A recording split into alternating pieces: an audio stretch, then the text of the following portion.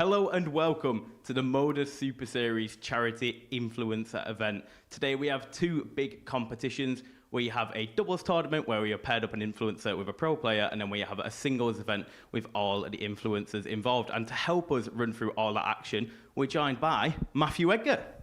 Hi Jake, yeah, this is going to be a fantastic day. I'm really looking forward to this. I've sort of been in here since about 12 o'clock and the crowd's been arriving, it's come out in its droves, it's a complete sellout. We could have literally sold this building out 5 times over, but they're all out to see their favourites. They're all out to cheer them on. We're seeing the reactions online, all the messages coming in as people are looking to support their favourite, to support the person that they watch on a regular basis, whether that's on YouTube or on TikTok. And I think we're going to be in for a very good show today. It's going to be a treat for the people that are here tonight.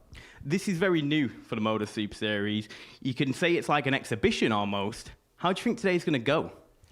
I think it's going to be fun. That's the key word that I can come up with in this situation. I think we're going to see the pros come out with a very relaxed environment. I've spent a bit of time down in the practice room today. There's sort of really chilled out vibe. It's not like a practice room I've ever been in before. And they're sort of just embracing the characters because there's a lot of characters down there and I am pretty sure it's going to transfer onto the stage. We may even see a little bit of testosterone at times because they're sort of jostling for position down there to see who's sort of the alpha male already. The banter has begun. Well, speaking of the characters, let's take a look at the influencers who are currently involved in the event. I'm going to pick out a couple. I think Pieface has a lot to prove here. He's been on stages before. He's played at the World Match Play. He's played at the Premier League in Manchester. Are there any what stand out to you, Matt? Well, when you look at stories, I don't think you look any further than the darts referee, Jack Langston. He used to be a PDC referee back in the days when I was playing on the Pro Tour. And he sort of took to YouTube. He loves his darts, but did struggle a little bit with dartitis at times with the right hand, something he struggled for a long period of time. So he said, if I'm going to be rubbish, I might as well be rubbish and enjoy it. So he switched to his left hand. And I tell you what, he could be quite interesting in this, and I know he's quite fancied to win this by people that watch him regularly on YouTube and on the streams. He can throw a solid dart left-handed. I've never seen anyone switch and keep the sort of technical ability that Jack Langston has. Another one I want to pick up on is Cole Anderson-James, because he's actually playing Michael Van Gerwen in the very near future. So he's going to use this as almost like a stepping stone to take on Mighty Mike. And speaking of Mighty Mike, why don't we have a look at the pros who are also involved in today's event? We've got some big names and some people who've played at the Super Series regularly, Matt. We've got people not just that played at the Super Series, but people that have won. Cam Crabtree has won a week here before. Fallon Sherrock, not long ago, she hit a 9-darter on that stage, which, when we're talking about influence and numbers, she absolutely broke the internet with that one. Ted Everts, a former world champion on the youth side of the game, and was dominant in that at a time when we had people like our world #1 and our world champion Luke Humphreys regularly on that tour. So some good players in there. I'm really looking forward to seeing Mason Whitlock as well. You know, he really did showboat when he was playing here as a professional, and now he's here with a crowd who are almost expecting showboating. So I'm expecting a lot of big things from Mason Whitlock. So we're going to go and have a look at the fixtures now. And Matt, I'm going to ask you, are there any pairs here what stand out to you who will go on and win this event? There's 2 for me, and we had a little chat off air, and we disagree on this, which is brilliant.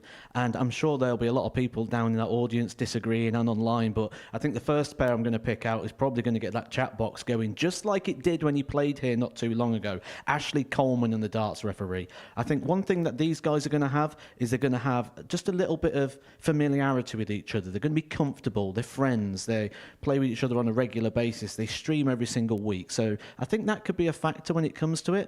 But I'm also interested in Fallon Sherrock and Charlie Murphy. And the fact they're on different sides of the draw makes it really interesting for me, because I think they're on a collision course for the final, but you don't. No, I actually think now, after seeing them all, you know, have a bit of a bullseye challenge on stage, which will be coming out on YouTube, so make sure you subscribe. It'll be coming out at a later date, but also seeing them in the players' room and having an interview with them, I think Proddy C and Mason Whitlock could actually do a lot of damage here. The confidence, I'm absolutely loving it. So I think with Mason's showboatingness, I actually think he'll play up to the crowd perfectly. He'll get Proddy C going. I think he might even play better because of that. Them Bullseye Challenges was extremely interesting, actually. It's very worth a subscribe to go and check those out, because it made people feel better about themselves at times. I thought one player thought it would double start for the Bullseye finish. He was that far away. We had to zoom the camera out even further, but really good laugh that was, really enjoyable. There was some interesting scores, and actually some really good scores as well. Some scores that would really rival some of the players that play here at the Super Series. Well, it's time to get into the action. Up first, we have Cole Anderson James and Jared Cole against George Scaife and Adam Lipscomb. I caught up with both of them earlier. George Scaife, Adam Lipscomb, welcome to the Super Series. How are you feeling? Buzzing. I can't believe I've blagged my way here, to be honest. But yeah, we're going to get the job done, I think, aren't we? Yeah, I think we're all right, mate. Yeah, feel confident. Going well. Adam, you're used to a big crowd. You bring a lot of people here. It's another sellout crowd today. Are you going to try anything particularly crazy on the stage? Nah, just try and get with the win in the first one, and then we'll see what happens the rest of the day, yeah. George, what's your darting experience like? I've not gone past my bedroom, to be honest with you. We went 8 darts into a 9 darter. That's about as far as I've gone, allegedly. You've got Cole Anderson and Jared Cole up first. How are you fancying it? I've not seen Cole Anderson play. I don't know. Obviously, Jared's a very good player. We'll fancy it. I think first game, get a bit of confidence, momentum. We'll be all right, I think, yeah. There's going to be a lot of people watching on the live stream. Are you hoping for a lot of highlights that you can then go and post onto socials? Yeah, I'm up for it, mate. Yeah, we'll see what we can do, and then I'll be up for that. How many people have you got here for yourself, Adam? I'm not too sure. I know there's a fair few coming down today. They're all down Southsea for a bit, and then they're going to come up after that, I think.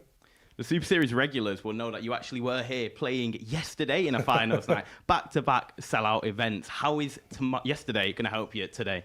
Oh, 100%, mate. There's a lot of big confidence boost, yeah. And I've been here 4 days now, I think, so yeah. Probably have to start paying rent soon. Well, fellas, I wish you the best of luck. Thank you, mate. Tap. Cheers, buddy. Cheers.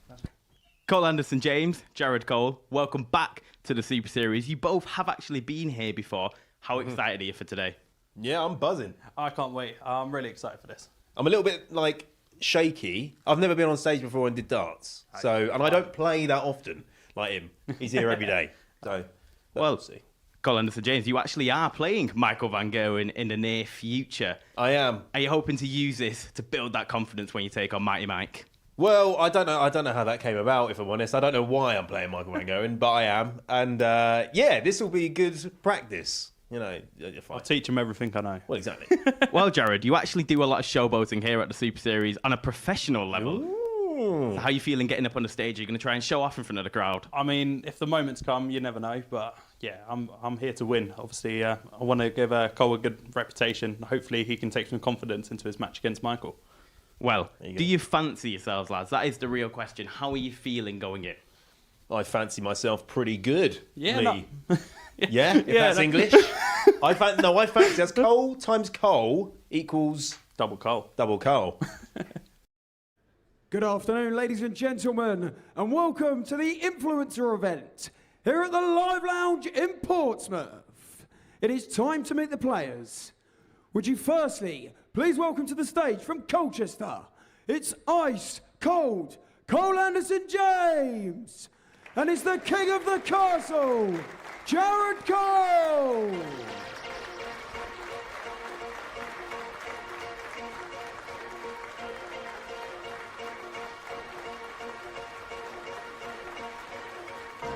I am number one, not number two. If I'm not the one, I'm uncomfortable. Okay, yeah.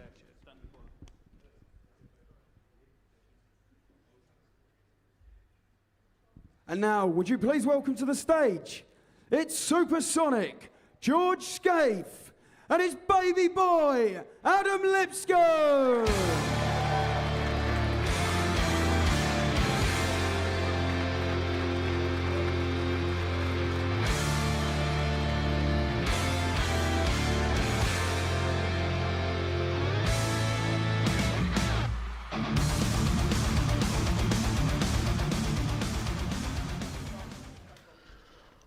Less than 24 hours ago, Adam Lipscomb stood on that stage as part of the Super Series lineup, trying to win a week here, a week that was won by a record-setting, record-breaking Bo Greaves, but totally different vibe and atmosphere out there, but it is the same sort of atmosphere in the support for Adam Lipscomb. A big cheer for him as he came onto the stage, but you feel that this is going to be more about Cole Anderson James and George Scaife in regards to working as a partnership. We've already seen a little bit of camaraderie between the team they'd like to call themselves now Double Cole, but they'll be hoping they don't find any double trouble later on. Jared Cole, someone we see on a regular basis here at the Super Series, will be leading the way of Team Double Cole, a man who reached the third round of the WDF World Championship in 2022. He did share the stage with a legend on that occasion. He was the last player to play Martin Adams on that Lakeside World Championship stage, and he might be the last player that ever does get to share the stage with him. As you said, Matt, it's a fantastic crowd in here today for a great cause. Plenty of familiar faces in the crowd as well. You got Darts for Fun sitting relatively close to the front row. Actually, he is front row. You can see him just to the left with Jared's shoulder there. And Owen Bates is in the crowd, current tour card holder. Josh Richardson as well. The crowd has been building and bubbling, and it's been a really enjoyable sort of afternoon. They've been out there getting their photos and selfies with. First leg, it's the Coles to throw first. Yeah, look Game at that.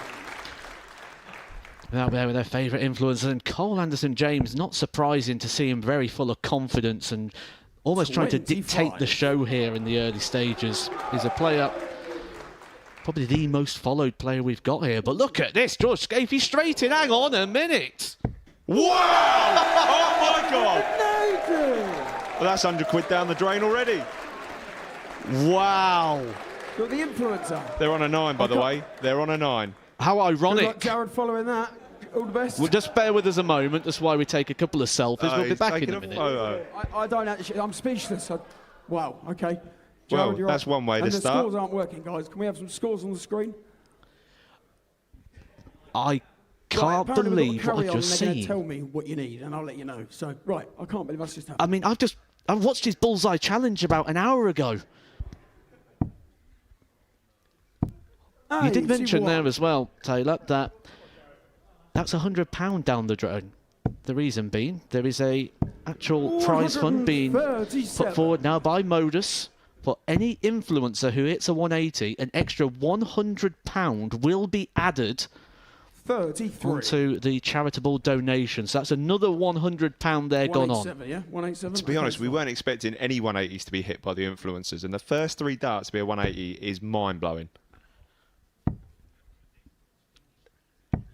It's just sort of baffled. It's just completely ruined all the lines I had here. I think you could tell by George's reaction as well that he just wasn't expecting it at all. 30. I like the Maguire, reaction there as well. It 155. happens quite often, doesn't it, when people hit their first 180s, out comes the phone and they take a picture.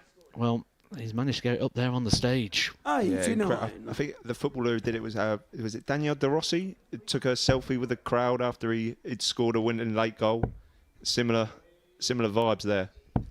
45. Well, I do like to have a bit of a chat with the players, and he does George inform me he Maguire, actually got 8 darts into a 9 once, but it's very different when you're in the bedroom and you're playing in the Bedroom World Championship compared to being on that stage. But he's... No, I was going to say he's actually moving around the board quite well here, and that is quite a key strength when you can get that board mastery and be able to move around. But it was a bit far off the tops, maybe starting to show a few nerves there. Lipscomb and Scapey take the lead after George Scapey out a on brilliant Lipscomb. opening leg. Don't think you're next. That's not how it works. No. Right. Takes and turns, don't we? That's how we do it. They think it's mugs away. Here we go, the 180 man. Right, second leg. It's George to throw first. Game on. Do we get some scores in this, guys, please? We can confirm it is 1-0. 98. Tell you what, he's not a bad little player, is he, George Scafey? Yeah, was that 4 trebles now? Tell you what, a lot of people who had their 45. predictions may just be about to start changing their view and their opinion on who they feel could be on the winning side of this, because I think we're just going to unearth a bit of a player here. A little bit of gamesmanship there from Cole as well. 95. Tell you what, when you look at those arms on Cole Anderson James, I wouldn't be trying to push him too far out of the way. Like big watermelons, isn't they? Massive. Well, there are a couple of things 98. here that you get when you're watching players that not so familiar with darts, such as Cole Anderson James, actually just deciding to stand directly in the exclusion zone. 41. The no different putting him off, attire please, that we Cole. see Not on the acceptable. players. rather than the traditional shoes and trousers. We've got jeans. We've had all sorts of different things up on the Bullseye Challenge. We get some non-regulation 67. attire. Going back to your point about the exclusion zone, I'm not sure Owen's going to tell him to leave it because they are actually very, very good friends. They've known each other for a little while. Well, not a little while, since they were in school. 140. They actually had a YouTube channel together making prank videos, but that's long gone. 40. I think it's fair to say they do a lot of things together Right, other George than Require, train at the gym. 127. Yeah, plenty of TikToks, including Owen on Cole's page. 2.3 million followers, I think he has. He's in again. I think someone's put some hours in for this. Oh, he got the maths right, but just not the dart. 74. Well, say put some hours in for this. He doesn't really practice that much. When I asked the question earlier on, how often do you practice? He said an hour a week, maybe. Imagine if he actually 21. I don't started really know what that is, practicing, to be honest. start putting I a bit of mean, effort into the 53. sport. Get some routines and some... Game show on the second leg. George Scape and Adam Lipscomb. 2-0 now. Third leg, it's the Coles to throw first. Game on. Well, they're nearly there already. This is a bit of a breeze at the moment. Cheeky switch to the 57. treble 12 for Cole there. Happy with it as well. I've got a feeling if Michael Van Gerwen is one of the nearly 5,000 people tuning in to watch this fixture, that 27. don't think he's going to be too Celebrating his concerned at band the score moment figure. from Cole Anderson James. Van Gogh could probably play with his weak hand, which we actually do have a player here today 30. who plays with their weaker hand, but he's actually Who's the trained it to influence in become your his strong partner? hand. Who's that player, Matt? Weren't that in a movie 58. once? Was it Scary Movie? Scary Movie 2? It's my strong Take hand. my strong hand. Yeah, I think there's a lot of people tuning in to see that. Jack Langston, the darts referee, and Ashley Coleman coming up. Yeah, taking a look at the YouTube chat right now, there's a lot of Pod Squad and a lot of 60. Easy Nows, which is actually the Charlie Murphy catchphrase, if you like. Well, the Pod Squad may be seeing their man very soon. They're coming up in game 60. number 2. And this game is already approaching the end by the looks of it, as Lipscomb fills it up. Yes, he does. 180. That's 180, number 2 of the day, and we're only in game 1. Double Cole are going to wonder what's going on here. When they was putting out the 180 placards earlier on, I thought, well, this is a bit ambitious. 42. Did you Well, mean actually, that, they've did you? been Did you mean that hoisted last up into part? the air Right. many times. Oh, here come the Easy Nows on the chat as well. I think we've got two very popular darting influencers here 22. this Where's his 180 fine still, afternoon George? in Portsmouth. Well, it is a fine afternoon in Portsmouth. There's actually a football parade, isn't there, going on in the city Yeah. as well? I was hoping How that do you this record event would be worth 154? leaving my club's parade along the south coast, and so far it's been worth it. Well, this is for a 154 out. We've had two maximums. Ooh, close. But they are 140. 198 in front, so I think they've got a little bit of Probably time. require a bit of a miracle. Miracle, I think they need some extra darts. Well, George Scaife started this off absolutely perfectly. He started with a maximum, he filled it up. 13. The He hits- banner is already flying between George Owen and Cole. require 40. If he can hit tops, this will be a bookend of a great performance here from George Scaife. Ooh. Just an update on the scoreboard. We Right, guys, I will think be you're gonna come hoping back to have to it the board. sorted No by the worries next about that. game. It's currently 20. 2-0 to Scaife and Lipscomb. And this is where it now falls on the more experienced player. It falls on Adam Lipscomb, a man who was a semi-finalist on that stage not too many hours ago. 140. The pressure is now on. 20. Never mind. Fine performance there from Adam Lipscomb and George Scaife. I think we may have just unearthed our new favourites. When myself and Jake previewed the action at the start of the day, we didn't know which direction it was going to go, but we had our ideas, and that has just been blown completely out of the water. That was a very good, a very solid performance by any stretch of the imagination. Never mind including that of a unexperienced player. He's averaged 0 in that game. But that's because we had an issue with the scoreboard. It was actually very much better than that. Hopefully we'll get that right for when the man's come in. The one you want to see, the darts referee and Ashley Coleman taking on Finn Geldins and Cam Crabtree.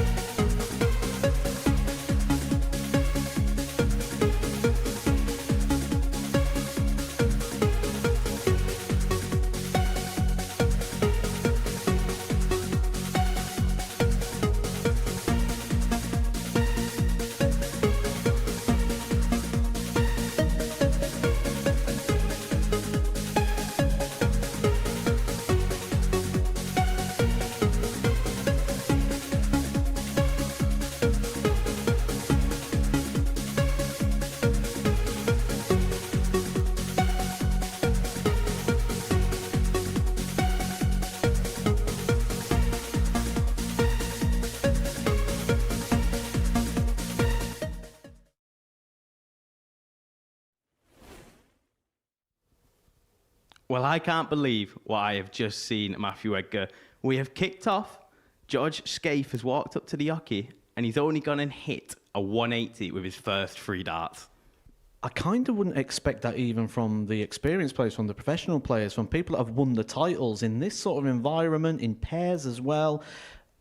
To kick off with a 180, that is out of the top drawer. And he really did enjoy the moment as well, didn't he? He got the phone out, took the picture. I'm sure many of our viewers at home have sort of been in that situation where you get the first maximum and you're like, how do I celebrate this? Normally, in the modern day, it makes its way to Facebook, Instagram, Twitter, or X as it's now called. It was a really, really good moment, and I think that's going to take some beating, and it was the first thing that these guys got to see, so it's kind of set the bar very, very high. But we've got some good pairs coming up and some good partnerships, but that partnership is all of a sudden going to be one of the favoured partnerships. And we spoke at the top of the show, and we were trying to work out who's going to sort of be a pair or who's going to be a partnership that could go deep in this. I don't think we was picking this one out, but all of a sudden, on the evidence of what we've seen, I think we could have seen the winners. Yeah, that'll be a moment what will be absolutely plastered all over social media. Not just George's, but I'm sure that's a moment what he won't ever forget. Now, the crowd went crazy when he hit that 180.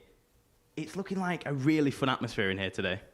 It is, and I tell you what, there'll be someone who didn't go crazy with that, and that will be the owners of Modus, because they have put up £100 for every single 180 that an influencer hits. After that first one went in, I thought, oh no, we've got some deep pockets here. So that's £100 that the influencer have cost them already. That's one game in. We've got a long, long way to go. He looked like he could do some more. We know the darts referee, Jack Langston, who's coming up in the next game, he is capable of hitting 180s. He's hit 11 at the moment since he's changed hands from right over to left. So this could get a little bit expensive, and obviously it could also raise some very good money for the charity, which the winner will get to choose.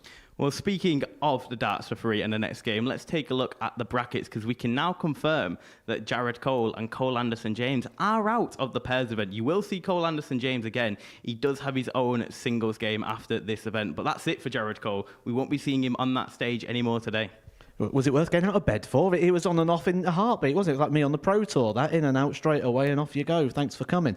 And it was a very, very good performance. We're talking about George Scaife quite a bit here, but Adam Lipscomb, what he did here this week, he had that 105 average on Thursday, and everything that he's doing in his development. I had a really good chat with Adam Lipscomb, and it sounds like there was a couple of demons, a couple of voices in his head that he's got rid of now. And I think we're going to see a player develop and grow there. I said that in the week while he's been here playing in the Super Series. But again, in that atmosphere, in a pairs format, it's a little bit tricky because you spend more time away from the hockey. And none of the pros are going to like this sort of format because you've literally got to wait 3 players to come back before you get a throw again. So you don't get that feel, you don't get that rhythm. But he nearly took out a 150 plus, he hit a 180. It was a good, solid performance. And I tell you what, all the people in the back room, they'd been trying to get ready for their own game, but they'd been watching that screen. And I think in a way, it was probably a good thing that the scoreboard didn't show the average, because I think it may have scared them a little bit. Well, it's time to keep the action going. Next up, we have Finn Gordons and Cam Crabtree against the favourites, the darts referee and Ashley Coleman. I caught up with both pairs earlier today. The darts referee, Jack, Ashley Coleman. Welcome to the Super Series. How are you feeling? Yeah, I'm feeling good. I'm looking forward to it. It just feels like another day at the office for me. We'll go straight into it. You two are the favourites for the pairs event. How does that make you feel?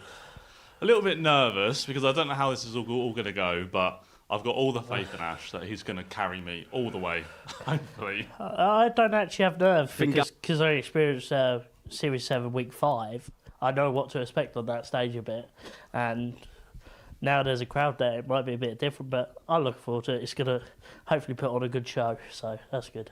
Well, you two are used to playing in front of an audience, an online audience specifically. Do you think that'll help you going into this game?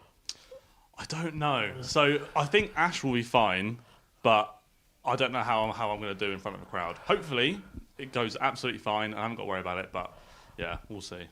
Yeah, same as what Jack said. It might be a bit nervy at first, but I think because we're used to a little bit of audience, we probably settle in a bit quicker than some of the other influencers, who it's probably their first big game of darts ever.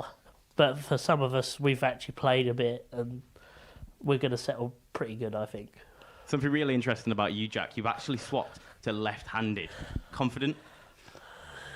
A little bit, yeah. I mean, the last week has been the best darts I've played left-handed by a long, long way. So I'm hoping I can do it on the stage. But I put the time in, I put the effort in. I couldn't have done much more to prepare myself for this. So hopefully that is enough. Well, fellas, I wish you all the best. Thank you very much. Thank you. Have a good day. Finn Gowdins, Cam Crabtree, welcome to the Super Series. How are you feeling? I'm bricking it, mate. I'll tell the truth. I'm absolutely bricking it. I need this man to pull out, and I'm talking like 120 average here, boy. I need something easy. Well, Cam, you actually are the only player in this lineup who's made a Champions Week finals night. Does that fill you with confidence going on stage? Not really, because everyone's here because they're good enough to make Champions Week finals night. But I've been, maybe not after my bull attempt, but I have been playing all right lately, so we'll see. Well, you actually have the darts referee and Ashley Coleman as your first game. They are the fans' favourite. Looking to cause an upset? I mean, it's a horrible draw, isn't it? It is a horrible draw, but the thing is, I can actually play. You know, if I get my head in there, get the arm swinging, if I can pull like a 55, 60 average, he'll carry me. I think it's tough because everyone knows them from being online, so they've already built up like a following. But yeah, it's all right. You've got to play everyone, really, haven't you? How are you going to interact with the crowd? Obviously, we know there's going to be loads of people watching, but it's a sellout event here in person. Are you looking to pick up the crowd at any point? Look, who knows? It might take the best of me, but I just need to zone in. You know, it was like that up there on the bullseye attempt. So, look, if I get my head straight, you never know. I might get him involved. Good afternoon and welcome back to this charity influencers event here at the Live Lounge in Portsmouth. It is now time to introduce the players. Would you please welcome to the stage the Bottle, Finn Gowdins, and it's Shazam, Cam Crabtree.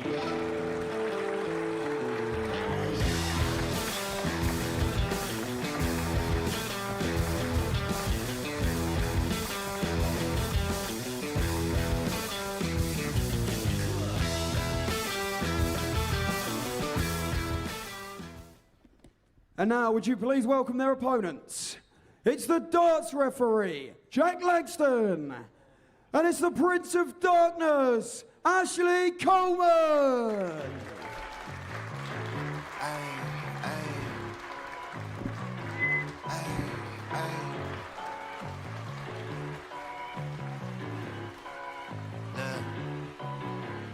Baby girl love my bop and I like me too. No roof on my top and my babe see-through.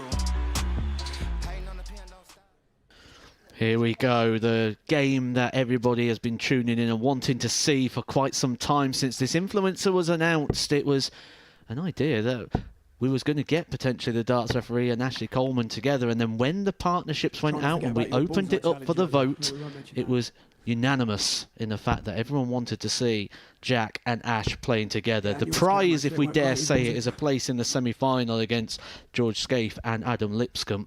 That is the left-hand side of the draw.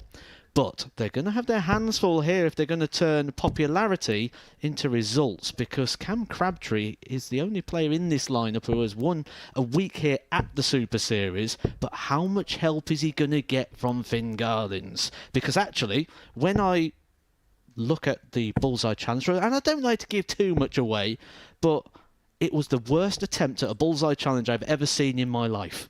Yeah, the Bullseye Challenge is a really good thing to go off when we had nothing to go off before this event started. And let's say Cam Crabtree and Finn weren't great, really, considering a lot of the pairs made it to double figures and they didn't hit the bullseye. When you're looking for an all-round partnership and pairs, I think you look no further than the darts referee and Ashley Coleman here. It's a perfect partnership. Pressure, George at 180, so to open things up. First leg, it's Finn Gowdins to throw first.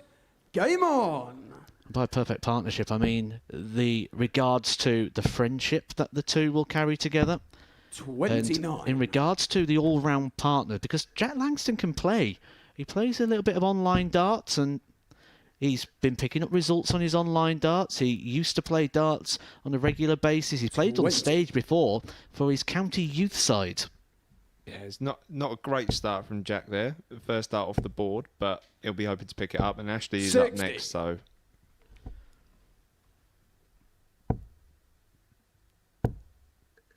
There will just 60. be a few settling in moments, I'm sure. Not everyone's going to do what George Scaife did and literally fill it up on his opening visit. he's not happy with that one to start with, or that one. Wow, great last start though. I'll tell you what, when you say about how serious players are taking this, I think you can say for sure that Jack Langston has put in the hours in 45. regards to the streaming work that he's been doing, where he's been playing against his subscribers. When you look at the practice that he's been doing and the preparation, 97. he fancies this. And when you look at him, we've seen people go up on that stage in the first game, as we are doing with Finn here, where they're going up with big 85. smiles on the face and they're embracing the experience. Jack Langston's up there to play a competition. Look at his face. Yeah, we know Jack's good. We've seen plenty of videos of Jack in the past. 41. 180's left-handed, 180's right-handed, 180's blind. He's done all of it. I had a chat with him yesterday, actually, and we was discussing the possibility of the absolute 30. moment. What would be the moment, probably the only moment that could beat the Yeah, no George one's Scaife won hitting a that yet, 180 with the first 3 darts. And that would be if he was to hit 2 treble 20s with the left hand Should we carry on? Or? and then switch to the right hand and hit a 180 with both hands. That for me would be the greatest 180 I would ever see in my life. It doesn't get much better 43. than that, does it? I was talking to Cam earlier, actually, and I asked him, does he know anyone or any pair that have ever hit a 9 dart together? And he couldn't give me an answer, but he did give me the answer of Barry Van Peer and Carlo Van Peer in a leg of 701. Barry Van Peer hit a 9 darter in those, 33. whilst Carlo hit 2 Does referee 100s. require 121. Didn't we have Bo Greaves at the Dutch Open play a leg of 701 and hit 3 180s in the same leg? Insane stuff. And obviously she 81. won, became the first ever female player to win a week. 127. 2-time world champion. Yeah, that's right, Phil Buzz. 2-time world champion. She did brilliantly.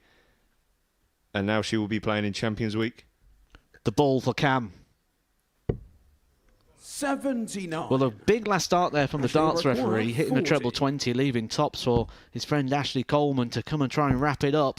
And if this goes, I'm sure the chat is 20. going to go a bit balmy. Fingaran should require 48. But this is where I think the partnership could become quite strong. Because 32. the darts referee knows Referee required he 20. can take these sort of shots out. He'll be one of the stronger influencers, which makes him a good all-round prospect. Yeah, they've got a big advantage with knowing each other very well. 15. Knowing what double to leave each Cammy other. requires 16. And this is where it now falls on the pros, and Crabtree, a player shown who the has reached the first quarter-final of a Cam Crabtree. PDC Pro Tour. You don't expect him to be stepping up and Against the missing out darts on referee that. and Ashley to throw first. So we now have a graphic on screen Game for you on. guys at home, just to know what the score is. We are having an issue with the legs column on the scoreboard, but you will be able to see everything now.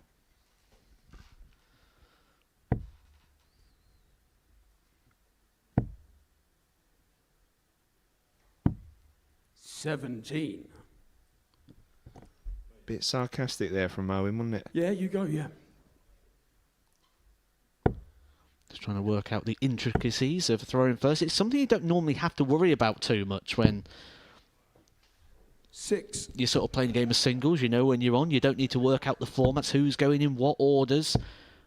But look at this. We've already had... Oh, he went for the blind. 21. He went for the blind 180. A 180 is not good enough for Ashley Coleman. He wants to go one better. Can follow. 140. Warming up, warming to the task now, this game. Reminder, it is 1-0 to Crabtree and Finn. But now the darts referee starting to join in. 65. Pretty much level pegging at this point in the leg. Can Finn capitalise on that? I do feel we need to talk a little bit about the darts referee and the changing of the action and the changing of the throw. Now, a lot of people will change their throw, 95. and it'll There tend he to be is. just a little bit of a tweak here and there. He's actually changed hands, and it's not something like he doesn't write left-handed. He said he kicks a football with his left 92. foot, but He doesn't really use his left hand for anything else.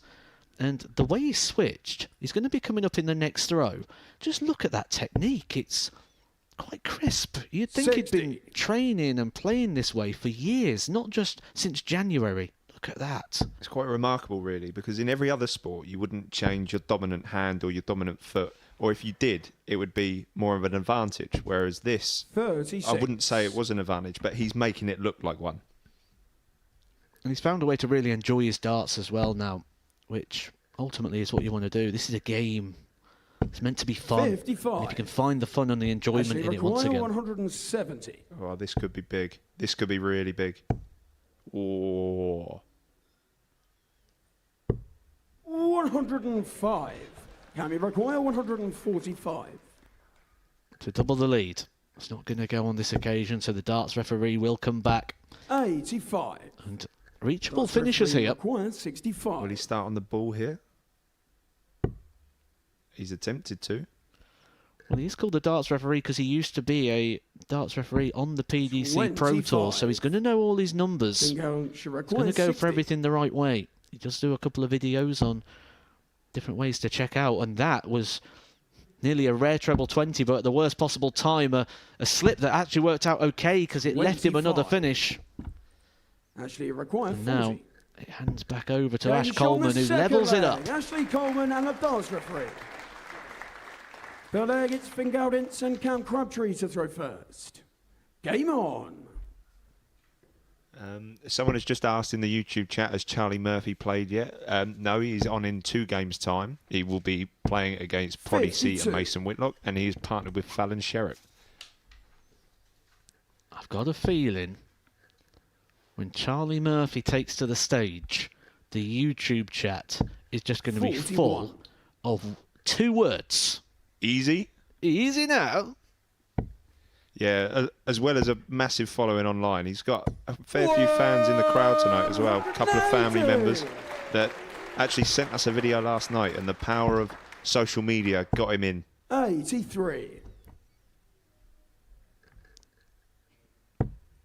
Well, if you was wondering what the standard was going to be like here at the Super Series Influencer event, it's actually been quite good. That is our 3rd maximum of the day so far, but we wasn't able to show you the average in the first game. The reason being the graphics just got a few little gremlins in it this morning. Maybe it doesn't like working Sundays. It's a day we don't traditionally use here at the Super Series. Your action is from Monday to Saturday every single week, 6 days a week. But this week we've gone for the 7, and I can tell you, after crunching the numbers and working it out, that average as a partnership between Adam Lipscomb and George Scaife was 80.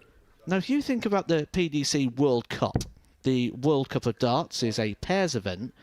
How many established professional teams actually average 80? You'll find a lot of them are under. Not many at all. Especially with some of the levels of, like, was it Bahrain last year that they weren't on top of their game, and looking at that average of 80 to get the event started as well. That's some cracking stuff. Going to take some beating, that is for sure. And Crabtree will just be looking to try and leave Finn on tops. Does his job well, but Finn not been too close to the doubles so far, but is again going to fall down to the influencers first to try and take out the leg. 99. But Finn, sizably easier task. 40. Just needs the 1.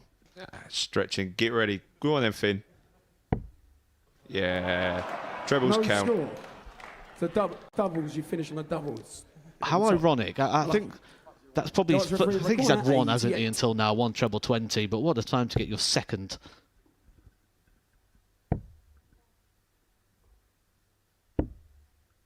$32. Can we require 40? This is big.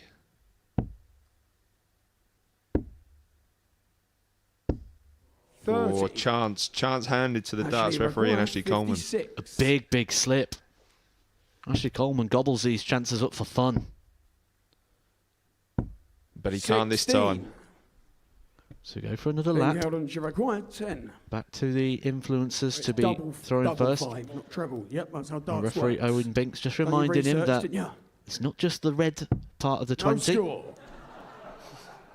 Darts referee, you require 40. Well, you got one dart of the three.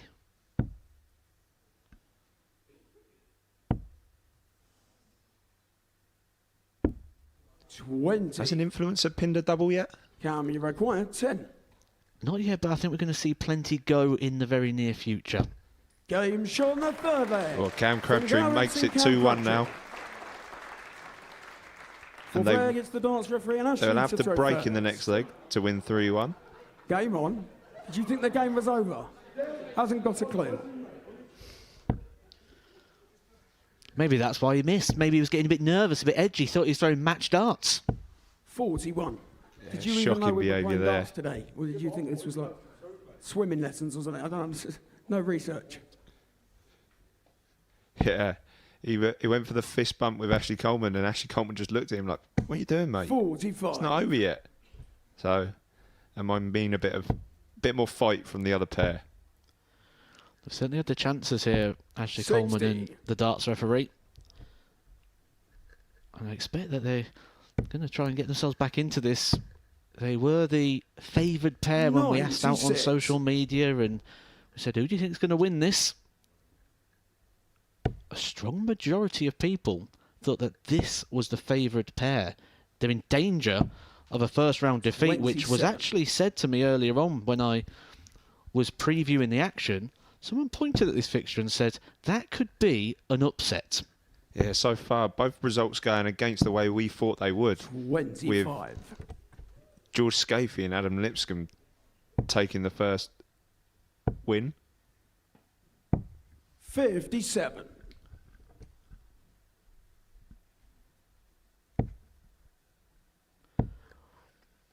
Nice to see you all 59. coming through on the YouTube chat. We do have a live feed today of the chat coming into the commentary box.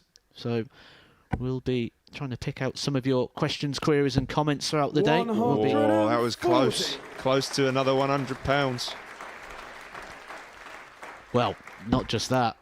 It was close to another 180 for Jack Langston, who switched to the left hand in January and has now got 60. 11 180s.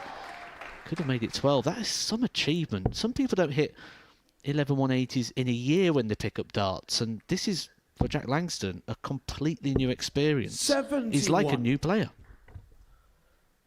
Going back to what you were saying about the YouTube chat and picking out certain messages, I think you're going to have a problem with that. Because all I am seeing is Easy Now 41. and Pod Squad. The messages just haven't stopped. 105. A score update is currently 2-1 to Finn Gowdins and the Cam Crabtree. It's great to see the support coming through for your 57. favourite YouTuber, TikToker. Keep that coming. I know it means the world to them. I've been down there having a chat with them today, and 45. just being here means the absolute world to them. They're really enjoying and embracing the experience. Yeah, I was in the players' room earlier, and 40. And you require 130. I walked in, and all of them were planning a little wager between themselves. £20 in. 105. Whoever That's a scores very the quiet highest takes the pot. Now, George Scafie can't be beaten now. So I think he might be taking that pot home with him, unless someone else can pin a 180. 4. Fingal, you require 25. Double 8. I think even he was surprised when he hit the big 9. 17. Oh, whip Ashley for the require wire. That's his best 4. start yet. You finally realise he's got to hit a double. This is the moment, though, for the darts referee and Ashley Coleman. He's had to go all the way over to Southampton. You can't No even see score. the board because he's had to stand so far over. He's Now you blocking the require camera. 8. For the win. Oh, 4. the pressure's getting to him. Darts referee require 4. This is to take us all the way for the first time today. He's also up by the double 15s. One more chance. No score. But 5 match darts now have come and gone for the team of Finn and Crabtree.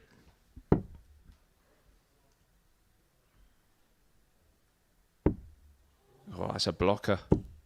No score. Yeah, you saw it kiss the flight on the way Actually, in. you require But 4. with Cam Crabtree lurking in the background, this needs to go, Ash. Or we could have our first upset of the day. The pair that a lot of people thought was the favourites to win this are a dart away from crashing out.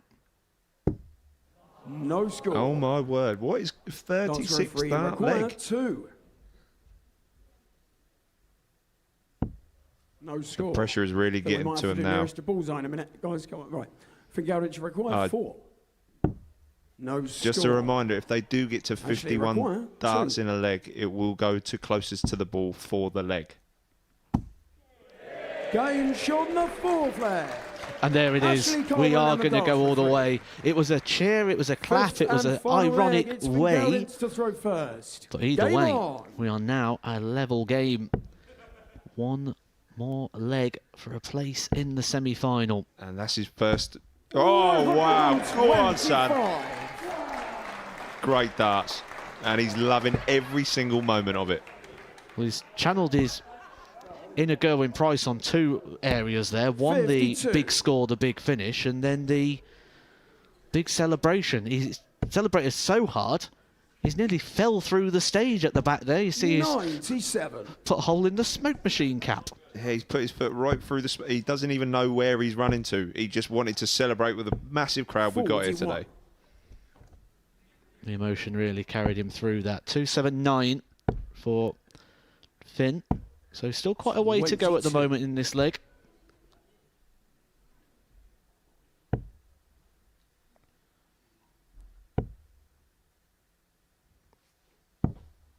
$38. 38 scored. Puts the darts referee and Ash Coleman on 370. 257 for Cam Crabtree. So he's got an opportunity here to leave a finish. 100. And he does leave a finish. Big sizable gap there of around about 220 points. Found that he needed that last treble to have any chance of staying in this match. Well, he got carried away earlier on. What an adjustment. Hang on a minute. 77. And he's actually rounded it off quite nice, leaving Cam Crabtree on a potential 2-darter. Langston needs to find a ton here, which he can't do, so they've faced 28. multiple match darts already in double figures. And we expect that Will they're he going to go have to tops dodge tops? around about the same amount. Light work. Game shot and the A really match. good last leg there from Fingeldins Cameron and Crabtree Cam and Crabtree. Fingeldins. The favourites for a lot of people, the darts referee and Ashley Coleman. Good friends, but they do depart the tournament at this stage. We will see the darts referee a little bit later on when he takes part in the singles event, but Cameron Crabtree and Fingeldins have just rectified the horror show that was earlier on when they took on the Bullseye Challenge. We will be back in around about 3 minutes' time for the bottom half of the table when Lewis Bowden and Shane McGurk take on Pieface and Ted Everts.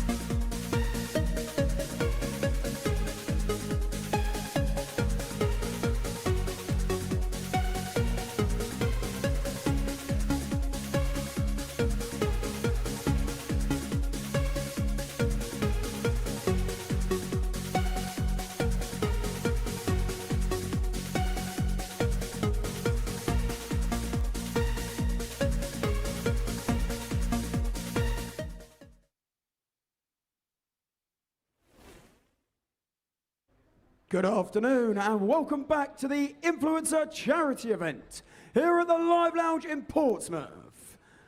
It's time to meet the players. Would you please welcome to the stage, it's Ring Sting, Lewis Bowden, and the Arrow, Shane McGurk.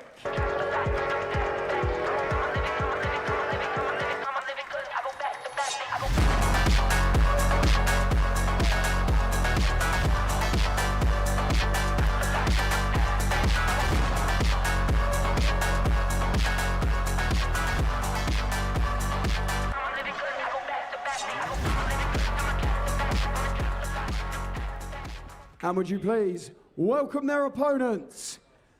It's the streaming sensation that is Pieface and Super Ted Evans. Green light, let's get it. I'm the future, I'm in it. Check score, I'm winning. Green light, let's get it.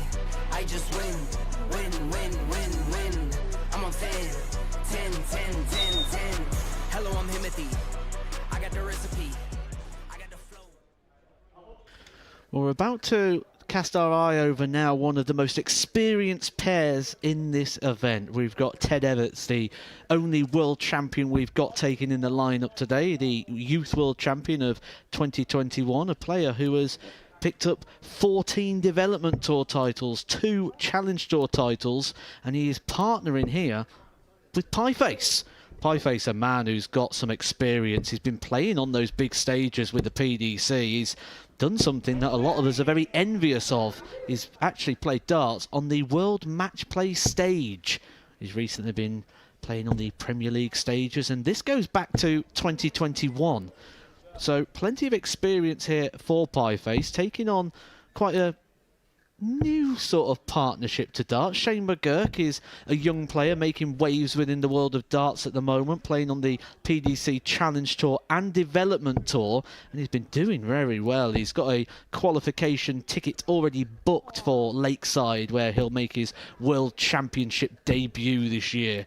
He got that off the back of winning a WF Gold event, that over in Ireland, when he picked up back-to-back titles of the Killarney Open and the Irish Open, beating a field of over 600 Here we players. go, ladies and gentlemen, first leg. It's Lewis Bowden and Shane McGurk to throw first. Game And then we on. get Lewis, who is quite possibly the loudest in a room full of people who are known for being quite loud and outgoing. Yeah, well, when we talk about experience, Lewis Bowden's not got too much of it. That was the voice of Jack Garwood, who comes to join us for commentary for the next couple of games, nicknamed Gob, and I'm sure he's going to be using plenty of it. I'm definitely going to try. 76. Decent first start that from Pieface. We should probably let you know at this point that they aren't his darts. He is currently using the former person that was sat in this chair, Mr. Taylor Neller's darts. Pieface tweeted out this morning, rather embarrassingly, that he has travelled for a charity darts event and left his darts at home. 120. Well, I would like to sit here and really sort of give a little bit of abuse, shall we say, for that. A little bit of banter, but I can't. I just can't do it. And the reason being, 22.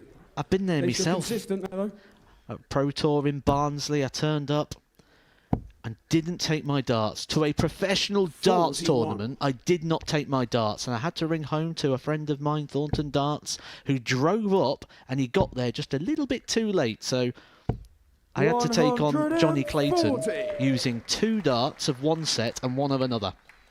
Now, I've heard of professionals losing their darts via aeroplanes and then travelling to the European Tour, but I've not really heard of a pro leaving their darts at home, Matt. Maybe.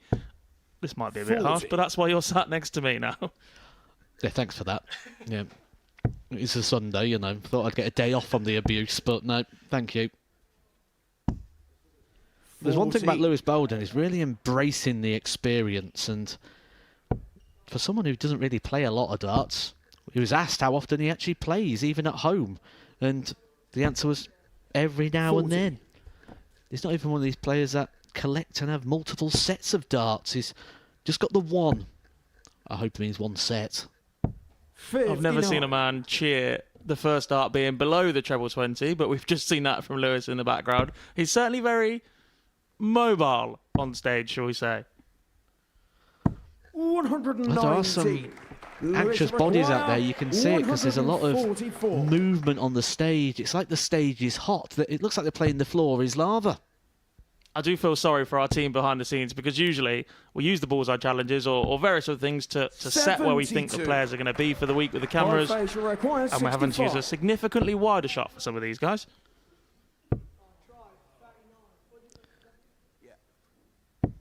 Well, he's half the 33. score, has Lewis Shane Bolden. requires Did he just go 72. for the bullseye? Brave. Double six. 66. That'll hurt. That's not a nice one Kendrick for a Wyatt, non-dart 32. player to be returning to if they get a chance. Yeah, you don't want to be giving Ted Everts opportunities. Game Quality shot player is first Ted leg. Everts. Ted Everts Just and dropped off the Pieface. Pro Tour as of last year, and I'm sure he'll be back there Other very way. soon. Second leg is Pieface to throw first. One place we know he's going to be here all of this week. He's going to be taking part in the main lineup for the 81. Super Series for the week, so he's got a long time down here in Portsmouth, and it will be his second attempt at a victory here at the Super Series. And I tell you what, I think with the experience that he'd gained from last time and understanding the format, he's going to be 45. one of the runners and riders this week that you want to keep an eye on. The action starts at 9:30 a.m. on Monday, and we'll be bringing you 6 days loaded with darts right here on the Super Series 57. YouTube channel. So if you are new to the Super Series YouTube channel, just tuning in today for the first time, do hit that subscribe button, and also we would appreciate if you just hit that little thumbs up 140. button as well. I think you're 100% right about Ted as well. I was reffing that week where he just failed to get out of two groups. 41. He missed out, I think, on leg difference in Group A on the Wednesday, and it seemed to take its toll on him for the rest of the week. He never really settled again, constantly chasing, but I think he's got a great 40. chance coming in next week, starting tomorrow. We're also getting to the end of the Premier League campaign at the moment with the PDC darts. Just a couple of weeks to go before we get to the knockout 123. phases, and both Pieface and Lewis Bolden got completely different contrasting opinions on who's going to be picking up that title. Lewis Bolden thinks it's going to go the way of Michael van 60. Gerwen, whereas Pieface thinks it's going to the 17-year-old Sation, the nuke Luke Littler. If you think you know who's going to win the Premier League, do put it in the YouTube chat. Let's see what the vibe is in here. Not to poo on Mr. Van Gerwen's chances, but Lewis is renowned for some dreadful opinions. That one's not too bad. I mean, there are worse players in the world of darts to be backing to go and lift another Premier League title than Michael van Gerwen, but yeah, Mr. Newcastle fan himself. Ted, you require 102. Tell you what, he could be our MC if he carries on. He's whipping this crowd up into a great little frenzy. He's up for it, isn't he? 42. He's going to need Shane McGurk to dig him out of a bit of trouble here, though. We know he's capable from what we've seen from him on that Super Series stage and in regards to the various tours, but not on this occasion. And, well, it's over to Pieface. He's not going to get a dart. I don't want to say that was poor, Matt, but it wasn't great. 13. Well, from 60, he's been unable to leave Ted Everts on a finish. And Bolden's celebrating before he's even thrown a dart. We'll find out. Lewis, you require 24. It's a bold strategy. Let's see if it pays off. Double 12, yes. Shane McGurk is rubbing his hands together. Hopefully we've got a spare tyre. And our referee gets a bit of danger money for this event because he's in a world of trouble if this goes anywhere. Oh my God. Well, that was nearly one of the greatest adjustments I've ever seen in my life. That's a really good marker as well, with an all-in-one flight and stem. 10. And I'm not even joking when I say this. Our referee, Owen Biggs, actually has moved a bit further away from the board. He'll be in the practice room any time. Be up here looking through the glass. Game shot the second leg.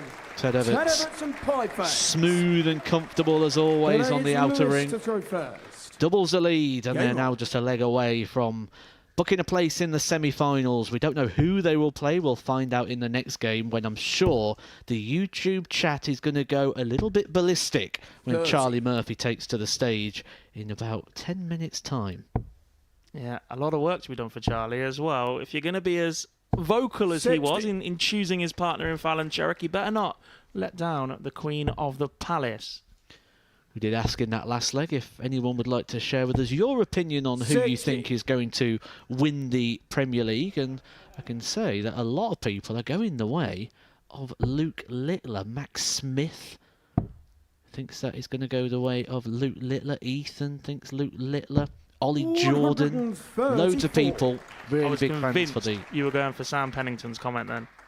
Matt Edgar will win the Premier League. He's really good at darts. Yeah, well, I don't know if you realise, but what I was doing, I was trying to pick out the easy-to-read ones. I'm not very good at pronouncing names and reading things. 25. Someone told me you were the favourite. Those that can't do, commentate. It might be, I think they were silly, yeah.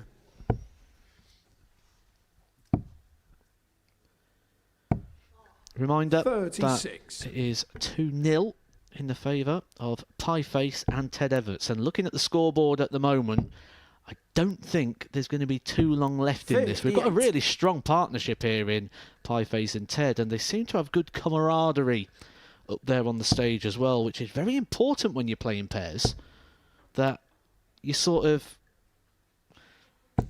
59. have some form of relationship with your opponent. Yeah, definitely. Even when it comes down to things like setting up for a good double that your partner prefers. I'm not sure that's going to be an issue here, though. 8. The anguish on Shane McGurk's I've never face really there. shouted 8 in a scoring visit ever. A little bit of trouble. You can't be telling the crowd, come on. Well, especially after you've hit at 8 anyway. I get it if you do a George Scaife and pop in a 180, which if you haven't seen that yet, by the way, was one of the greatest things I've ever seen. 80. First 3 darts and he kicks off with a max. Do you know how many people have come up to me already and go, how on earth have you superimposed a 180 that early? It was real! Ooh, I thought that might have been another one then. 125. Well, he's gotten back into the leg. Well, at one point, it looked like it was going to be cruise control. 44. Ted Everts with a bit of a slip here. This is a moment where if you can find something, it doesn't even matter if it's a spawny treble 18. He's got to get to a finish is the problem. And he hasn't done so. And that's the issue.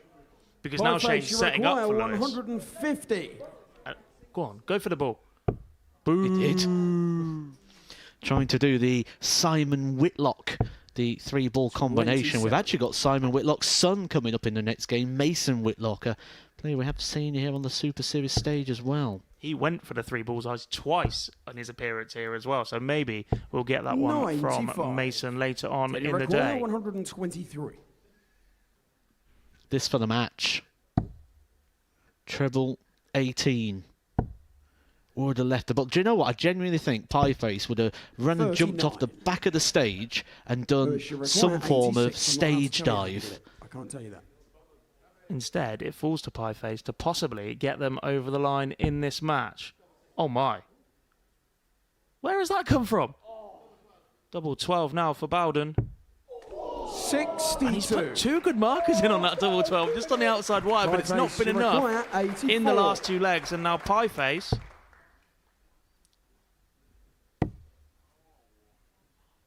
$51 on 79. 33. Well, he does have that experience of being on the stage, but it's often guided by the likes of Russ Bray when it comes down to the finishing. Shot on the 3rd leg. Lewis Bowden and Shane McGurk. That's an even bigger reaction than we saw from George, who nailed a 180 and then decided to take a selfie with it. This game now goes on to a 4th leg. Just drink in that celebration. Could you imagine if they actually win the match? Imagine if you win the match. Imagine if they win the tournament. Oh, I just said that, Owen. Thank you. If they do win the tournament, remember that the winners of the pairs event and then the winner of the singles event will be nominating a charity for all of the proceeds for today to be donated to. One of the questions we asked earlier on, how would you celebrate a 180, or how did you celebrate your first 180? And Lewis Bowden said, still waiting. He might be celebrating one for his partner here, though. 140. I dread to think what he'd do if he actually hit a 180 himself. I think we might have to wait to the next edition of this before we 95. find out.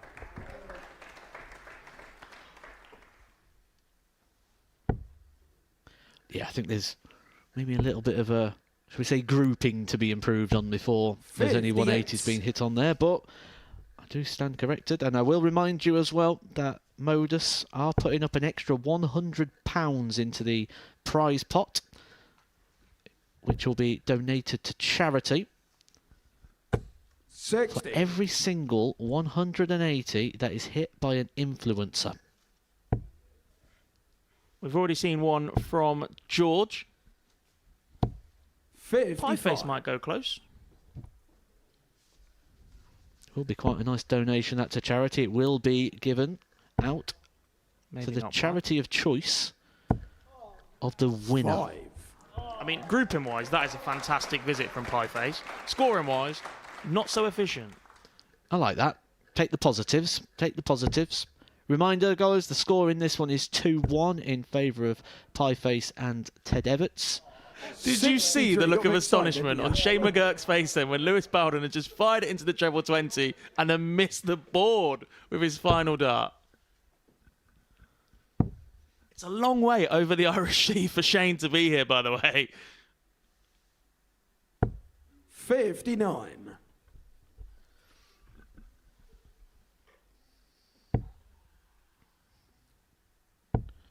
He just loves darts, doesn't he? He'd play it anywhere with Shane McGurk. Pieface, you require Leaves him on 140. 60, which is the visit that Pieface made a mess of last time. Hang on. Ooh. Should go downstairs. Might go for the ball. 67. Going to swear a bit more there, Pieface. I apologise for that language if you picked it up. 60.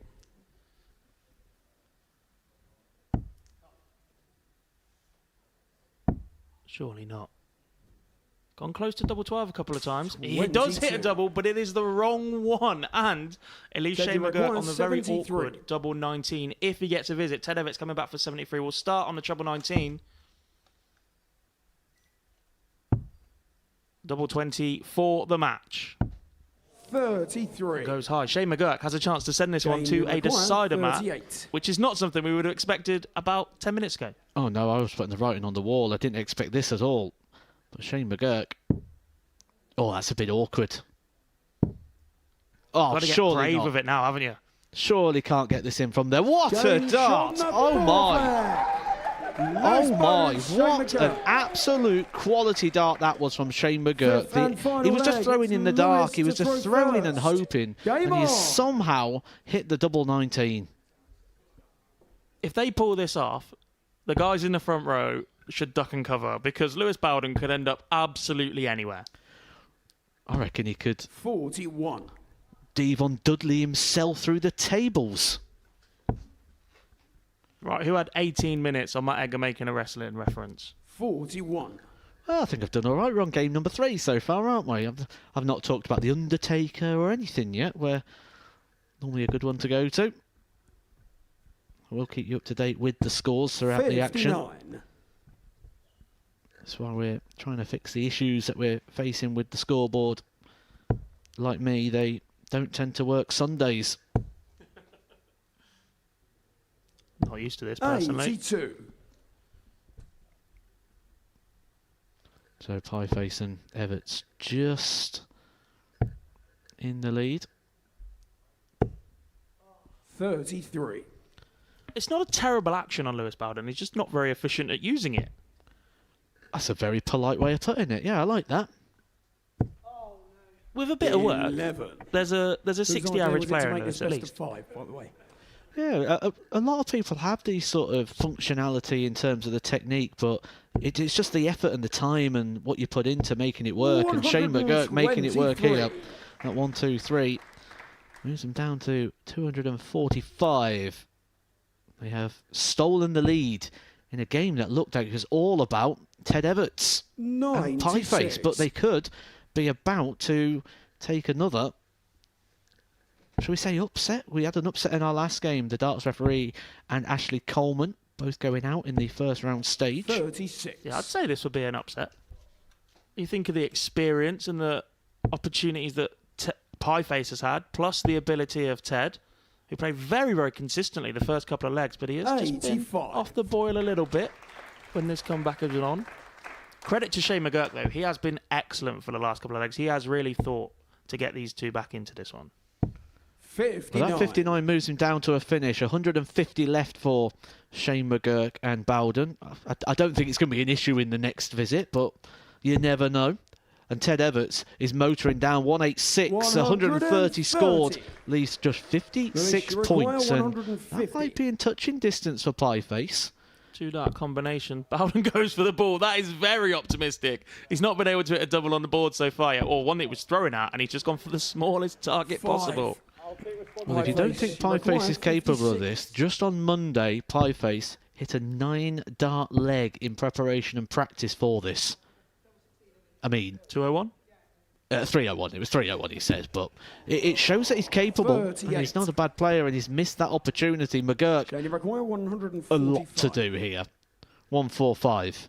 2 trebles needed, which won't go. Ted Everts coming back. Double 9. 3 darts in hand to finally get over the line. Again, it's not the nicest double that they find themselves on, and it is tops left for Bowden if he gets a visit. But he does not. Ted Everts and Pieface take the win in our third quarter-final, beating Shane McGurk and Lewis Bowden by 3 legs to 2. Lead in the end, 2-0 up, but they get back to 2 apiece, and Ted Everts getting over the line in the end. You see what it means to Pieface, a huge darts fan. He'll want this title for sure, but if he's going to get it, they're going to have to go through the winner of Proddy C and Mason Whitlock, and possibly the favourites, Charlie Murphy and Fallon Sherrick. That game is coming next.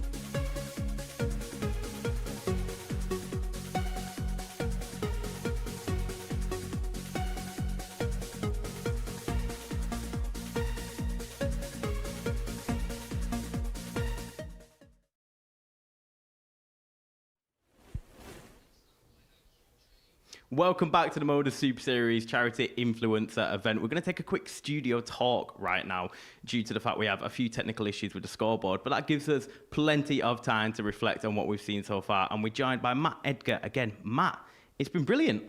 Oh, it really has. I've been enjoying this so far because we're getting to see like character, personality, but we're also getting to see people approach this in various different ways. We saw the darts referee Jack Langston up there.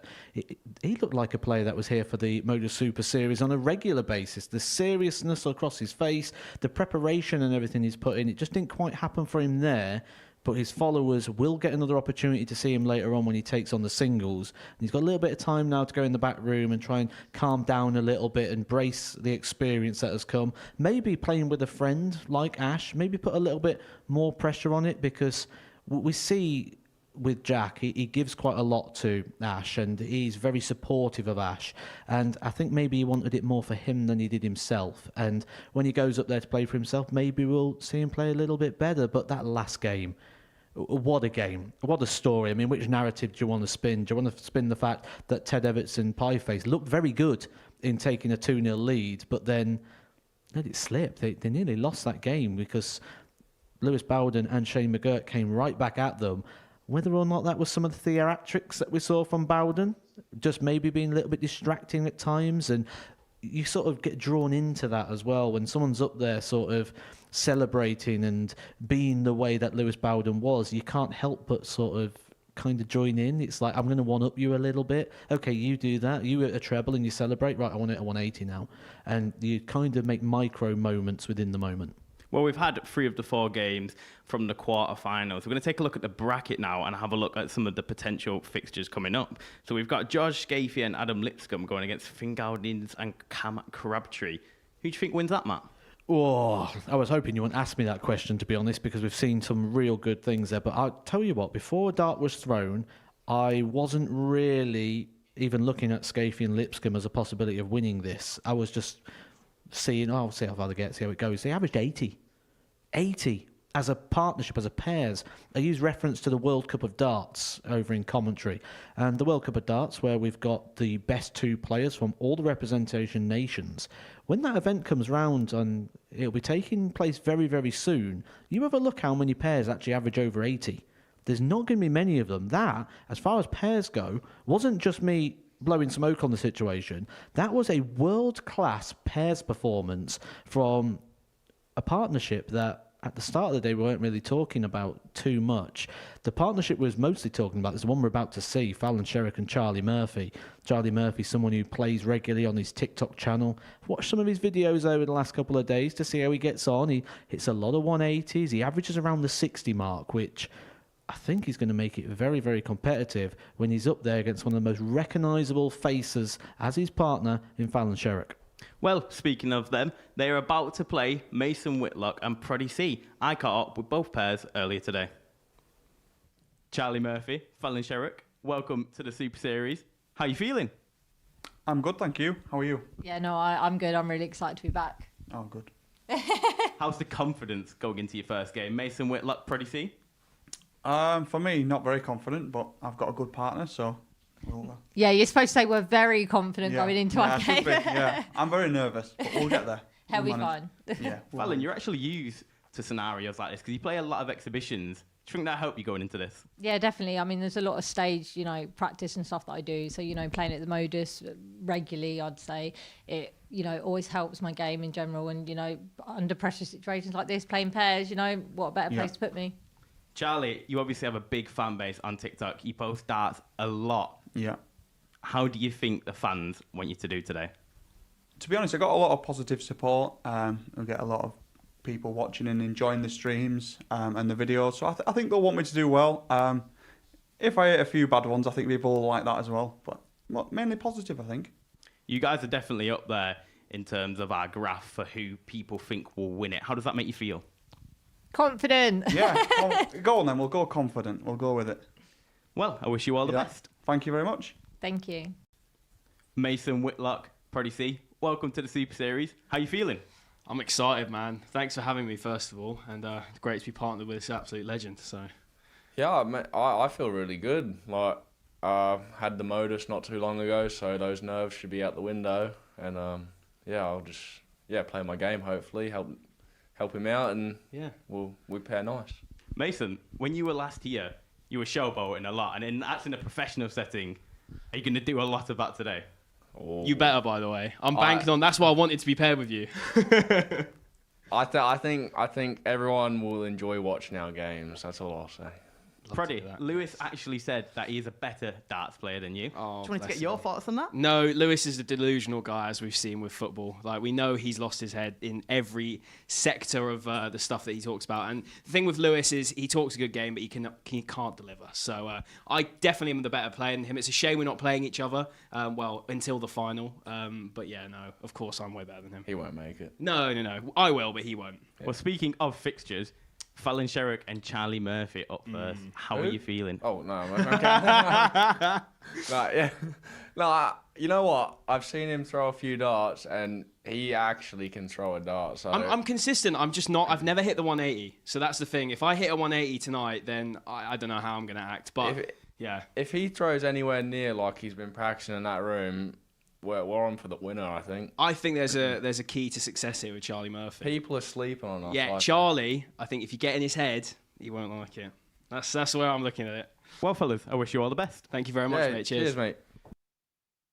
Good afternoon and welcome back to the Influencer Charity event here at the Live Lounge in Portsmouth.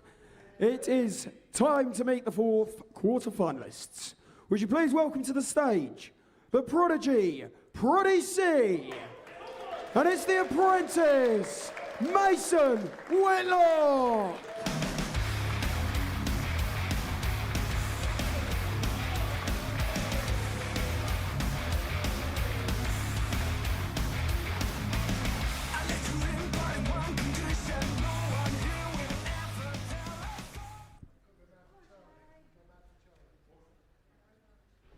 And now, would you please welcome to the stage their opponents? It's Charlie Madhouse Murphy. And please welcome the Queen of the Palace, Fallon Sherrock. This is me, I'm so royal, and you all wanna be round. Yeah, you all wanna be round. Crown a champion, a champion. This is me, I'm still on it, 'cause you all wanna be loved. Yeah, you all wanna be loved.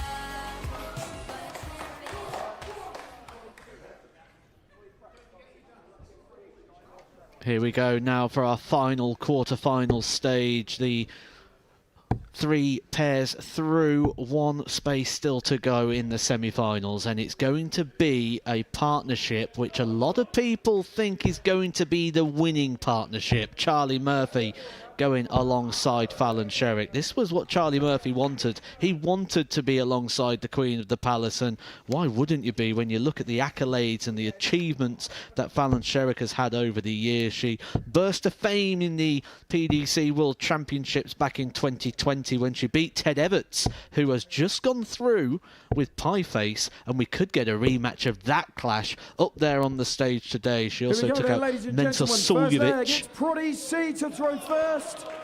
Game on! Before losing out to Chris Dobie. But Charlie Murphy is a player who actually plays quite a lot on TikTok. He does quite a lot of live streams, so he's going to be used to playing in front of the camera, and he isn't a bad player. Quite often around about the 60 average mark, which will be really good 54. to sort of fall back on. A lot of people think he's going to be the favourite to win the singles as well, so maybe he could be the man that doubles up and makes easy work of it. Yeah, this is the match I've most been looking forward to when the draw came out. 2 really intriguing pairs. As you said, Charlie was quite vocal in making sure that he was partnered with Fallon when we did the poll on social media, and that steady 60 average should be enough to just set him apart from most of the influencers we've got here. It's just backing up your opponent, your partner, isn't it? If you can back your partner up and you can just give him a little bit of something to go with. And the other real key element of it goes to is when we think about what we've seen so far with the double-in, all the legs have been hit by the dart-playing part of the partnership. With Charlie Murphy, if he's closing out games around about the 60 average mark, that means he's going to be able to check out, and that could be a real key moment. If it drops onto the influencers 56. to hit a winning double, we know Charlie's got that in the locker, that he can get his team over the line. Yeah, the other players you really expect that from in the field are Pie Face and probably the darts referee. But like you said, Charlie Murphy, very, very consistent. I mean, he's hitting doubles middle of the leg. Wouldn't be advised. 50. There will obviously be nerves up there. It's very, very different, and that's what I think some of the influencers here are going to experience, the difference between playing darts in this sort of 99. environment compared to playing darts in the kitchen or the bedroom where Charlie Murphy plays, or as Proddy C plays, 100. in his gaff, as he says. Require 152. Great way of putting it. I mean, there's a consistent throw there from Proddy C as well. 45. We've seen him play on TikTok as well. Charlie requires You need to have a 96. consistent throw if you're going to take out 102, beating the computer level on 3. 78. That was a wild last start. That's the nerves. That's the difference between playing on a live stream 107. with nobody in the environment. There's a crowd behind me. Something's gonna happen if this dart goes in, and it's not just me 51. celebrating. Fallon, you require 18. Double 9 for Fallon Sherrick. Game No shot problems for number Fallon 5 Sherrick, showing the Charlie experience Murphy of being Fallon on those Sherrick. sort of stages. And it feels different. And Second I'm leg, it's sure it'll be Charlie really Murphy to interesting to throw hear first. Game on. from the influencers at the end of this to get the different vibe of what it's like playing up on that stage, because I can vouch for this.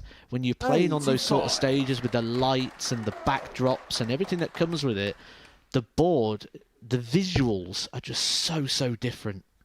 Yeah, I mean, Scott Mitchell has said this. He's played all around the world. He goes, this is the 45. best stage in darts because it's purpose built for playing darts. You don't really get this anywhere else. Be intriguing as well to hear 59. from the pro players after this as well, how they deal with the pressure of almost trying to carry these guys without being disrespectful. But there's a lot of expectation on the players from themselves travelling here just for one 140. event, whereas the influencers get to play 2, and then their partners hoping that they're going to help them along to pick up this first title. 70. They've all been playing with a big smile on the face, and Fallon Sherrick no different. You'll see at the back of the stage, beaming ear to ear, really enjoying and embracing the experience. And comfortably ahead. Not seen a 180 for a while. 140. I think we've got to give a shout out as well to the scoreboard. That is in full functioning action now. Well done, scoreboard. 95. Time well spent with yourself Charlie and Jake in the break. 147. Never a moment wasted. Oh, look at this. Fallon's disappointed in. You see the shoulders sink there? I think she was expecting. 99. Is she disappointed that he didn't hit the treble, or disappointed that he's gone for the wrong treble? It would have left a double, wouldn't it? A double, you know. Not the 81. preferred route, shall Fallon, we you say. require amongst professionals. 48. Well, this will be more conventional from Fallon. 16 for double. 40. Still time on the board. Mason, you require 133. Possible from Mason. Start on treble 20. We'll look to switch now. This is that moment I was talking about that could 57. separate this pair from the rest. Charlie require 8. When Charlie Murphy has the possibility, the capability of actually hitting one of the doubles. And he Game does! shot the The second first leg. influencer to Charlie get a Murphy double and hit Fallon is Sherrick. Charlie Murphy. And he says, easy now. Well, they effectively had 6 starts of that as well, didn't they? first. Because you're Game not on. expecting Proddy C to be able to go and produce that double hit in as he hits a double. But knowing that surely 60. Fallon would return after that as well Have you just managed gives you that? that little bit of comfort. I think that's one of the good things that we'll see in the pairs stage of today's format. The fact that they'll have that comfort of 60. knowing they've got the backup and the support from established players. And I just cast my mind back to what we said at the start, where Fallon Sherrick burst to fame in the 134. World Championship of 2020. The player she beat on that occasion was Ted Everts. Ted Everts is sat in the back room now with his partner 49. Pieface, waiting for their semi-final. And they will play the winner of this game. Intriguing. We're going to see that matchup 3 more times later in the week. Has he 58. just no look? Did you mean that? Did you mean that? Yeah, he did, yeah. He says he meant that. I'm not too sure. We will be seeing that match multiple times this week. They're both 46. taking part in Group A. Group A starts on Monday from 9:30 a.m. here on the Modus Super Series YouTube channel. So if you want to check out weekly action here, 59. 6 days a week, Monday to Saturday, do hit that subscribe button and come join us tomorrow at 9:30 a.m. where is a quality lineup. We've got 59. the likes of Fallon Sherrock, Ted Everts, Darius Labanauskas. I can't say that name without wincing. Your best mate. He's cost you a 45. fortune, hasn't he, that man? I'm not surprised. He's a quality player is Darius Labanauskas. He's got to be one of the top talents, especially on stage. He's just unbeatable. 99. I wouldn't go that far, Listen, Matt. But talking of quality, this has been a really, really solid performance from Charlie Murphy and Fallon Sherrock. Whitlock looking to set it up for Prodigy. Does well and leaves tops. No finish for Fallon and Charlie as yet. But this is where that dynamic's going to come into play very, very shortly, possibly for the match. Prodigy tops. He's hit it once already in this leg. Granted, he probably didn't mean to. On this occasion, was trying to. And Charlie Murphy could be the first influencer to hit a match-winning shot up there on the Super Series stage. It's double 10. 28. Either way, I'm very, 40. very impressed with this team so far. And they are surely one of the top favourites to go and lift this pair's tournament title. Against Charlie to throw first. I wonder which charity Charlie might nominate for the winnings. However, they are pegged back by that double 10 from Mason Whitlock. See, I was all with that. I thought it would be a Charlie Murphy, Fallon Sherrock versus the darts referee in an Ashley Coleman final, but we do know there was an upset there. Ashley Coleman and the darts referee eliminated 45. in the second game by Finn Galdins and Cam Crabtree. They'll be taking on George Scafie and Adam Lipscomb, which I think is the real interesting one because they perform so well. Yeah, and what it has done after seeing that performance from George in that very first game, obviously they've had a little bit of time now to calm down. George has done absolute numbers on social media from that 180.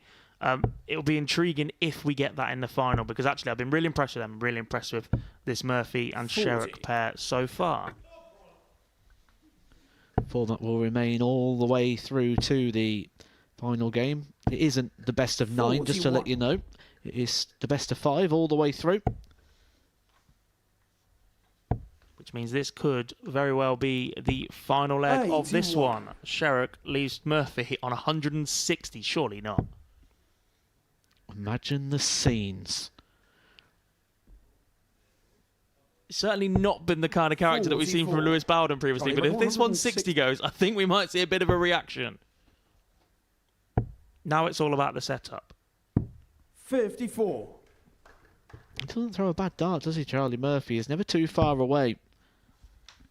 And that's why I feel we're looking at the potential winners, but there's so many darts to go and so many good players standing in their way. But this could go double 18. 70. That is our favourite double as well. It will be what Murphy returns to. He wants double 18 for the match. Mason Whitlock can only set this up. We'll look for a 177. He's itching to hit the 180. He is absolutely desperate to go and throw at a blind 180 and leave it odd. But he now knows he needs to hit the treble 19 to give them the best chance of staying in this match. He's gone for the maximum. 80. Charlie required 36. That's our 4th maximum of the day. But it doesn't mean anything in the context of this game. Charlie Murphy's friends and families in the corner go absolutely wild. They have loved that moment. They are proud of their man. He is through to the semi-finals. A 3-1 victory for the pair. Charlie Murphy and Fallon Sherrock. Proddy C and Simon Whitlock go out. We will see Proddy C a little bit later on when he's taking part in the singles event. But as far as it goes for Charlie Murphy and Fallon Sherrock, the so-called favourites of this, they're coming up later on in the semi-final when they'll take on Pieface and Ted Everts.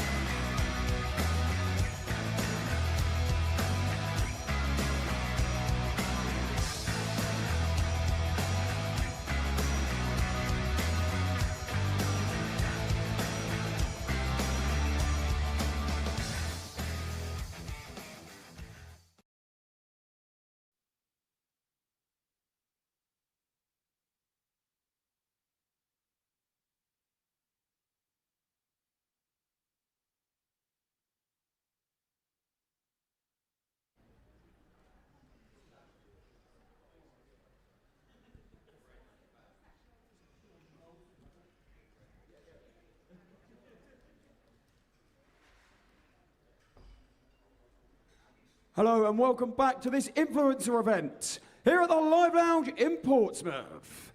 It is time to meet the semi-finalists. Would you please welcome to the stage? It's Supersonic, George Scaife, and baby boy Adam Lipscomb.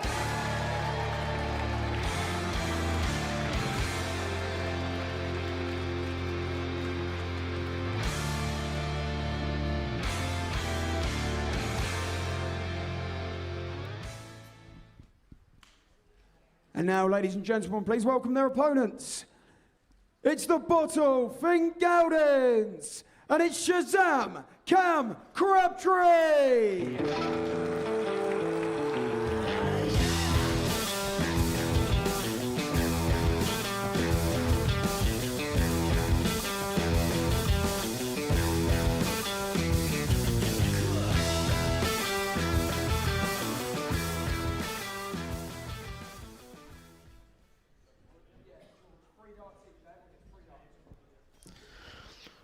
Well, our first semi-final about to get underway, and we've got on stage there a couple of heavy hitters from what we've seen in the quarterfinals. So far today we have seen 4 scores of 180, those 180 cards being lofted into the air.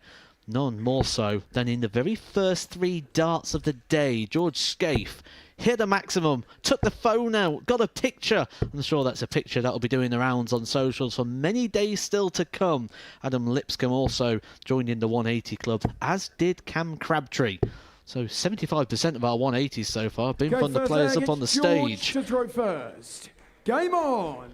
We have a change here in the commentary box as well. I am joined by our social media manager, our head of content creation, Jake Kenyon. Nice to have you up here. Thank you, Matt. I'm looking forward to this one. I have to say, I kicked off the event thinking Fingoudens and Cam Crabtree would be my favourites. Then I saw Fingoudens throw a few darts, and I bottled it and went to Prodigy and Mason Whitlock, who are now out, so should have stuck with my gut. He's done it all, hasn't he now, George Scaife? He's opened with a 180, and now he's hit a 9. Unbelievable stuff. This man is a clips machine. He's living the dream right now up there on the Super Series stage. Cam looks in the zone here. I think he really does want to win this for Fingoudens. Well, I think it's safe to say that Fingoudens is one of those characters and personalities that aren't just going to let you coast through this a bit. He's going, come on, Cam, pick me up. This is honestly quality from Scaife. He's one of the only people who we didn't know loads about. We knew he faked a 9 darter, but we didn't know actually how good he was at darts. And I think you can easily say he's probably the best player right now alongside Charlie Murphy.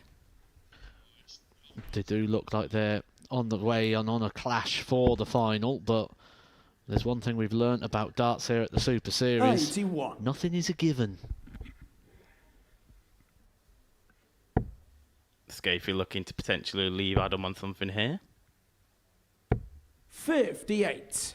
Well, we talked about Charlie Murphy earlier on, and we said that average of around about 60 will help out his more experience, his pro player. I would dare say that Scaife's around, if not a lot better than that at the moment. They did have a pairs partnership earlier on, averaging 80. 100. That is good enough not just to win this event, but to win in many rooms around the world. Quick think here from Cam. What does he want to try and leave Finn on? 130. Georgia Plan A McGuire, worked 100. absolutely perfect there for Cam Crabtree, a former winner here at the Super Series. But even when George is missing, he's still very 24. there, isn't he? He's just around the area. 105. It's looking very, very polished.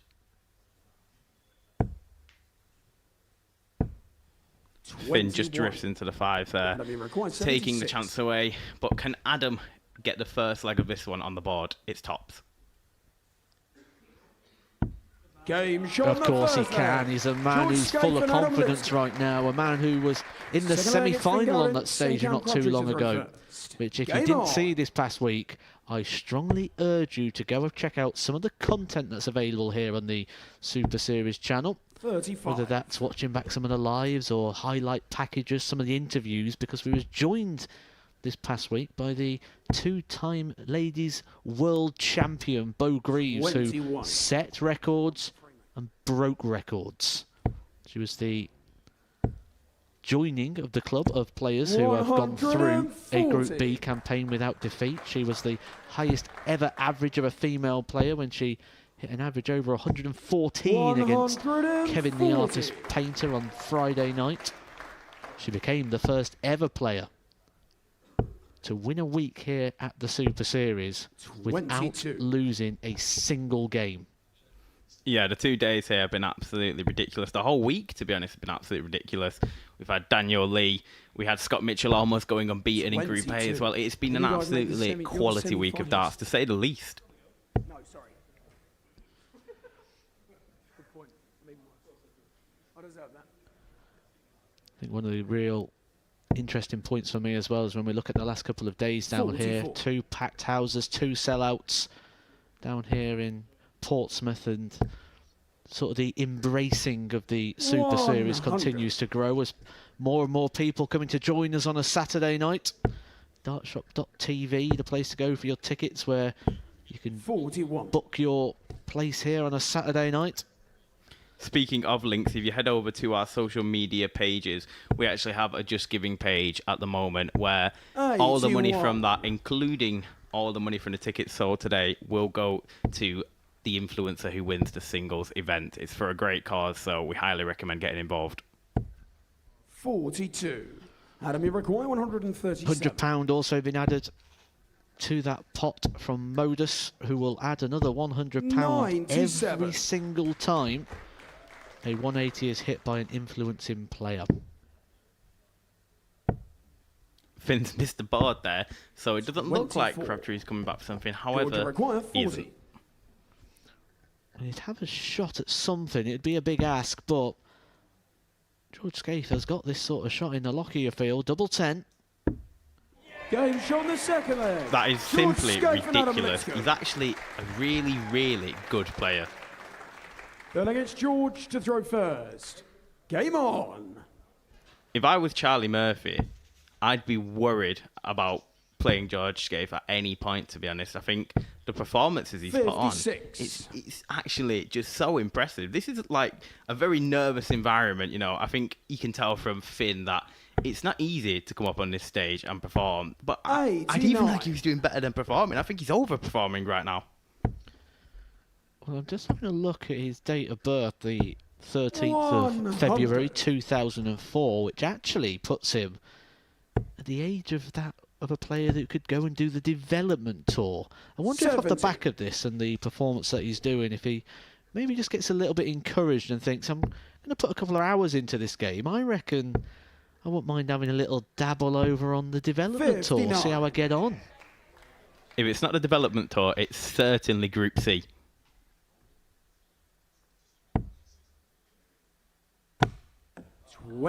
Unlucky there from Finn. He's just not got the rubber to green right now.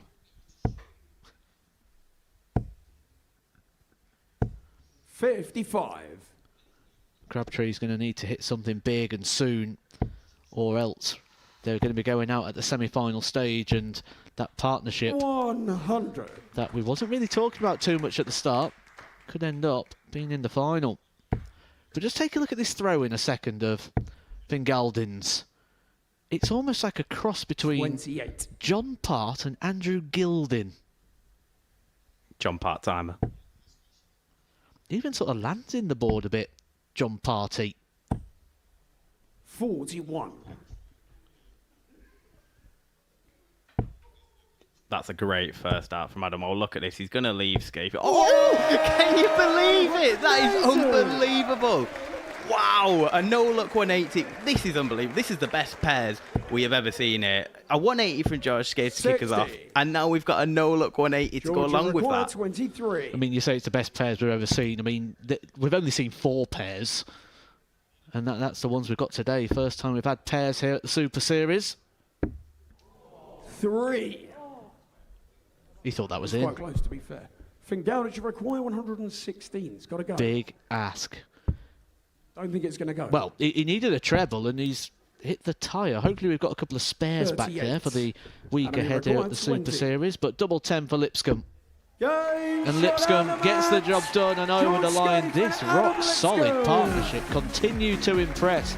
Lipscomb and Scaife are the team to beat. A 3-0 beating there over Fengaldins and Cam Crabtree. They are the first team through to the final, where they will be taking on the winner of the next game when Pieface and Ted Everts take on the favourites, Charlie Murphy and Fallon Sherrick.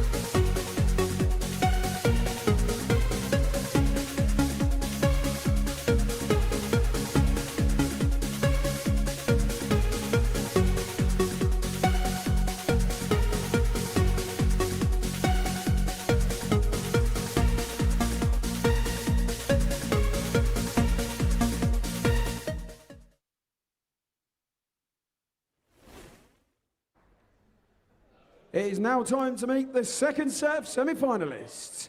Would you please welcome to the stage the streaming sensation that is Pieface, and it's Super Ted, Ted Everts. Green light, let's get it. I'm the future, I'm in it. Check score, I'm winning. Green light, let's get it. I just win, win, win, win, win. I'm on 10, 10, 10, 10, 10. Hello, I'm Himothy. I got the recipe. I got the flow. I got the remedy. I know they do. And now would you please welcome to the stage, it's Charlie Madhouse Murphy, and the Queen of the Palace, Fallon Sherrick. This is me, I'm so royal, and you all wanna be round. Yeah, you all wanna be round. Round a champion, a champion. This is me, I'm still on it, 'cause you all wanna be loved. Yeah, you all wanna be loved by a champion, a champion. Here we go. In terms of standard, in terms of darts, this will be the tightest contested battle we have seen so far. Charlie Murphy and Ted Everts, Fallon Sherrick, Pieface. All the ingredients there for a good game of darts. Experience on the side of Pieface. Emmanuel has graced some of the biggest stages, plays darts on a very regular basis, and is very used to being in front of the cameras. Charlie Murphy exactly the same and does a lot of streaming. We've seen Charlie Murphy actually hit a couple of the doubles in the last game, ended up hitting the winning double. So we're expecting to see quite a bit here from the influencer side of things. So it's not going to be all about the professional on this occasion. And what a start from Pieface. There's so many visits already from Pieface. What start with a triple 20. And look at that from Charlie Murphy. He's grouped so well. These two, they're proper players in terms of influencers.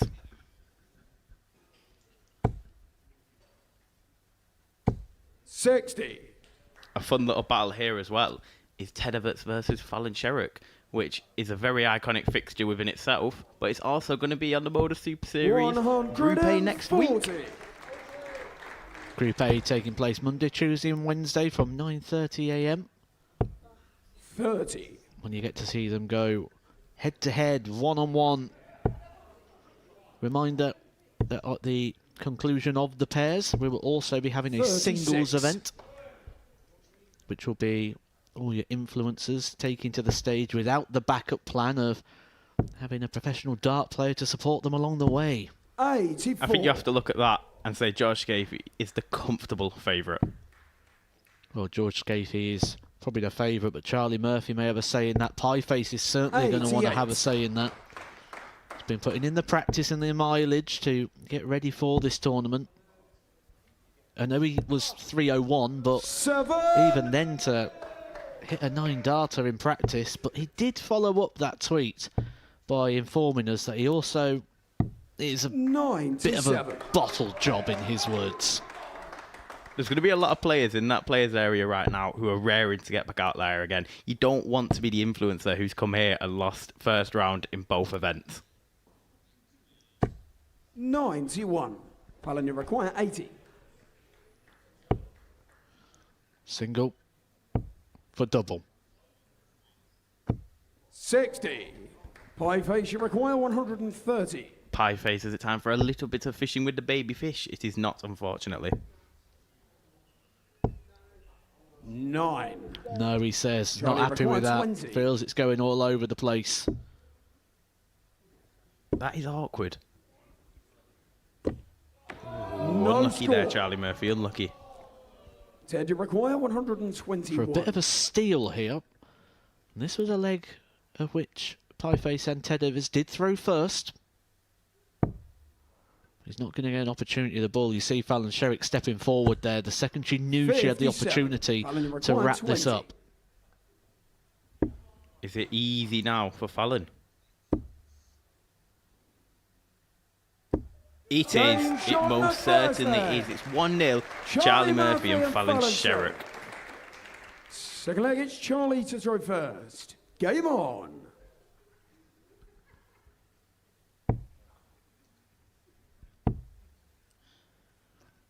Just having a look into the corner of the arena where Charlie Murphy's partner is and his friends, and they're looking a bit tense, eh? 60. Looking a bit nail-bitey at times. There is Cam Shazam Crabtree. He will be joining us in the commentary box during the singles event, so you've not actually seen / heard the last of him for this. 100. Various guest commentators still to come along the afternoon's action as we give you darting action into the early evening hours here on a Sunday. 140. I'm going to pose you a question here, Matt.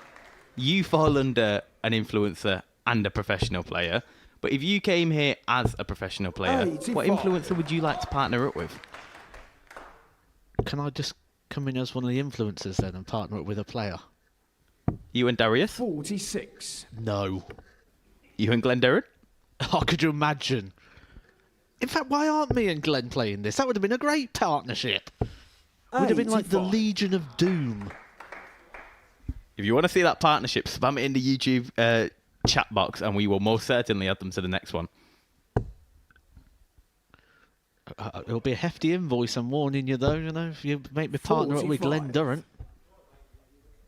Speaking of the next event, we did actually have Angry Ginger originally in this event. Unfortunately, he did have to pull out, but he is raring to go in terms of an influencer darts event. So fingers crossed he will be involved in the next one. Let us know what sort of professional player you'd like to see Angry Ginger partner up with. 26. Have you Value just require let the cat out the 128. bag a little bit there? This is not a one-off. Is this something we're going to see on a regular basis? I think the people want it. 44. The absolute scenes we've already had during this one. You just have to have another one, don't you, Matt? Surely. Well, it's been a mighty success so far, and it's just a shame we can't make the venue any bigger 96. because we could have put Charlie many McGuire, more in here. 84. The request for tickets was through the roof. And that was due to having people like Madhouse Murphy. He's looking to leave Fallon on 26. something very nice. Charlie It's a McGuire, 2-darter. 18 for the bull. Bull. 53. No, he said bull. Fallon, you require They 58. did the first bit well. Tops for Fallon to double the lead. Game show on the And I second tell you leg. what, Charlie Murphy and Fallon Sherritt. we could have some final on our hand here. Because waiting in the other side of this, Game on. George Scaife and Adam Lipscomb, who have been averaging around about the 75 mark for the entire tournament. 60. We're going to need to see some magic here from Pieface and Ted Everts, but you can't rule them out. Shane McGurk and Lewis Bowden, they seem down and out. And granted, they did go on to lose. However, they made it a fight. 85. Well, look what you've started. Look what you've started. The me and Duzza partnership. It's what the people want. I'm sure Glenn would love to do something like this. 140.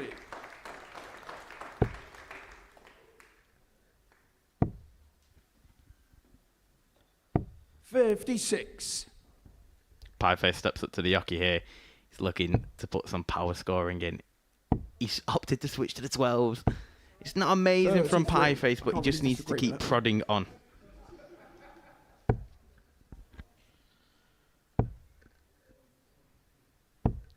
Well, that gives them a cushion now on the scoreboard for Pieface and Ted Everts. An opportunity to get their first leg on the board. And Derek Hinton, you are not even funny. I'm not having that. He says Matt and Henry to play together. 84. Absolutely not. You could not pay me enough. Well, actually, you could. Everything's got a price. I take that back. Does Henry come under an influencer or a professional player? Neither. 60.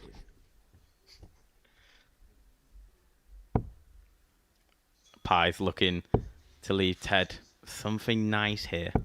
58. Look at this, a little bit of a switch as well. No, it's not double in, Charlie. 126. Oh, but that is a score that's just brought the scoreboard back level again here. Did you see that as well? He's whipped out the Brendan Dolan helicopter celebration. That's darting heritage. Speaking of darting heritage, Ted Everts, that is unbelievable. It's not going to be a whitewash for Murphy and Sherrick. Well, there gets Charlie to throw first. Game on. I think that's just. He's on a 9. I think that's just going to remind them, 84. Murphy and Sherrick, that is, that they are in a game here, and they're not going to have everything their own way. I'm sure Pieface has got 58. things sewn up already, hasn't he? He can easily just say, well, I didn't have my own darts. If I had my own darts, maybe next time I'll be a little bit better when I head down to the Super Series. 60. I wonder if Pie actually has been using his own darts at, for example, the World Match Play and the Premier League in Manchester, because I think he's playing better here without his own darts. Maybe it's a ploy. Maybe he didn't actually plan to bring any darts. 140. Well, he was a bit busy yesterday, wasn't he? He head to Millwall for the football, and one of the videos I really enjoyed of 40. Pieface was when he did an away day, like the perfect away day. Because I thought, well, actually, it's very, very similar to that of a away day at the darts. 21. He's a man who loves all sports, even esports, because he's part of the pro club team Girth and Turf, which Luke Littler is a part of. 140. I still love that pinned tweet that he's got on his Twitter channel where he sort of got baited in and he's like, it's Royce, and then he just sat there all disappointed. One of my favourite videos. 82. That's class. You know the one.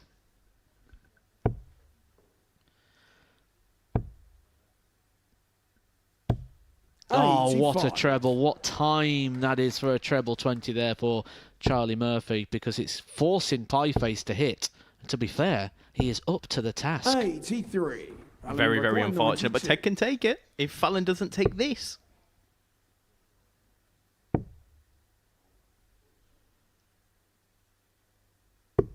$67. Ted, you require 117. This, you feel, needs to go. He's just took out the 1-2-6. It's tops. Playface's eyes are all over the place. He's looking at Ted, he's looking at the board. But it won't go. And Charlie Murphy will get match darts to put his team into the final. And through to the final they go. Charlie Murphy has hit the match-winning dart on both occasions. Himself and Fallon Sherrick are through. They are through to the final. They will be taking on in the final George Gafey and Adam Lipscomb, and I think that is going to be an almighty clash. Two really good partnerships will give us a real treat of a final, and that final is coming in just a couple of minutes' time.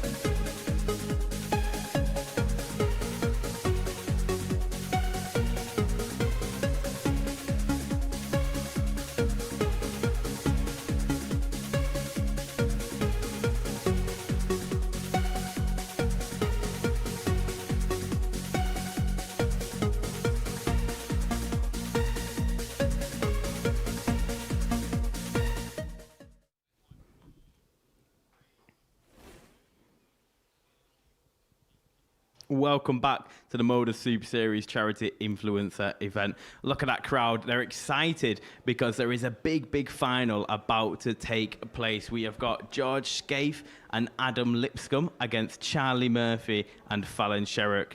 George Scaife and Adam Lipscomb, they beat big names to make it here.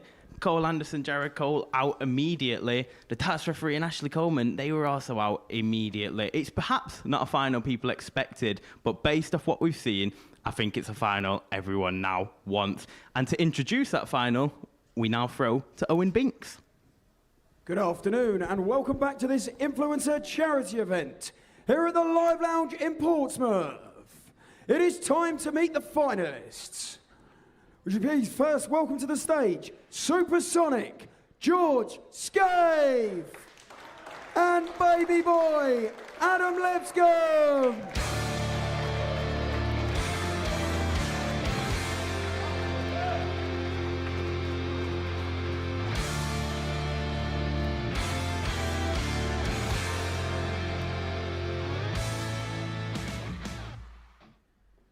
And now their opponents, please welcome to the stage, it's Charlie Madhouse Murphy and the Queen of the Palace, Fallon Sherrock.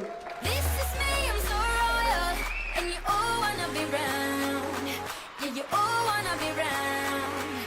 Round a champion, a champion. This is me, I'm still on it, 'cause you all wanna be loved. Yeah, you all wanna be loved by a champion, champion. And it all comes down to this, and I didn't think when this all started off that we'd be talking about this in the same sort of way that we talk about a regular event here at the Super Series, where we are talking about the standards. But this has been a very high standard from the players you're seeing on your stage right now. George Scaife opened up with a maximum on his very first throw, and that's a partnership that have been running around the 75 average mark. Now, I've been doing some comparisons against that in terms of pairs that have been playing at the PDC Okay, thank you, World ladies Cup. and gentlemen. First leg, it's George to throw first. Game on! They are playing a standard that wouldn't be too far off of the standard of the early rounds of the PDC World Cup. That's where you're getting 70. two professional players. They even averaged in the first game more than France did in the World Cup, and that's a partnership that has two 30. PDC Tour card holders. They are taking on here Murphy and Sherrock. 140. Well, I can't fault the performance of them so far, and Murphy has more than played his part, hitting both of the match-winning doubles. 60. Jake, which way do you see this one going? It's a tough one, but I'm going to have to lean towards George and Adam right now, 58. Scaife and Lipscomb. I think they've just got a little bit more about them, but I think both influencers can come away from this pairs event very proud of themselves. You know, they've contributed a lot between them. Well, Lipscomb has come into this on very good form. He had a good week here at the Super Series. He 60. took part in Group B, of which he qualified through in flying colours. He had an average of 105.47 earlier on in the week. That was his opening game up there on the 57. stage, and he's carried that into the influencer event. He's had a couple of 180s already. One of them was the old Adrian Lewis, the turn the head 24. at the last dart. Certainly embracing the experience here in Portsmouth. And that's exactly what the fans wanted. Everyone who's involved here, they knew the crowd was going to be up for it, and they gave them a fantastic spectacle so far.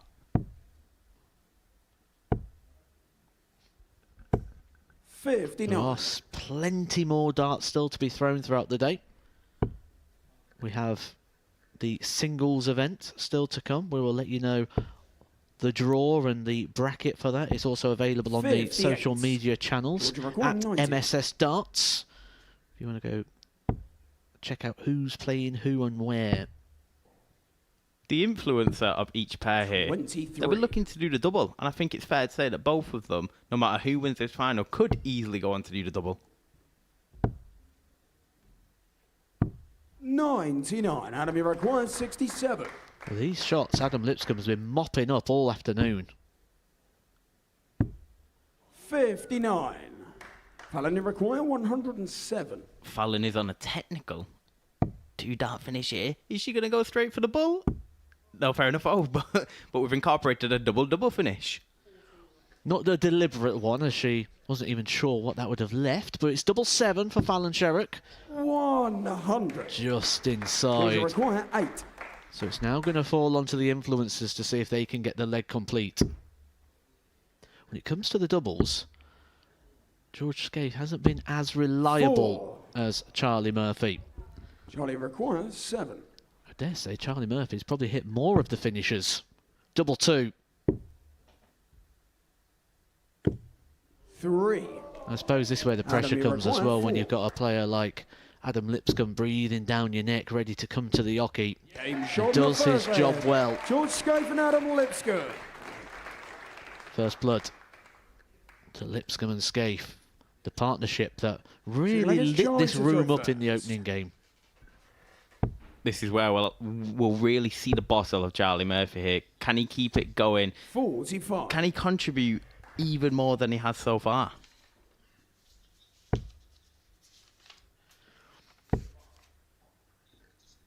Well, 22. he doesn't tend to play too many darts, certainly outside of the home, where he just plays darts in his bedroom.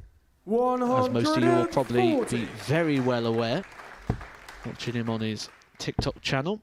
He first got into darts just 60. Watching the darts on the TV, probably inspired by the Gary Anderson-Michael van Gerwen match, which was his favourite darting moment. 60. And you could pick any of those. Those two have had some serious battles across the years and may even have some more battles coming up over the next sort of 7 months or so. Gary Anderson recently 70. picking up a PDC European Tour title, which means you're going to see him once again up there on all those big stages. So that might be a rivalry that gets renewed very soon. 42. Charlie Murphy is often referred to on TikTok as the Peter Wright of TikTok due to the fact he has 97. so many different sets of darts which he goes through. He actually has his own competition on TikTok where he plays against himself with other dart shirts on, and people love it, so fair enough. 100. I like that. I like that idea. That's good. Well, we did get a number on the amount of darts that Charlie Murphy believes that he owns. 85. He's probably forgot a few sets along the way. When you get a big collection, that tends to happen. But he reckons he got about 29 sets. Light work for someone like Peter Wright. Adam Iroquois, 167.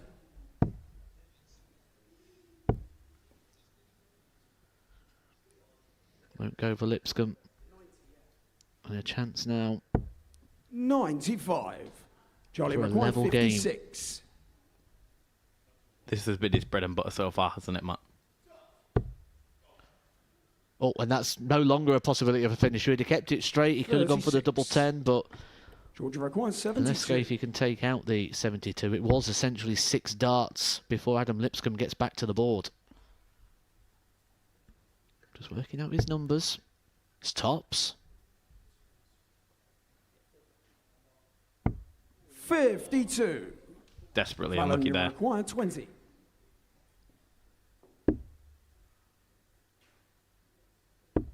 Game show on the second leg. Valence Charlie Murphy and squares us up. The leg is George to throw first. Game on. The advantage of throw may come into play here. That is in the favour of Scafie and Lipscomb. And we do go all the way through. There won't be a bull up if it goes to 2 legs apiece. We go straight through to the final leg. There's a lot of the influencers wearing jeans on the stage. 41. I can't imagine when you get all the way to the final, it's particularly comfortable playing this many games in jeans, but... Well, it's not regulation attire, is it? 60. You do still need to wear trousers. It used to just be plain black trousers, but as we've seen over time, that has evolved. We'll call that the Peter Wright rule as well, who likes to wear some questionable attire at times. It used to always be black shoes and black trousers, but that's also changed now as well. You used to have special 83. dispensation to be able to wear trainers. I believe the late great Andy Fordham was one of the first players to wear trainers. He used to have a note 45. to allow him to do so. Nowadays, it's very rare that you see people wearing shoes. I think I can only think of maybe a handful. Kevin Painter last week 100. was wearing a pair of shoes. Well, speaking of what people are wearing, all the influencers are kitted out with Winmore shirts. So shout out to Winmore for providing them. 100. Yeah, you wouldn't have got away with those a couple of years ago. Times changing. Rules relaxing as 80. the world becomes a little bit more casual in regards to attire. They look more like you were going to go out for a jog. Well, maybe George does actually need to brush up on what attire he 60. can wear at a darts match. Because Require based off this, 180. who knows where he might go. He may certainly ask himself the question. What would happen if I 58. started practicing? What would happen if I did a few bits? It'd make a good YouTube video regardless. Oh, no doubt. 97. Georgia requires 60.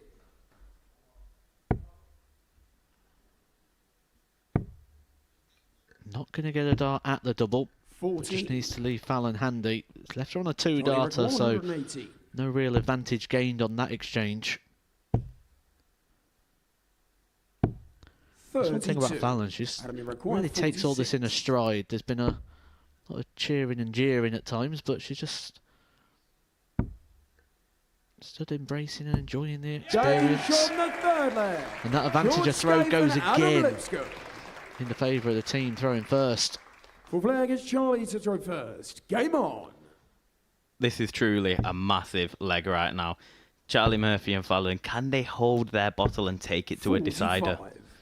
Well, this is where a lot of people don't like playing pairs. Let's just think about Fallon Sherrick for a second. It's going to be about 6 visits now since she last 35. Was able to throw.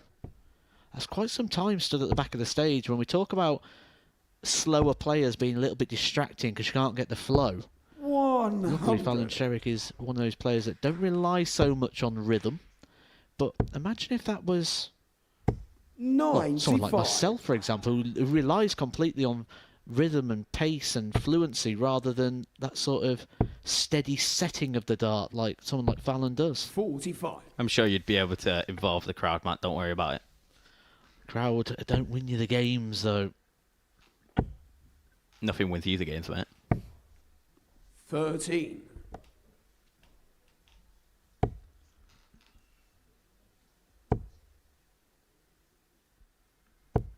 $140. Well, they're making a move. Really hammering home that advantage of throwing first as well. Making a sizable gap in the scoreboard. And this does look like it's going to go all the way. What can Charlie leave Fallon here? 59. It's steady.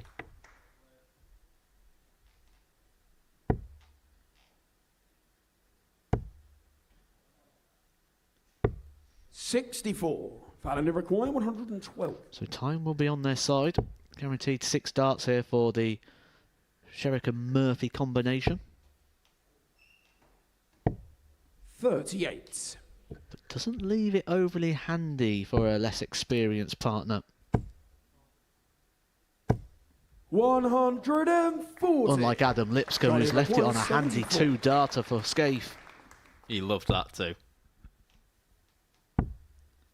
Double 18. 56. Doesn't go. And this is a chance for George Scaife 54. to win the match, to win the title. It's on.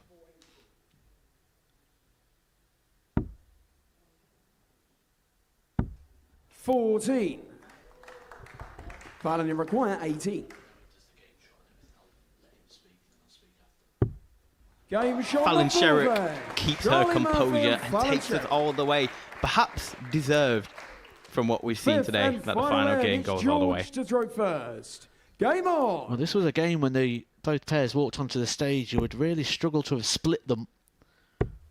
And even now, the only thing that's deciding these legs is who's thrown first.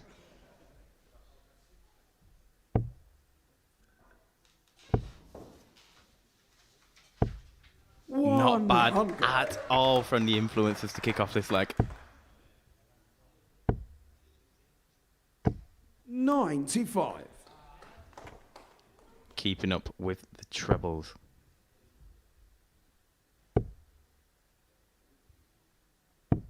$44. Now, is that a slip? Can George Scaife take advantage of a Fallon Sherrick potential mistake? Oh, look at that. That first dart is beautiful. Is it in? It is in. Could he get 2? Oh, mighty unfortunate. I get the feeling that had he have hit another 180 there, it wouldn't have been the same reaction as the first one, where he gave it a massive celebration and got the phone out and took a picture. 40. I feel that one would have been a little bit more serious. 40. Unlucky there from Adam Lipscomb. He has left the finish, though. I mean, the roof would go off this place if George Scaife managed to take out the 167. George require 167. Just watching the reaction there of Murphy, who feels this may be slipping away. This is the final leg. One more opportunity. This is a time to find a big treble. A nice straight ton here would change the whole complexion of the leg. 60. Adam require 156.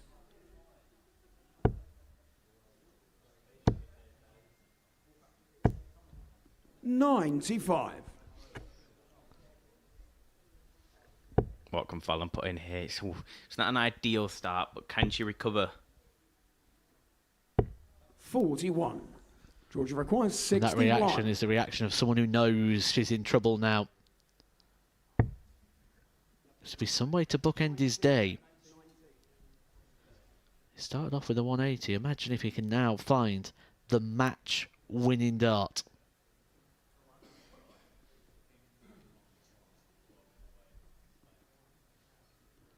.42 scored. Oh, he's going to get a match-winning dart. Oh, yes, I love it. Oh, yeah, there we go. The crowd are so enthralled in this. 53.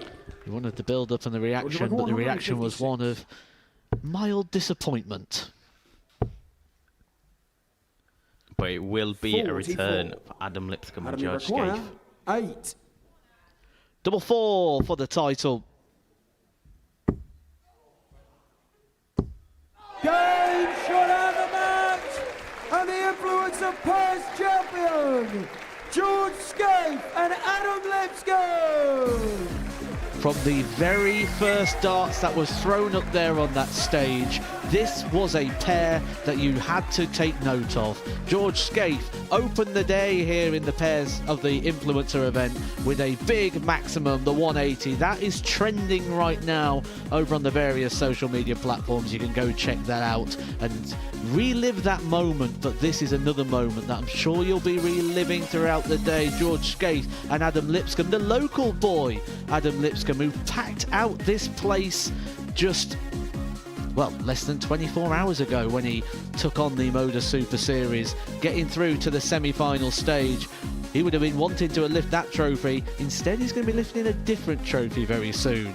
It was a clear-cut performance when they took out Jared Cole and Cole Anderson James. I think Goldings and Cam Crabtree went by the wayside before the final game, which all went with throw.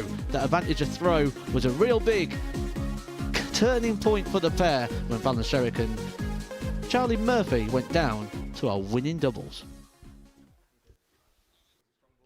Ladies and gentlemen, it's time to present the trophy. Would you please show your appreciation for the winner of the Influencer Pairs event, George Scaife and Adam Lipscomb.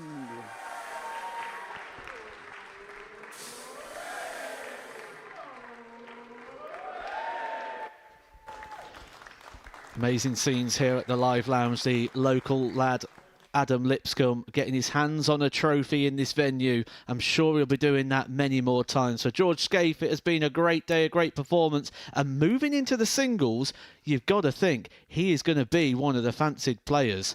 He will be coming up with Adam Lipscomb for a chat. You're going to hear from the winning pair in a few moments' time. And that will be coming after this short break.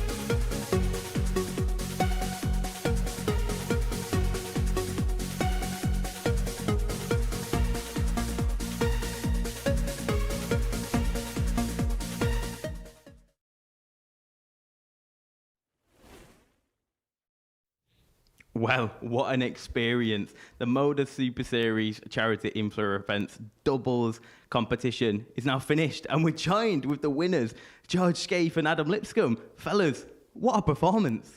Class, mate. Absolute class. We paired up quite well, really, didn't we? Unbelievable, yeah. To be honest, my expectation were just get through the first round, build a bit of momentum, but we did one better, I think. And 100%, mate. Yeah. I think we gelled quite well together, to be fair. Good team. Yeah. Adam, just how impressed were you with George? I think, as an influencer, I think he's the best one so far. I came out, when he hit the 180, I thought, wow, we have to switch roles now. I'm going to have to start TikToking or something. Do you know what I mean? Like, he's hit a 180, I've got to try and back up. When I hit the first triple 20, I thought, here we go. And then hit the 1-3, class. Brilliant player, mate. Let's talk about both of those moments. George, you kicked off with a 180. How did that make you feel? I think a lot of people here would have dreamed of doing it, but to actually go and do it on the stage, there's some serious bottle there. Well, we were having bets in the background, in the back room, saying who's going to hit one first, how many we're going to hit, and Pieface hit one in practice. So I thought, I've got to try. Let that third dart just. I often get to 2 in, and then you think, oh my god, you know what I mean? We've all had that feeling, but I just tried to throw it higher and use the other 2 as a guide. To have one viral moment from you two would have been enough. But Adam, you also decided to put in a no-look 180. So what? I left, I think it was 203, and I thought 2 triple 20s are in. The arm's going to go, just literally give it, just a bit of fun in it. And I thought, I never normally do anything like that. So I thought, give it a go, and then, Adam, how do you think George is going to get on with the influencer singles event? What comes up straight after this? I think he'll win it, mate. I think if he stays as he is, straight, he's got the, let's say, pedigree of start. Straight as an arrow. When he goes out, he misses a couple, he goes down for the 19s, and he showed that by hitting the triple when he was on that. So, yeah. Well, you've got to be a little bit nervous, Adam, because we've been bantering in the comms box. George, is it time for Q School? You serious? No, absolutely not. No, definitely not. Not with those jeans anyway, but going into the singles influencer event, you've got to fancy yourself. Yeah, I've got Jack in the first, or darts referee in the first round. He's a good player. I've seen him play. He's obviously playing left-handed, so he's got the excuses, I guess. But no, we'll give it a go. Why not? Well, fellas, you've been absolutely fantastic, and we can't thank you enough for participating in the event. And I'm sure this is something that will stay with you for a long time. Yeah, 100%, mate. I say thank you for the invite and class. I got partnered up with, I think the better player in the room. Absolutely fantastic, fellas. We thank you a lot. But don't leave us just yet, as we will be coming back for the singles influencer event in just over 5 minutes, where you will see George Scaife back in action, as well as all the other influencers who have been involved so far.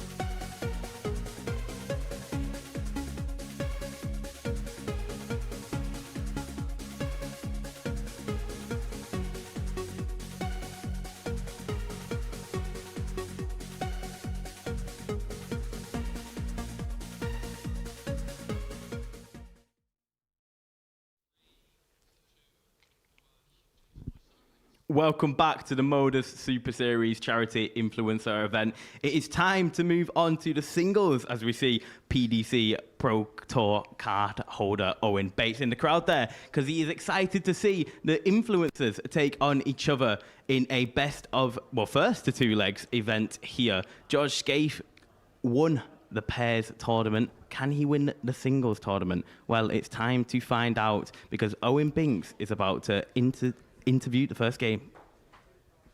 Good afternoon, ladies and gentlemen, and welcome back to this influencer charity event here at the Live Lounge in Portsmouth. It is now time for the singles event. Would you firstly please welcome to the stage, with over 91,000 followers on TikTok, the world's biggest Coventry City fan, Finn Geldins!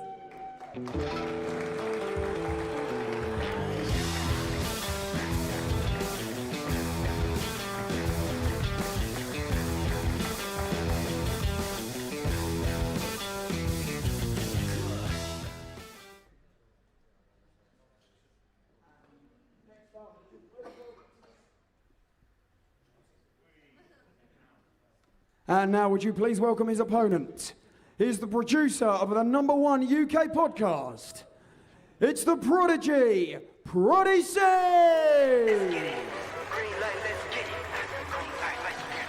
Green light, let's get it. I'm the future, I'm in it. Check score, I'm winning. Green light, let's get it. I just win. I'm on 10. Hello, I'm Timothy.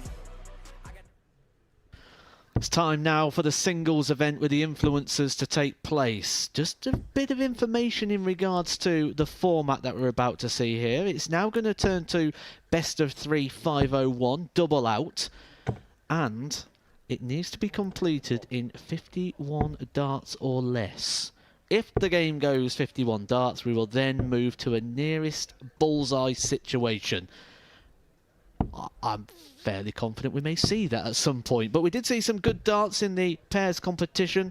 The two players on the stage now, Finn Geldins and Prodigy. Prodigy was partnering up with Mason Whitlock when they took on Charlie Murphy and Fallon Sherrick, the runners-up of the pairs event. First leg, it's Finn Geldins to throw first. Game on! Which was won by George Scaife and Adam Lipscomb. For Finn Geldins, he actually got a win, and for a lot of people, they thought that was a bit of a surprise win, a bit of an upset, because many people thought the darts referee and Ashley Coleman would go on to win it, but they didn't. They got beaten by Finn Geldins and the man who now joins me in commentary, Cam Crabtree. Cam, good to have you up here. Thank you, Matt. It's great to be here. Yeah, nice win for myself and Finn. George and Jordan Adam were pretty relentless though, and they did a great job. Talk to me about Finn Geldins, because I've only spent about 10 minutes in his company today, and he already strikes me as a character, and just watching his walk on there and seeing him earlier on, he does seem a bit of a character. Finn's brilliant. I think you can tell, obviously, as you say, by his walk on, a lot of the facial expressions while he's playing as well. He's a great character. He's very funny. He's very. You notice him when you walk into a room, if that makes sense. So, yeah, he's a really nice guy, and his darts are improving as the day goes on. 40. I think. He did get here quite late, didn't he, Finn Geldins, and that obviously interrupted his practice and his preparation. Not that it would have made too much of a difference by his own admission, but it does make some difference, doesn't it, in regards to feeling comfortable on the stage, because I think some of the first darts he thrown was the bullseye challenge, and I've got no problem here in saying this with you sat here, Cam, but it was a little bit pathetic. Yeah, that is 45. Probably the most accurate thing I've ever heard.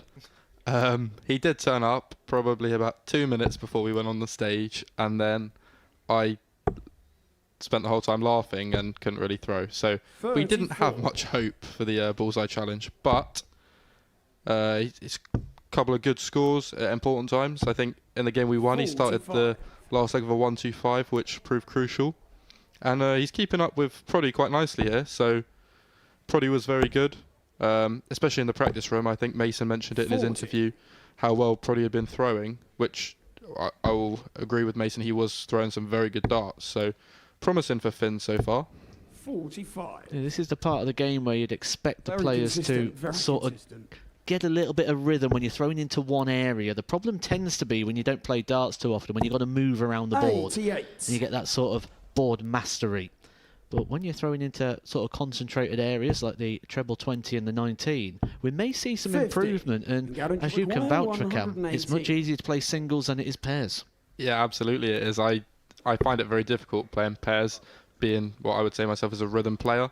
And Finn did say to me a couple of times that he just needed to get himself into a rhythm, 28. which I did try and explain to him is quite Garcia difficult in a required pair setup 142. because someone can take longer, someone can be a bit quicker. You know, there's no real rhythm to it, but 85. hopefully he can pick up and require 90. show something pretty good now. We've been telling the viewers all afternoon that rhythm does not exist in pairs, and further vouched for there by a weekly winner here at the Super Series. I'm not sure he's got his math right here, Finn Galdins, 50. but he's got that bit right, and he's left 57. himself on a double, but we'll probably see. Let him have a go. Tops. Ooh. 17. Close. He's unlucky there, Proddy. Require 40. That was a fine effort. We've seen darts in the tyres on various occasions. Oh, that is beautiful from Finn. Finn Galdins. Great darts. Oh, Well, they're doing a fist bump. That from Finn Galdins, Game a on. bit surprising. He's been having shots throughout this campaign, and he's been nowhere near the double. 100. We had that fail-safe in there that if the game goes up to the 51 darts, nowhere near it. That was a very, very good, clean finish from Finn Galdins, and was what you was talking about 18. when maybe he finds a bit of rhythm, we're going to start to see him perform better. Yeah, definitely. I think even Finn himself looked a bit taken aback by the fact that he'd gone out first start, but it was a very good first start out, and he'll be looking to build off of that. 50.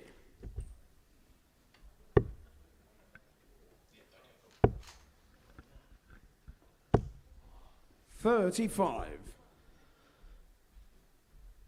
Good first 3 darts from Proddy, but probably not the next 6 darts that he would have hoped for.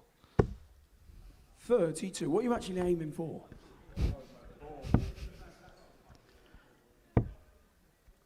Well, this is a improved performance from 45. both from what we saw in the pairs. You're probably thinking, where was this guy when I was playing with him in the pairs? Yeah, no, I think it's difficult to expect too much of someone. You know, first time on the stage, pairing with someone that they don't know, and pairs is difficult as you'll know from all different sorts of comps that you've probably played in. But absolutely, it's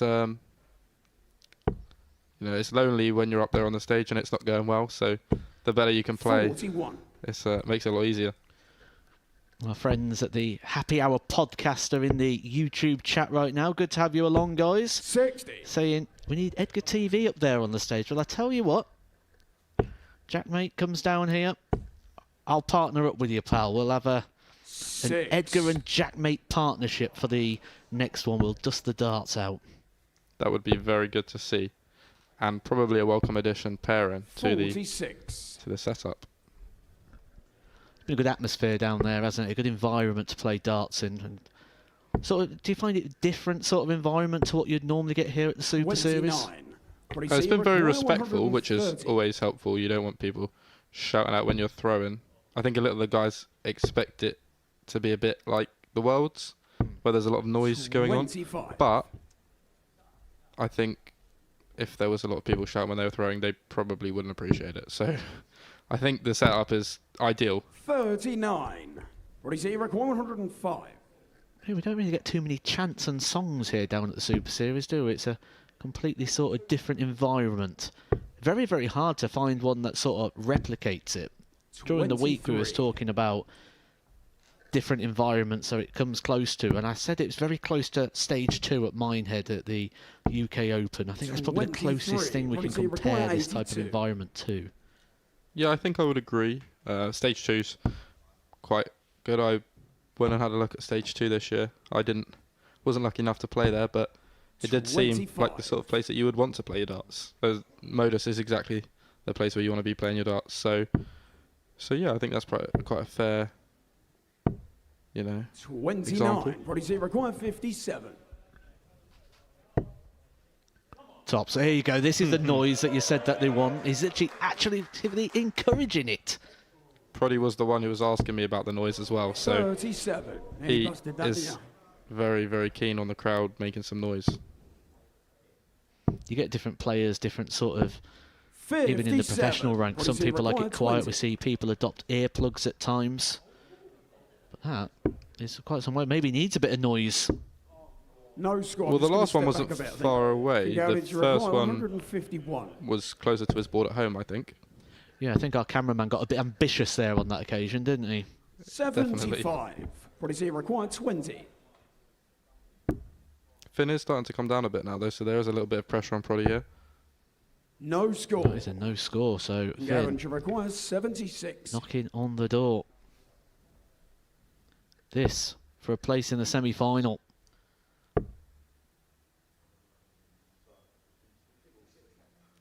.56 remaining.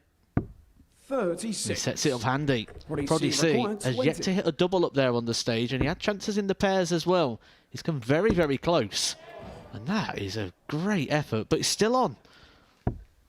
10. Seemed disappointed before he even finished missing. Fingaldians It require was so close, 40. I think some of the crowd actually cheered for that, so... Over to Finn now. Oh, that's taking a 32. horrible deflection off Proddy of C his required 10. second dart. Yeah, he caught the flight on the way through, didn't he? No score. Fingaldians require 8. Great dart, right on the wire. Well thrown effort there. 4. Good attempt there from Proddy C Fingaldians, and there is required 2 more throws each. Well, he's hit the green No double score. five, but he's hit the Double, wrong double, one. He's double. bust. Oh, I didn't That is even know, exactly sorry. what Finn did when we had... Fingaldians I think we had required tops 4. left and he hit a treble 20. Well, that wire is... Well, the tyre, should I say, is taking a bit of a beating today. No score. This will be the very Everyone last wants the throw. third leg here, of course we do. So, Proddy C required 10. If the double is not hit on this occasion, it will be the nearest to the ball. So 2 more chances for Proddy C. No score. And this makes it a kind of a free We're not- opportunity here for Right. Fingaldians. I'll tell you what. Give you 3 more darts each, and then we're going to have to go for ball. All right? So, Fingaldians require 4. Double 2 for the win. Well, that's No close. score. Oh, hold on a second. Apparently, we can't even accept that because we're running that far behind. So now we have to go to the ball straight away. Okay, right. So nearest the ball. Well put, Owen. For one dart, basically, nearest the ball wins the leg because we're in a bit of a rush here, right, lads? That is Right, a great nice dart. one. Here we That go. is a good effort. For the match. So it's game shot on the second leg. Proddy C. Well, we're level up. We'll go to a deciding leg. Third leg, it's Fingaldians to throw first. I think Owen Binks was even getting Game confused with that on. situation there. It's a very unusual situation. You don't tend to get this. It's sort of a rule that's been adapted 20. to life here in the singles of the influencers. Yeah, absolutely. Yeah. Finn didn't look too keen on that start there. One bouncing out of the board and one going off the board. Not the way that you want to kick off the last leg. Reminder of what you've just seen there in regards to the 78. ruling of that situation. 51 darts per leg is the maximum that is allowed here. If we get to 51, it'll be the nearest to the ball. 26. So that was an opportunity there for Fingaldians. If he could have just come inside that dart, would Right there, yeah, mate.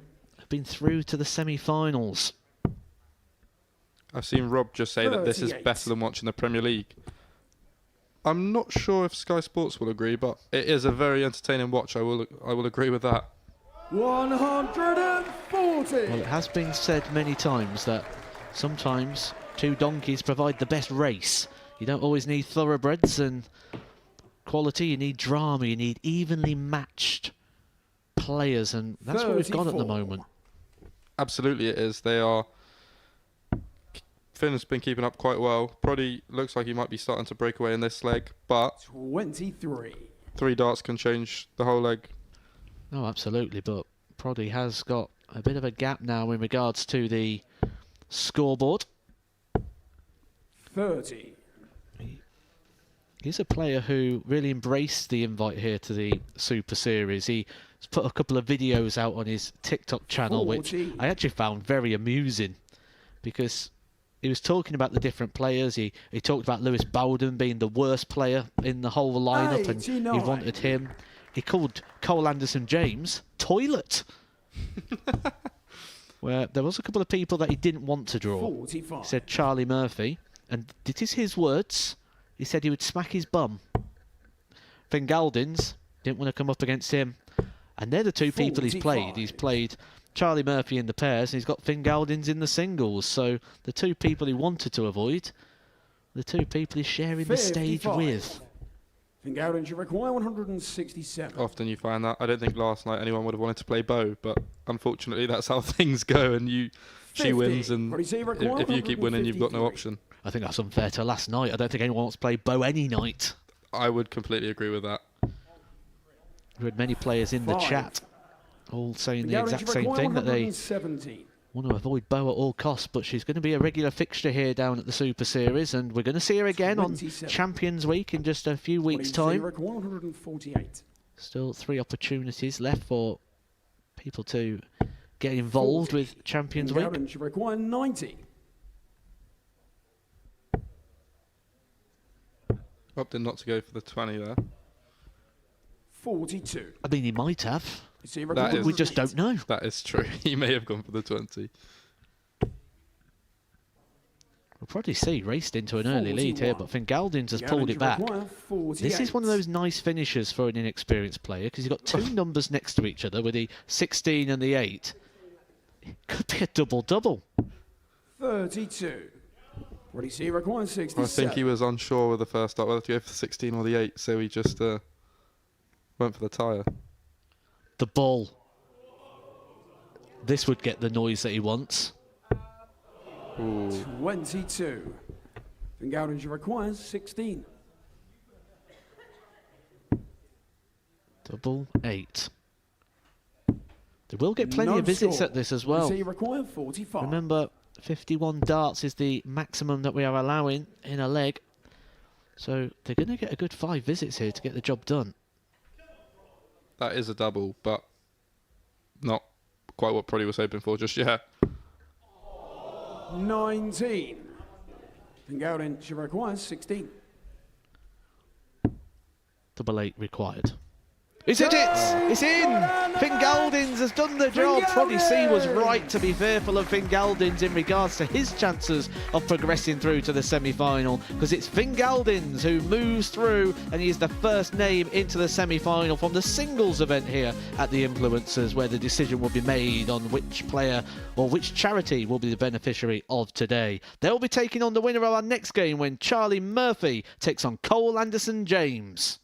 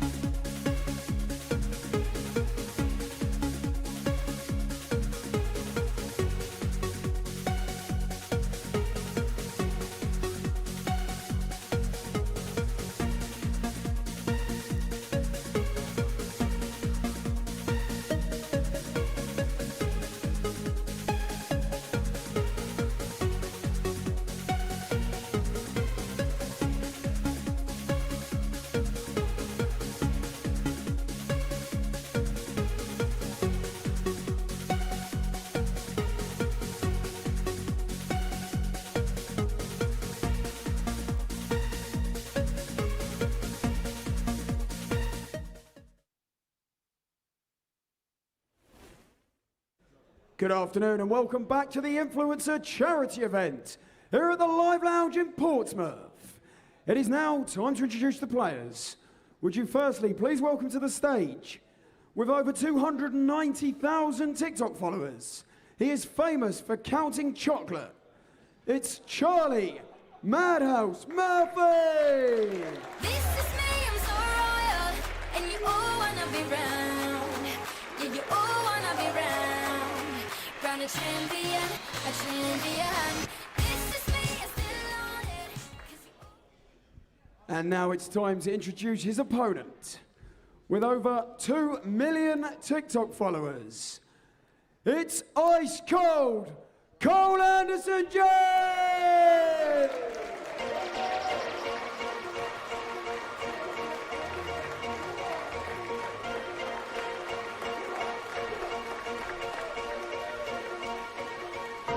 I am number one, not number two. If I'm not the one, I'm uncomfortable. See the competition, I've been running.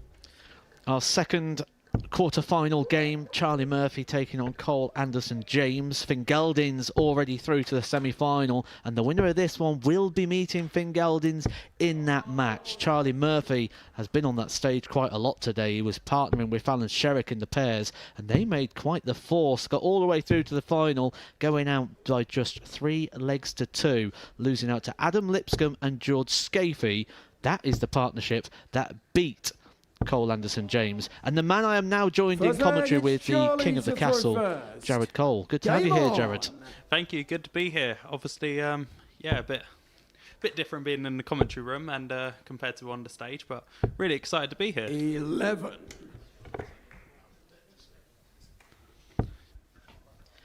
So Cole Anderson James, the person you partnered with, someone I watch quite regularly on TikTok, as most people do. 2.4 million followers. Extremely funny man. Really do enjoy his videos. What's he like in person down there in the practice room? To put it simply, a really, really nice guy. Really good fun to be around. Really enjoyed his company today. Obviously, a bit disappointed with how we played in the pairs, but you know, it was a bit new for both of us. I don't think either of us were particularly ready for the first game, but yeah, it was a really good experience, and ultimately, I really enjoyed being with him. I've been saying on commentary from a player's perspective on a regular basis up here today, and Cameron Crabtree, who was in here just before you, was very keen to talk about the difference between pairs and singles. Are you one of those players that find it a bit hard to play the pairs due to the rhythm? Yeah, I mean, if anyone knows my game, I'm more of a rhythm player, and it's hard to sort of settle yourself down when you're not playing as... Oh, hello. 140! Yeah, when you're playing pairs, you find it really hard to find a rhythm, and I think Cole's proven that was the case for him as well.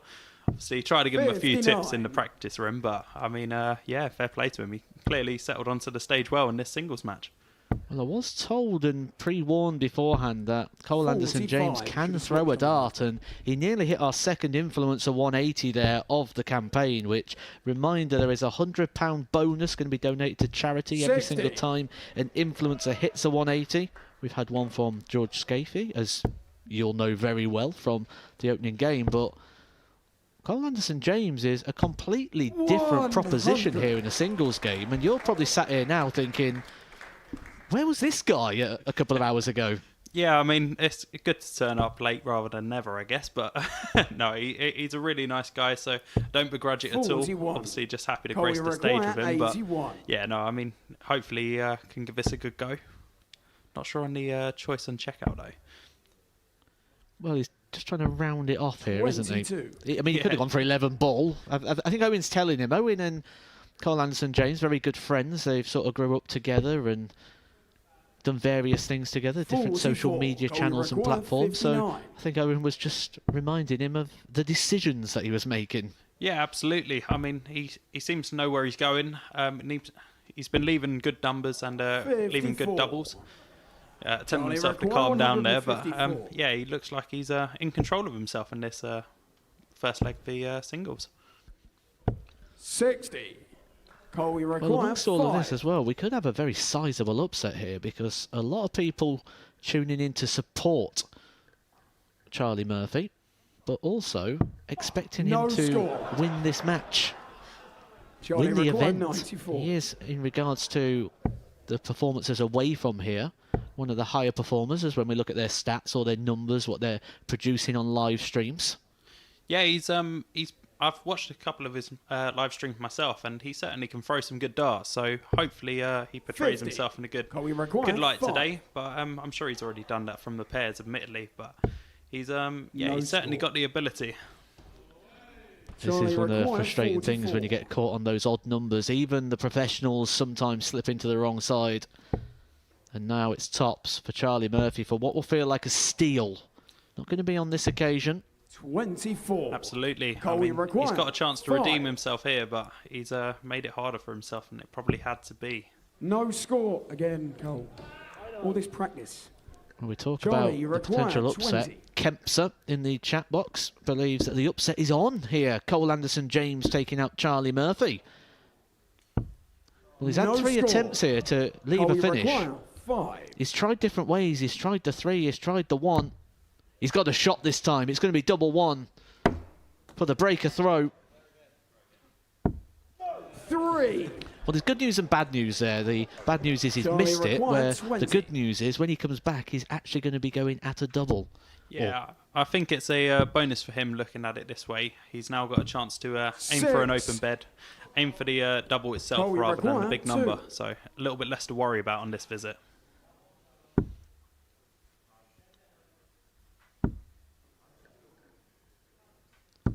Charlie Murphy nodding No along, saying score. he's going to get this. Charlie He's requires obviously seeing something in the 14. practice room that he believes in Cole Anderson James. Game shot on the first leg. Charlie Murphy. A holder throw there for Charlie Murphy, but Second leg, it's feels a Cole to bit of a throw steal first. there. Cole Game Anderson on. James dominating the scoring phase of the leg, but Charlie Murphy doing the thing that's the most important, and that's hitting the double. Absolutely, the scoring is for show, as they 40. say, and the doubles are for dough.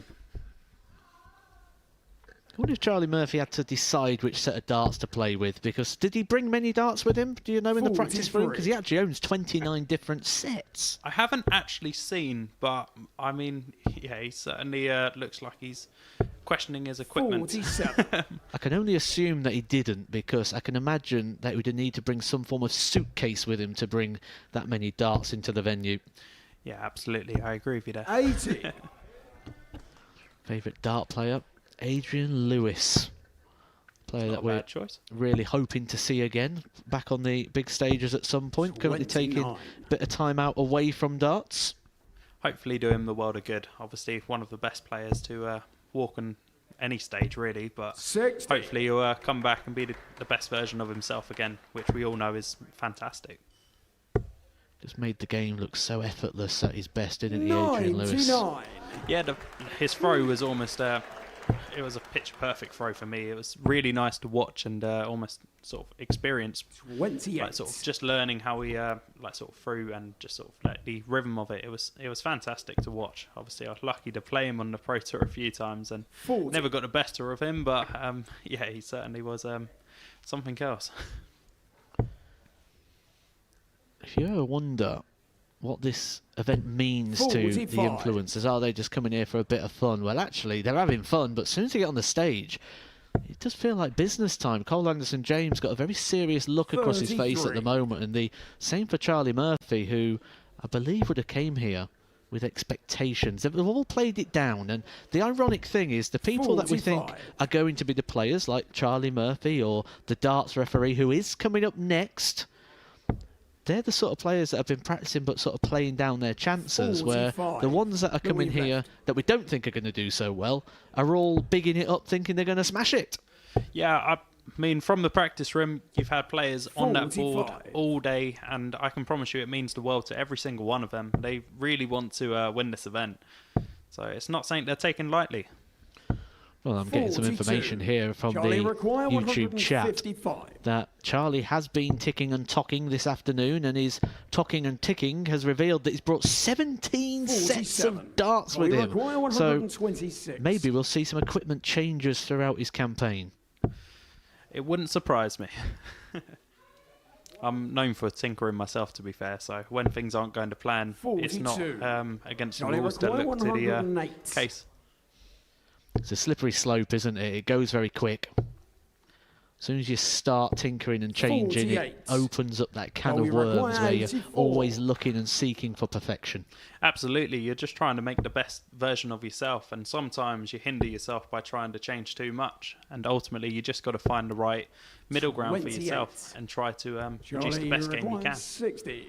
Well, Owen Binks clearly hasn't been giving some lessons in the mathematical stage of this to his friend, Cole Anderson James. 40. I mean, I did Johnny try. Require, 56.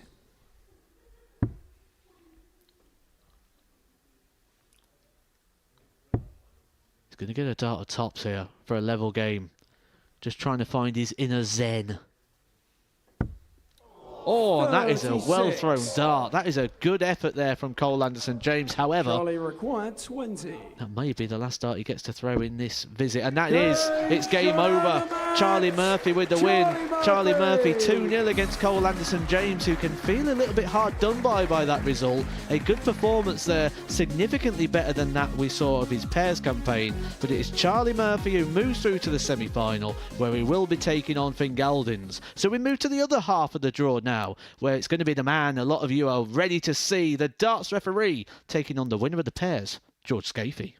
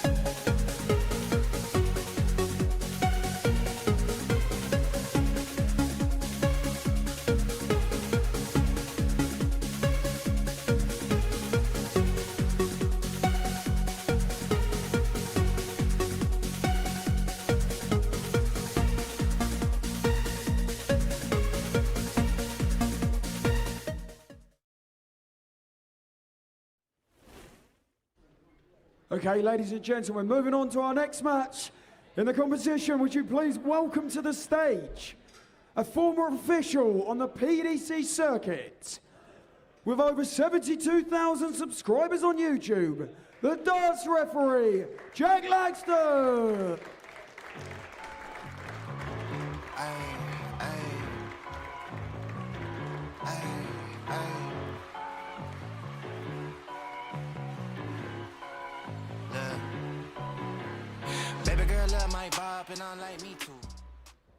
And would you please welcome to the stage his opponent.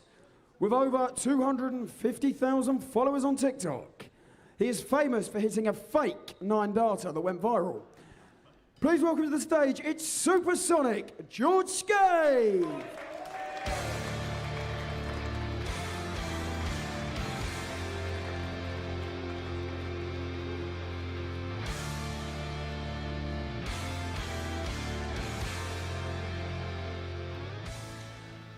Well, the darts referee, Jack Langston, takes to the stage for his singles bow, and there's been a lot of interest in Jack Langston, and a lot of people asking when he's going to be on the stage. Well, here is his time and his moment. He's had to wait quite some time after a bit of a surprise defeat in the pairs. Himself and Ash Coleman, one of the fancied runners, going out in the opening game to Finn Galdins and Cam Crabtree, but George Scaife has really lit up that stage. He opened the proceedings with a maximum visit, 180 with his first 3 darts, before going on to win the pairs with his partner, Adam Lipscomb.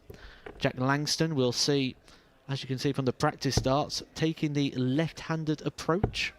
He's a player that struggled a little bit with dartitis over time, and has only been thrown with this action to throw first. Game on! since January. So really does feel like a completely new player, but we know he can put some stuff together, and we are joined by another guest hold on 129. as I was saying, we are joined by another guest commentator. This time it is Shane McGurk. Hello, Matt. Welcome. That would have been a great start for everyone. I think we all would have admit that, but hopefully this will be a good game. I think it will be. I think George is playing well. He's taken into a winning streak now, so I think he's gonna strive off that. But Jack is absolutely firing here in the left-handed. 140. What an effort that was again from Jack Langston. Much better, much closer there with that second attempt. But this is a fantastic start. A 129 and a 140 for the darts referee. I mean, averaging 134. the producer's getting a bit ambitious there, I think, popping up. But he's got his moment there on the screen, averaging 134 after 6 darts. But I think he'd have been disappointed with his performance in the pairs, because we know that he is a good player and he's someone that can actually throw a dart, as we're seeing here. This is a quality start. Yeah, it definitely is, and he's got the factor behind him that he is actually he was a former referee as well, so he knows all the curtain, so he knows how to leave all the finishes. 151. He just needs to put it all on together on the board.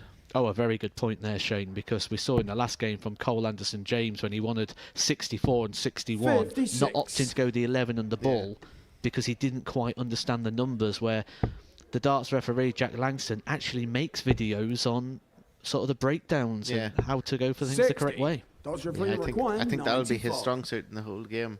But George is still playing well, so I don't think this first leg might annoy him too much. Depends how Jack takes this out. 57. He had a chance there for a 14 dart leg. He should be back for one of the Super Series. Well, I reckon that darts referee require 38. the owners here at Modus may be getting a bit nervous as well, because there is that special prize fund as well for every 180, another £100 added to the charitable total. What a great leg of darts that is from. He tidied that up very well. Good show of respect there as well from Joe Scaife. The 18 darter there from the darts ref, which we've just sat here all week commentating on the Super Series, and that 6 visit block is what we talk about all the time in the Super Series. The darts referee is in it. Yeah, an 83.5 average. He's definitely in it. He'd be in it again, most people here, and especially with a hold to throw as well. That's very competitive. Just goes to show, doesn't it, how quickly an average can tumble in these sort of short format stages. Yeah, one visit changes everything, but one visit can't tell the whole story, so hopefully he'll bounce back from this. He is another player who is big Adrian Lewis fan. It seems to be a bit of a thing here when we're asking the influencers who their favourite dart player is. Adrian Lewis, still a very popular figure. Yeah, it's the fluent throw he has, I think. I'd be one myself. I would actually say that Adrian Lewis is brilliant action that everyone should follow. I think that in his prime he was incredible, and he couldn't do no wrong. sort of how it feels at the moment with Luke Littler, isn't it? A player that just sort of feels like it flows quite easy for. And Luke Littler is the player that both George Scaife and Jack Langston both believe is going to go on to win the Premier League. Are you in agreement with these two? Yeah, I think he's more than capable to win it. I think he's shown it every week he's there. He's definitely 44. He's definitely one of the players to beat in that, and everyone's afraid of him. Like, if they say they're not, they are. They're afraid to play him because they know what he can do, and I think he's going to show them all in the finals night. I think he is a big stage player. Well, it's good to see this reaction here from George Scaife, where he saw some great performances from him in the pairs. And he really did sort of light up that stage. Him and Adam Lipscomb averaging that of some of the pairs that we see at the World Cup of Darts, and maybe just a little bit strucken there by the early starts of the darts referee. But he's going to leave this quite handy, and the darts ref a long way back. So the likelihood here is we could be going to a last leg shootout. Yeah, definitely. I think it will, but it's all about who comes out of the trap first, I think. 123. Georgia required 52. Tops. Double 10 for a level game. Game shot he finds it in the middle. Winning legs here of 18 and 21 darts. There is going to be no need for a bull off in this game. Game on. No, definitely not. I think they're going to be well over with it before then. This is sort of the standard you're watching now that is sort of Super League standard here in the UK. 11. If you're not familiar with what that means, in the UK we have like a pyramid system. You play your local leagues. From your local leagues you tend to find that the better players of those go and play your Super League. From your Super League you get picked for county, and from county you get picked for the national side. So quite a decent standard that the two are playing here. Yeah, definitely are. They're playing well in front, especially in front of a full house. You know, it's hard. Like, I know myself playing in front of a Saturday night crowd here. It is hard to perform, but these boys are just doing it like 26. it's any day of the week. How does this crowd feel to a normal Saturday night here at the Super Series? I mean, the competition itself is more relaxed. You know, everyone's there to enjoy it, and of course you want to win. Like, I tried to win earlier on with Lewis, but we just fell short 3-2. But it's a different atmosphere, I think, whenever you're playing with someone else and then you're playing with yourself, because you're trying to get the Champions Week on a Saturday night. 41. And this here, like, it's all for the people here to watch. It's all for a bit of publicity, and it's all for the charities involved. And I think that everyone's more relaxed here. And 34. but I'm definitely going to take in playing in front of this crowd if I get through to the next Saturday night I'm in, and hopefully that'll help me get through to the win. 41. The week does kick off tomorrow, 9:30 a.m. in the morning. Do hit your subscribe button, hit your notification bells to be alerted when we go live here at the Super Series. 6 days a week. 95. All your action building towards Champions Week. £25,000 up for grabs. The biggest Champions Week we have ever had here at the Super Series. Yeah, it's amazing how much money is on offer for all the players here. It's a life-changing. Like, if you can win the week and then you can win Champions Week, it's definitely something that you can take on board, and especially a load of players are looking forward to trying to take that on and win that top prize. And I myself am hoping to get towards Champions Week, but I'll take every day as it comes, and every Saturday night I qualify for is a bonus. Like, those Saturday nights are 40. really starting Does to every require get into real bumper 137. environments and atmospheres here at the Super Series, just like the one we are experiencing today. And the darts referee has opened up a bit of a gap now on the back of that 123. And is in striking range now. George Scaife not on a finish. Well, he wasn't. he will be now. 85. Darts referee Well, he required leaves the Hinks, the 1-2-7 and game, our favourite finish here at the Super Series, and the darts referee starting on the bullseye. Obviously, a much 81. bigger target in terms of being able to leave a finish. And 127. that is a great setup play. He's left double 12, and that will put the pressure here on George Scaife. Treble 17. Oh, treble 19. Bull. Oh, It would have been heartbreak that for the darts referee to see that go, but it's double 12 to get his first win ever up there on the Super Series stage. He's been practicing and preparing and getting ready for this exact moment. 12. Is this where the experience will come in from George? He's won a few games already today, so... Positive experience as well, which, as you know, counts for everything. Double 10. This for the match. 11. Darts referee Another required. opportunity 12. now for the darts referee to book himself a place in the semi-final. Down for double 3. Last chance in hand. 6. And he can't find. And that could Georgia be required, the last 20. chance he gets, because this has been a decent standard from the pair. Double 5. 15. Darts They're referee both on required. tricky 6. numbers now. Even as pro players, you don't tend to like these sort of numbers. Has he blocked it? No score. Georgia require. We 5. saw the problems that this had for Cole Anderson No James for this score. exact reason. Yeah. It unravels Darts very referee quickly when you're required trying to 6. chase down one of those single numbers. You need to attack this straight away. A little bit tricky there, the way his darts stand up, and that's why he's swift. moved across to the 2-double-2. Intelligent, sensible play there, but he has found himself in the madhouse. Georgia require. 5.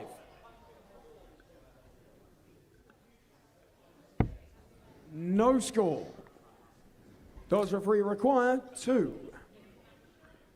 The missed opportunities are starting to add up.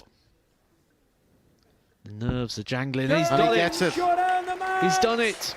To The darts referee has done it. A good performance there from the darts referee, Jack Langston. You see what it means to him. He has prepared and he has practiced and got everything ready in regards to being here to put on his best performance. He chased down a couple of 180s there on 3 occasions, had the 2 treble 20s in, but couldn't get the last dart in hand there. George Scaife, who won the pairs, will not be doing the double. It is the darts referee who advances, where we will be taking on the winner of Lewis Bowden and Pie Face.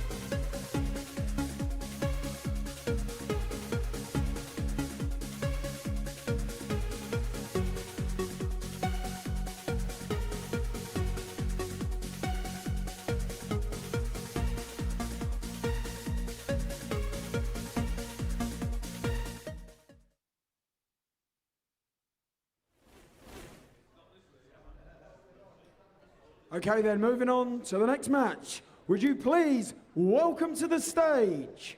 He's the producer of the Pitchside podcast. It's Ring Sting, Lewis Bowden!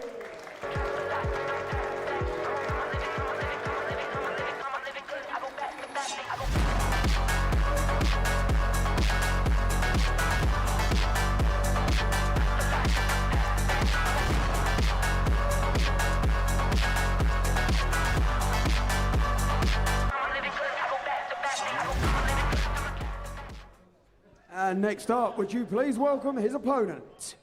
With over 900,000 followers on Twitch, he has played on the Match Play and Premier League stage. It's Pie Face! Let's get it. Green light, let's get it. Green light, let's get it. I'm the future, I'm in it. Check score, I'm winning. Green light, let's get it. I just win, win, win, win, win. I'm on 10. 10, 10, 10, 10. Hello, I'm Himothy. I got the recipe. I got the flow. I got the remedy. Well, it's thirsty work, isn't it? Making all those steps on the way up to the stage there for Pieface. This is our last game in the quarterfinal stage, the opportunity to move through to the semi-finals to take on the darts referee who just before the break took out the pairs winner in George Scafey, so there won't be a double happening for George. Pieface will be fancying his chances, though, coming into this game on the evidence of what we saw in the pairs. Lewis Bowden was, let's just say, the grouping wasn't quite there when he was taking on Pieface in the pairs game when Ted Everts and Shane McGirt was the professionals helping him out on that occasion. But there is no help now for Pieface and for Lewis Bowden. But I do have one of the players up here with me. It's the former Youth World Champion from 2021, it's Ted Everts. Hello. That was a few years back now. No, it's been a great day for sure, being down here for this event. Obviously, going to be for a great 49. Charity, whichever the winning choice ends up to be. But yeah, definitely been a good laugh, nice atmosphere out at the back as well. He was mentioning to me off air that Lewis Bowden's a bit of a character down there. Yeah, for sure. It's to be fair, I was expecting maybe a few different personalities and whatever than I actually have come to see. But yeah, for sure, it's been a good laugh and they're definitely enjoying it, as we can see there. What a polite way of putting it. Different personalities. I'm going to use that one. I'm stealing that one, Ted. 26. To be fair, Pie out the back, 3 180s, warming up and stuff like that, so he definitely can try. Well, on his Twitter, he put they hit a 9-darter on Monday in preparation for this. it was 301, but still a 301 9-darter is a very good ring of darts. Standard average. See if he can bring a little bit of that to this game. I'm sure at the moment that the darts referee will be in the back room, probably quite happy with what he's seen so far from the pair. Yeah, for sure. I mean, he'll be more than happy with his own performance, I think, compared to the pairs event earlier. Do you find that the players in the back, the influencers that are taking part, are they watching the screen? Are they seeing what the other guys are doing? It's been a bit of a mix, really. Like, half of us have been chatting away and just sort of getting to know each other, and then sort of chill out and turn around and watch the screen for a little bit. Just more when you're hearing the big scores and sort of like cheering each other on. Well, I said the grouping left a little bit to be desired. And doubles seem to be a bit of a problem at the moment as part of this influencer section, so maybe he's just getting a little bit of practice in. 17. Warming up for the back end of the legs. This is something that, regulation-wise, if this was a traditional game of darts here at the Super Series, you'd probably take a bit of homage to in regards of Lewis Bowden almost walking straight back down the hockey. Yeah, I mean, first times on stage for someone like Lewis, so obviously the etiquette, shall we say, is slightly different. But nah, you can, like we say, we're here to all enjoy ourselves, and you can see he is thoroughly doing so. 21. Oh, he's absolutely having a great time up there, and a rare appearance in regards to darts for Lewis Bolden. I do like to get a little bit of feedback from all the players when they first arrive here. 41. And, well, I asked, where have you played darts before? He's claimed he's going to hit a 180 just for everyone. Best moment Yeah, in darts when throwing? Let's go 180. Let's get this Nothing. over. 180. But he said that his favourite darts event is the Modus and the Super Series, so maybe he's going to be tuning in next week to be watching you, Ted. Hopefully be watching me win. 121, yeah, okay.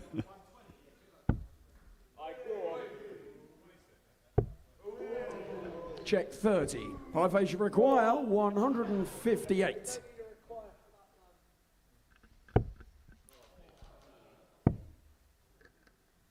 Pieface will just be thinking, just stay steady, just pull this down, find himself the opportunity, because I've got a feeling Lewis Bolden may not be taking it out too quickly.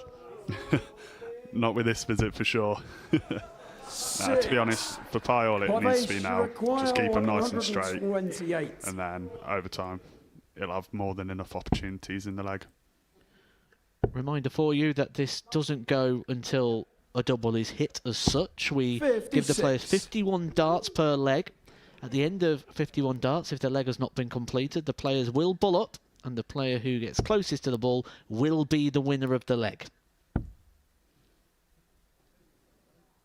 It's a good job we don't do that after 21. High face you require 72. Be a different tournament, wouldn't it? Would make a few different names, that is for sure. Double three. He's busted. No score. He would rather bust and go back to he's 72. Why is he take out celebrating? I don't think he knows what's going on. I'd like to see the celebration if this was to go. I mean, I can't tell you what he's supposed to go for. Right, Lewis, you require. As far as 152. Pieface is concerned, he thinks that he's got all the time in the world here. Oh, hang on. He's on a finish here. I mean, it's not going to go, but for that brief second, we all held our breath and thought, imagine. There was a chance. 79. I'd rather have some chance, wouldn't you, than no chance. Pieface you require 72. Although it's levelled it back up. And he's found the treble 20 again with the first dart. Lovely little two-darter. What a finish from Pieface. Shame McGurk enjoyed himself. Oh, absolutely. Everyone's enjoying themselves down there. A really good finish from Pieface, who really does sort of vindicate the decision that he made to bust the score in the shot before, and reminds us that actually this is a guy that can, on occasion, throw some very good darts and could make quite a good semi-final with the darts referee. 45. Three interesting things about yourself. There's a question that we asked the influencers on their way 44. in. And Lewis Bolden's are, well, different. See, I told you I'd steal it, didn't I? Different. He likes the Scissor Sisters. His middle name is Paul. And get this one. He's scared of clowns. 60. Okay. Definitely didn't go to the circus as a youngster then. Or maybe that's what scarred him. It's just interesting that out of all the years that he's walked the earth, they're the three things that he thought would be the best to put over on commentary. 24. Not quite a Sort of got 180. into darts over the Christmas period, as a lot of people do when the World Championships is on. Darts just tend to go through a very big boom period. 85. I think a certain youngster has helped that along. Yeah, Luke Littler making the World Championship final really did boost the numbers and the interest in the sport, and continues to do so, and we sort of feel we're getting the second coming of that this year with what we're seeing from Bo Greaves. I can remember a few years back watching a youth final. I don't know if it was Wales or Irish or something. And it was those two in the final against each other when I think Bo was maybe 16 and Luke was 12 or something like that. And I can remember watching that thinking, yeah, if I don't do something soon, then these guys are going to come and absolutely take over. Switch back up to leave a finish. They're going to be steamrolling darts for many years to come. Like in this game here, Pieface, absolute steamroller performance over Lewis Bolden, about 200 points ahead 37. on the scoreboard, and I don't think this game's going to have too much longer in it. As long as he can get the job done. We're in a situation here where Lewis Bowden is about to win an award. I think he's about to take something that I never thought anyone would take. Come on, Lewis, put a bit of pressure I on think him, he's bit going of to take pressure, the come on. crown off of John You need a Norman 180. Jr. as the most That's still good. exaggerated dart player of all time.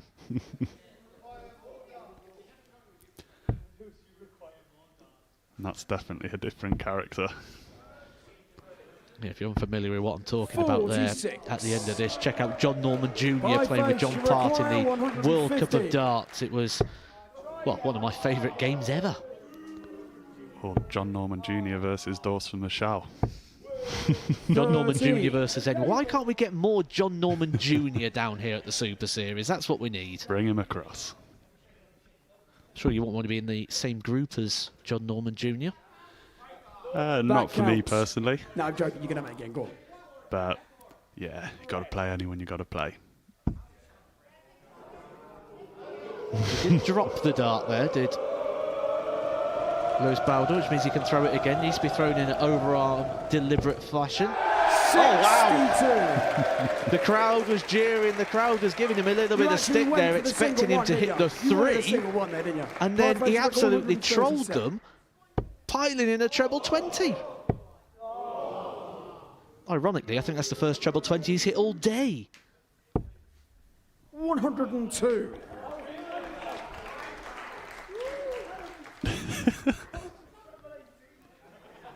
I think he did the Vince McMahon walk there, didn't he, to the hockey, Lewis Bowden? I mean, he's needing a bit of a miracle here just to even get an opportunity. Pieface now on a 28. two-darter, and a two-darter that Pieface, is you likely to I'll be get him a shot at the sarcastic, from double here. So you've got 35. all those options down the bottom, all those odd numbers to leave on a double, and it is the double 8.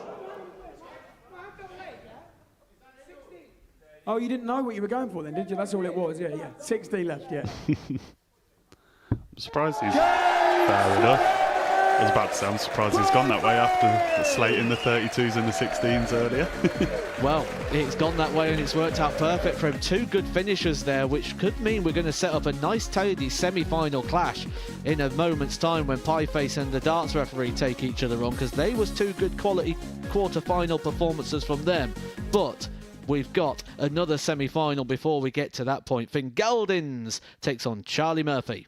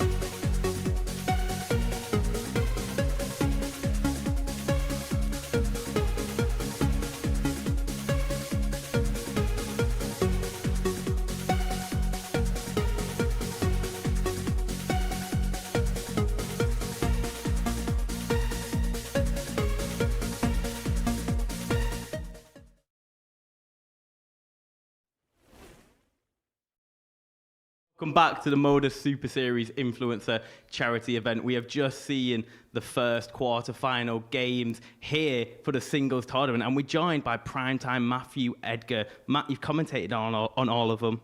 What are you thinking? Oh, I'm glad we're having this little bit of a break now, just so I can catch my breath, because that was dramatic and that was fun. We had some good darts, we had some crazy darts, we had some wild darts, we had plenty of moments in there as well. I think one of my favourite moments was the big one, the crowd getting on his back going, is he going to hit the 3? And then he found the first treble 20 that he's hit the whole time, did Lewis Bowden. So, yeah, I think that was a big moment there for Lewis Bowden. He really enjoyed himself on that stage and sort of embraced the whole experience. But in the end, Pieface is far too strong for him on that occasion. And the doubling from Pieface was really good, which I think is going to set up a really intriguing clash there in semi-final number 2 when he takes on the darts referee. Could be a good match. Yeah, I think both Pieface and the darts referee really stepped up to the plate in their quarterfinals matches, especially the darts referee, I have to say. In the first game, he potentially looked a little bit shaky, but in his singles game there, he looked really, really good. It's not like George Scaife didn't give him a game. He most certainly did. He looked good, he looked focused, he looked determined. He isn't just a player who looks like he's coming along to this try and embrace it or to mix and network with other influencers. He's a guy who's taking this as a proper tournament. We can tell that in regards to the practice, the preparation that he's done for weeks building up in towards this event, and from the updates that he's been putting out on his own social medias. Now, for the darts referee, this may come a little bit too early for him, in the fact that he's recently changed over to the left hand from the right hand, which is something I never thought I'd be saying as a pundit, but he's someone who has actually done that and embraced that. So he's not someone who's been playing in this way for a while, so it's all new to him. It will feel like someone who's just picked up darts for the first time, but he's handling it so well. And he was on for a 180 on 3 occasions there, and every time got closer and closer. So I think maybe the Modus purse strings may be stretched once again. We'll quickly touch on Finn Gowdens and Charlie Murphy. Charlie Murphy, strong performance in the doubles, perhaps a little bit less in the singles, but he is here in the semi-finals yet again. Who do you fancy for that one? Well, Charlie Murphy is the more solid player of the two in regards to what we know from them from their own streams. But this is so different when you're playing on a stage with a crowd and different environment match where you've got to worry about the pacing. When you're playing sort of at home, you don't have to worry about the pacing, looking at where your opponent is. It makes a big difference when you're in the room with that actual person and the difference between online play and live play. And that might be what we saw there in that opening game from Charlie Murphy. But I do think he'll start to settle a little bit now. He was probably felt a little bit exposed up there, because when you're going up there and you've got a player like Fallon Sherrock, one of the most iconic players in this sport, as your partner backing you up, you can feel a little bit safe, you can feel protected.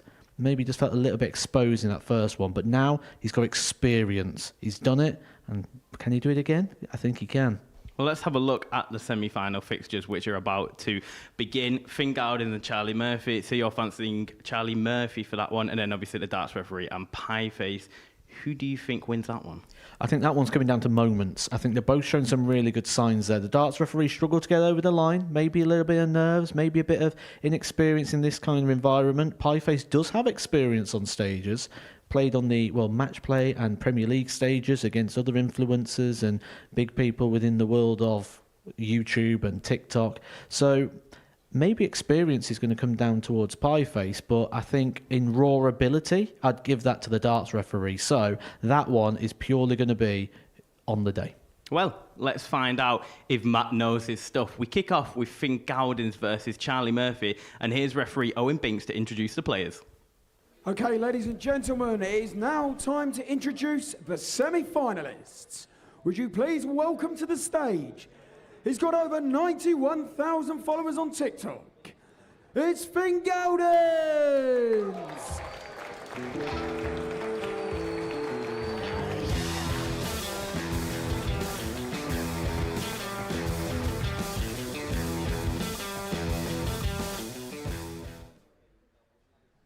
And now it's time to meet his opponent. He is the producer of a #1 UK podcast. It's Charlie Murphy! This is me, I'm so royal, and you all wanna be round. Yeah, you all wanna be round. Round a champion, a champion. This is me, I'm still on it, 'cause you all wanna be loved. Yeah, you all wanna be loved.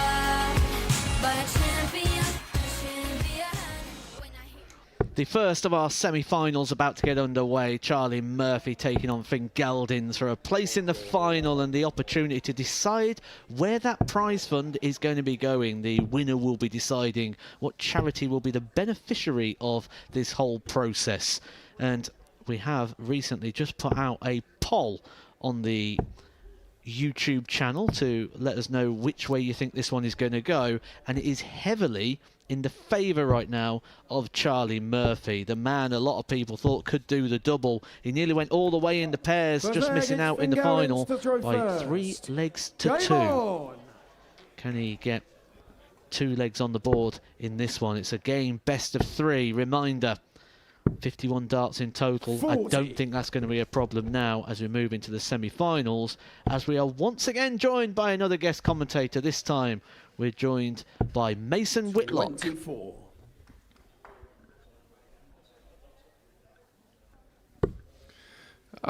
Yes, happy to be here. Thank you for having me up here. 14. Mason, another player that took part in the pairs event, played up there with Proddy C, a player who 39. lost to Finn Geldins in the opening game. What was it like playing with Proddy? Was he like in the back room? He's actually one of the most likable people I've met today. He yeah, he just seems like like an average bloke. He's a very likable guy, and in the back room he seemed like a very good player. I don't know if nerves got to him, but 96. yeah, I saw he had good potential. I thought he was going to do well in this.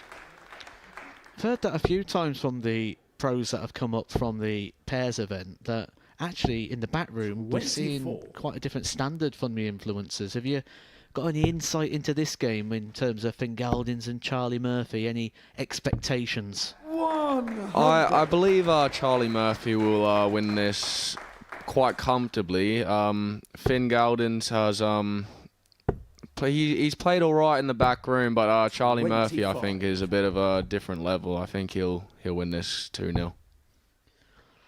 Around about a 60 average is what I've seen on a regular basis from Charlie Murphy when he's been taking part on his TikTok channel, and didn't quite translate as well when it came onto the stage for the singles game the first time round, but 65. We did mention Johnny there McGuire, with 142. Jake that you can sometimes feel a little bit exposed when you're up there on your own, but he really does look like he's settled down to the task now. Yeah, I think my first time anyway when I played up there, I think nerves definitely was a big part of what happened, but I think he's settled down a lot now, and I think he's starting to get used to the distance of the board, and used to having that crowd there. I think he'll go on and win it, 86. Well, he nearly took out 102 finish there, so he may be on point here. There are just 4 players left in the competition. The darts referee coming up next against Pieface. 81.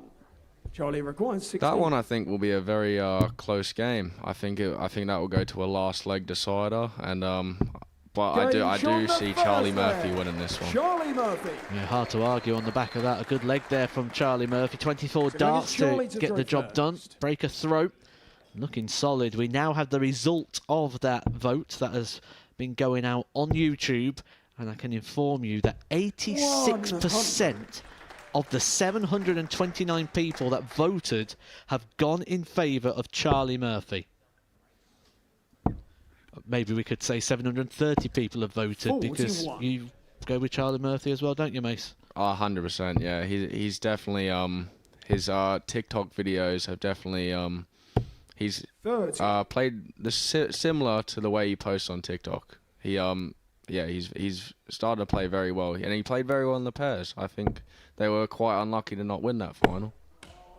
61. I think there's been quite a big following. If I had to work out who people are tuning in to see, I think there's been a lot of easy nows. So Charlie Murphy's little catchphrase, which 100. people coming in to support him with, and the darts referee been very popular, and I think that would be a very, very popular final should that come through, and Charlie Murphy looking to do his part of the equation. Great darts there though from Finn Geldins, a 140 to put him back in this on the scoreboard stakes.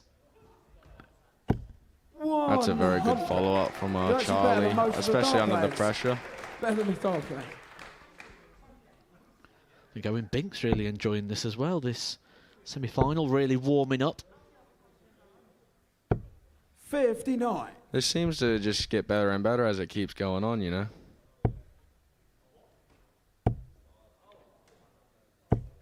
$135.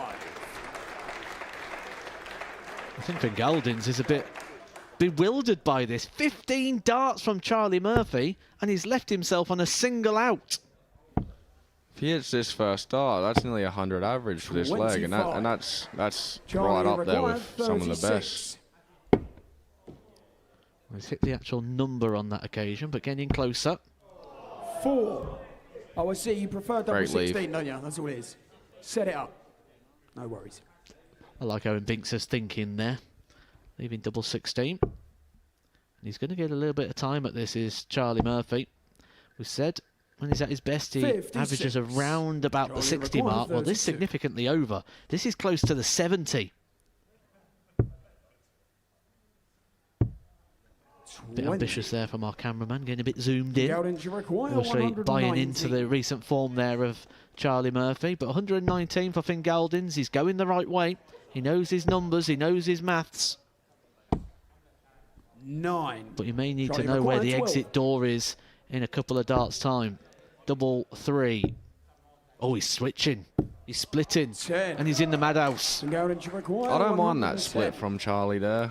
3, I think for that standard, I think leaving 3 is a very difficult choice. So I think that was a good idea.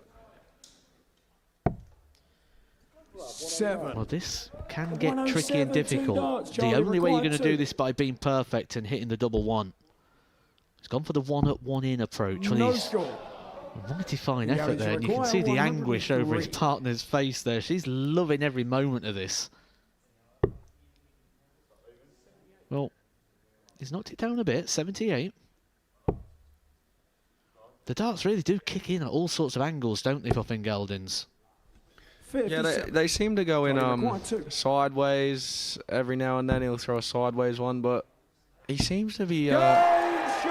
He seems to be out, that's what he is. Charlie Murphy, a good performance there, a solid performance, and the man that a lot of people thought would do the double is through to the final of the singles. He didn't get the pairs, but he could be taking the singles. He is through, and he'll be taking on the winner of the darts referee and pie face, and that game is coming in just a couple of minutes' time.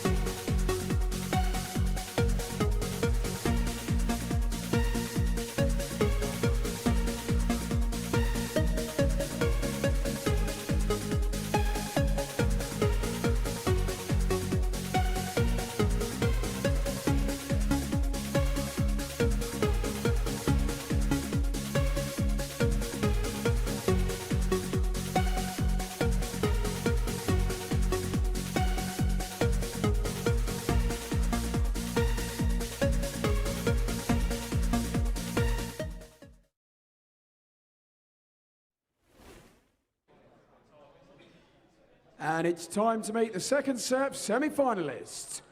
Would you please welcome to the stage? He gets more than 18 million views on YouTube every month. He is a former referee on the PDC Pro Tour, the darts referee, Jack Langston!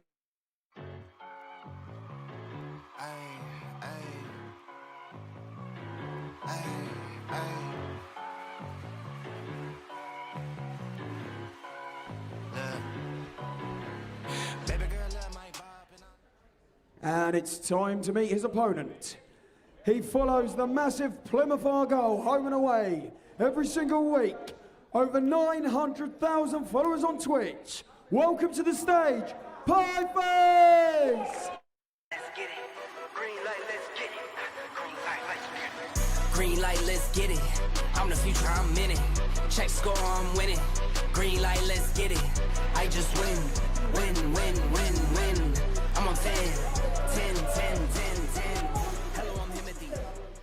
When I first arrived here at the Live Lounge in Portsmouth, I didn't think that I'd be talking too much about the standard of darts. I thought maybe we'd be telling more around the stories, but actually these two have been playing some really good stuff, certainly in that singles event. 2 comprehensive victories, the darts referee coming through and scaring the maximum, something that he's now hit 11 times since he switched over to the left hand. He would love to get the dozen up there on the stage under the cameras and with his audience behind him. Pieface steamrollered Lewis Bowden in his opening game, but I think this game's going to be one of a completely different ambience. That game with Lewis Bowden was more about the crowd interaction, where Jack Langston, the darts referee, looks like he wants none of it. The darts referee has come here to win. The darts referee to throw first. Game on!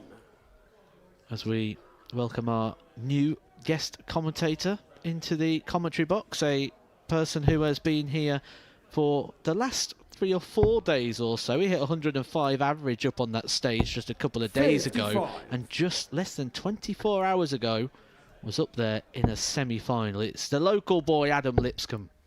Hello, mate. How you doing? You all right? 43. Oh, good, yeah. How does this feel compared to, like, you experienced the crowd last night, which was another sellout, back-to-back sellouts here at the Live Lounge in Portsmouth, but what's it like down there today? Yeah, it's brilliant, mate. Yeah, so 2 nights in a row is a bit different today, and then obviously got the win in the pairs with me and George. He played solid, mate, to be fair. And I thought he got a lot further in this, but unfortunately he went out next last round, but yeah, it's good. He did. It was the darts referee himself that took him out. A good performance from Jack Langston. 84. He means business, this boy. He does. He's been preparing, he's been practicing, he's been streaming to get ready for this, but Pieface is one of those players that a lot of people sort of expected to come here and do quite well, and in that game with Lewis Bowden was very solid on the finishing as well, taking out combination shots, 72 and 35. So since being in the back room with him, obviously through the pairs, and he's been non-stop practice, the darts referee. I'm not surprised. He's a guy who's been around the PDC Pro Tour as a referee 47. And as a marker, so he would have been around people that know how to prepare and get ready for matches and to bring the best out in themselves, and that's what he's looking to try and do. You mentioned about the left-handed approach, and I'm absolutely baffled by it that he's this good after a couple of months. So can you play left-handed at all, Adam? A little bit. I used to play with my mate, and he never used to like playing me right-handed, so I used to have a little muck about here and there, but it's complete. It's nuts, yeah.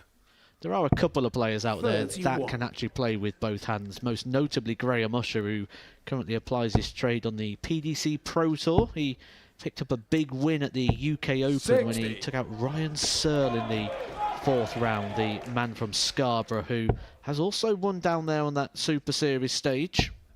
My first ever week at the Modus Super Series here, I shared a room with Graham Usher. And I think he's left-handed normally, but he actually hit a 180 right-handed in the practice room. I was like, I couldn't believe it. He was so good right-handed compared to his normal natural left-handed self. 155.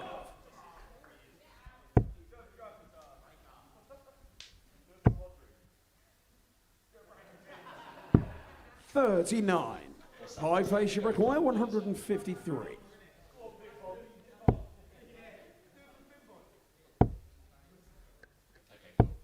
$41. Darts referee require 160. Just the one treble needed here to get a dart of the double and really appease the YouTube chat room at the moment, who are very in support of the darts referee. 56. This is a platform Pie he face, you require uses on a regular 112. basis, the YouTube. Pie face looking to find a treble with these darts. They're not his darts. He forgot his darts. Turned up to a darts event without darts. 78. Darts referee requires 60.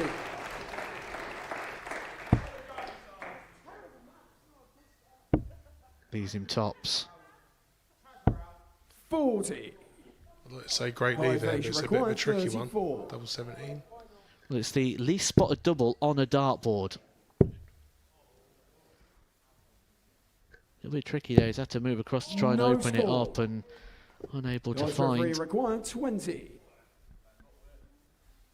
So 2 10s to put himself halfway to the final. And he Game finds shot it with the first. second dart. To the darts referee. Second leg, it's pie face to throw Darts first. referee halfway Game towards on. the final. But we have a QR code on your screen now, which if you've got a smart device, all you've got to do is scan that, and that's going to 60. take you to a GoFundMe page. A GoFundMe page that has been set up by the darts referee himself, where he's looking to raise another £500. That £500 will be added to the prize pot of this 21. charity event, the event that we are all here for. And the charity will be chosen by the winner of this event. The winner of this event will be 41. either Charlie Murphy, who is sat waiting in the final, or the winner of this match, which at the moment is leading towards the darts referee. Long way to go in this, and we know that Pie Face certainly has 43. the ability to turn it around. Have you managed to catch these guys on the practice board? Got any insight for us? Yeah, he's hit a fair few 42. 180s in the back room, to be fair, or pie face. Is he one of those that hits a 180 and then wants everyone to know about it? Like, Yeah, everyone, look what I've just done. 62. When the first two triple 20s go, he's like, "Wee," and then trying to oi everyone on to look at him. He's a big personality, pie face. Yeah, I got that sort of impression from the very second he walked through the building, and he was sort of mobbed when he got here originally. All the audience that have come out all wanting a 60. picture and an autograph with Pie Face. He's done a lot of things in his life.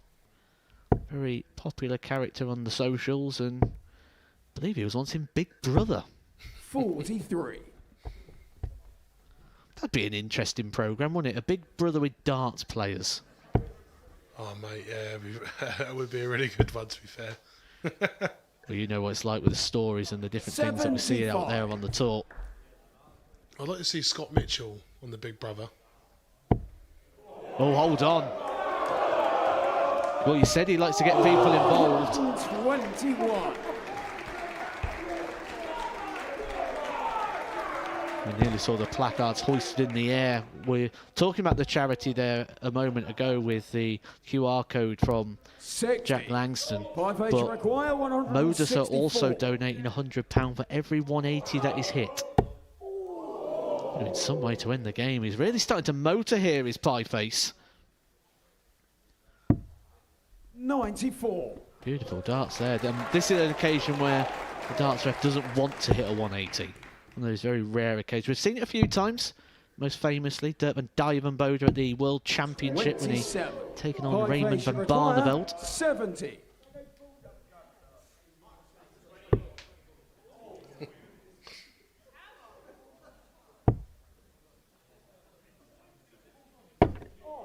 $30.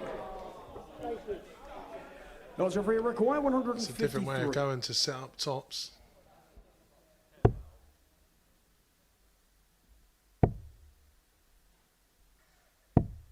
$27. Pie face, you require 40. In the first game, Pie Face has done it for good, and they're brilliant once again. I think it's fair to say we know who the audience are wanting to win this, which is complete contrast to what we've got over on the YouTube channel. So we've got two completely different audiences, but the one that Jack Langston, the darts referee, can hear right now is the one that is behind him, and that must be a little bit intimidating at times.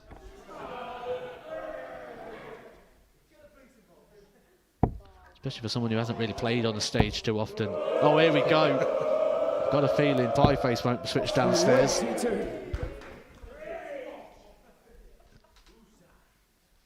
He has experienced a stage before, as Jack Langston. He used to play his county youth 46. darts, but that's some years ago now. Recently became a father. Hope you're well, Bobs, if you're tuning in. Congratulations to you. 45.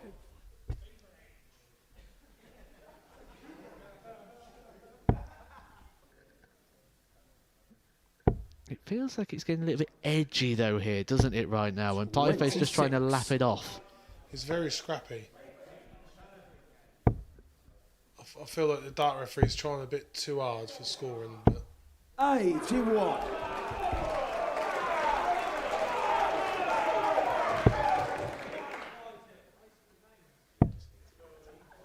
Oh, sorry. 42. Well, the audience now starting to get involved and starting to engage. They are. There seems to be a bit team Pieface here in this one.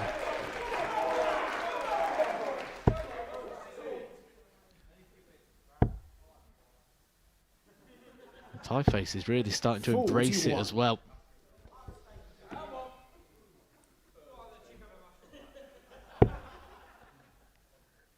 Starting to show some of the darts that he's been saying he's been doing in practice. And this is some leg from Pieface. He's had a treble in his last 3 visits to open up a sizable gap here.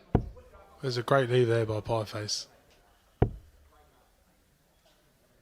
Darts referee starting to get in a bit of trouble here. Pieface should require 161. There's the one. Yeah, knocked the one off. They knocked the 60 off. Oh, then put back on again. He's left the ice cream finish. I've never heard that saying before. Well, if you haven't heard that one, you've certainly not heard this one. 40. He's about to try and give it a licking.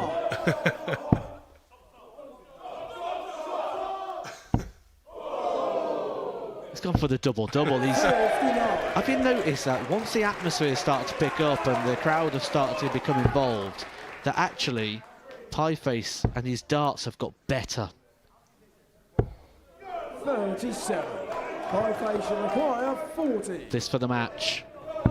His doubles have been so solid. So much so that he's now going to need to do 2. He may choose to split this though. He may get aggressive. 21. He should have bust it, he says. Like that bit of banter there. 26. It's not been the leg for the darts referee. He's really struggled since it's hit 1-all. But he's still in there.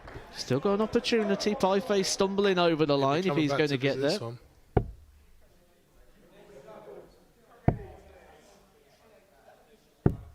40. Leaves the finish. Pieface requires 16. Maybe first start.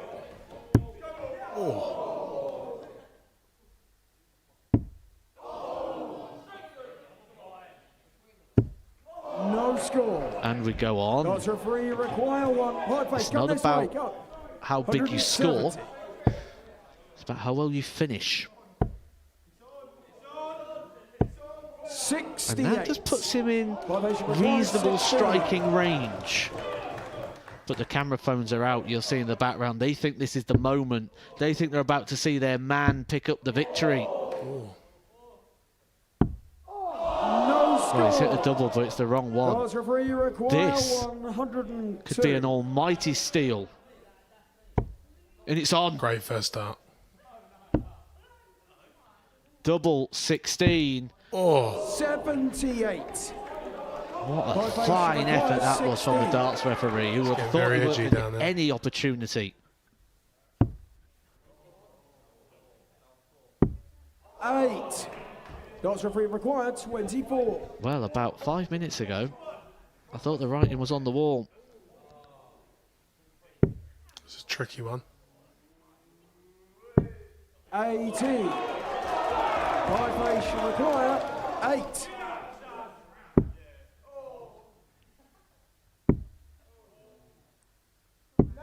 Well, Pieface was so good on the doubles for his first 3 legs he's won today, and now can't get the job done. Clips the wire. 3. Oh, and he's now in the Nice visit there. 8. 2 4s. 2 2s. 2 1s. 6. Darts referee required 3. We're going down the dog and duck. No score. We're going into the madhouse. Reminder, if it goes to 51 darts, we will go nearest the bull. So they're both going to have a couple more visits yet. We're not going to need that. Bosh. Pieface is through. He gets And he is absolutely buzzing. It was a game that Pieface dominated throughout, but when it came to the finishing, just started to waver. But he's there, he's done it, he is through to the final, and he is now a game away from picking up the title here at the individuals at the Super Series. He will be coming up in about 3 to 4 minutes' time when he will be taking on Charlie Murphy.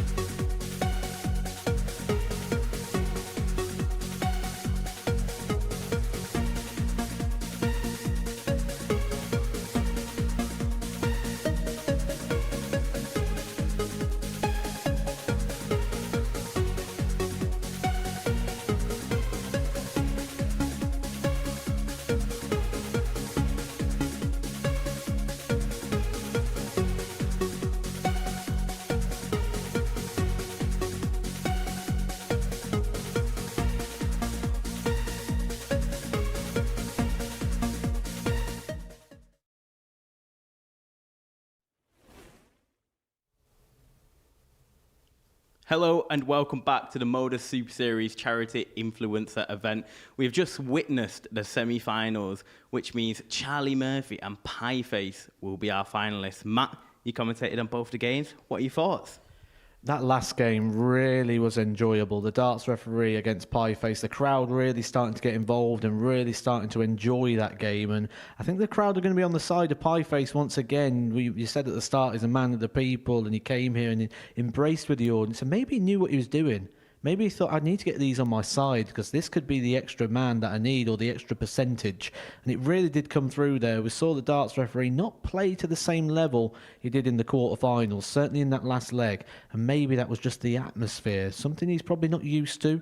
A lot of the time he does his streams and you play in these sort of events and you can see the numbers, but it's numbers. You don't see the physical faces. You don't hear the noise. And sometimes it's a little bit misguiding at times when you think you're playing in front of 100 and so people here and then you're playing in front of 1,000 on the stream. This is more edgy when you can hear them and you can see them, and I think that just came into play a little bit there for the darts ref. But I would like to see him here again. I think he handled himself very well up there. You could see he took the event very, very seriously, and I think give him a couple more months with that left hand and I think he could come back and win this.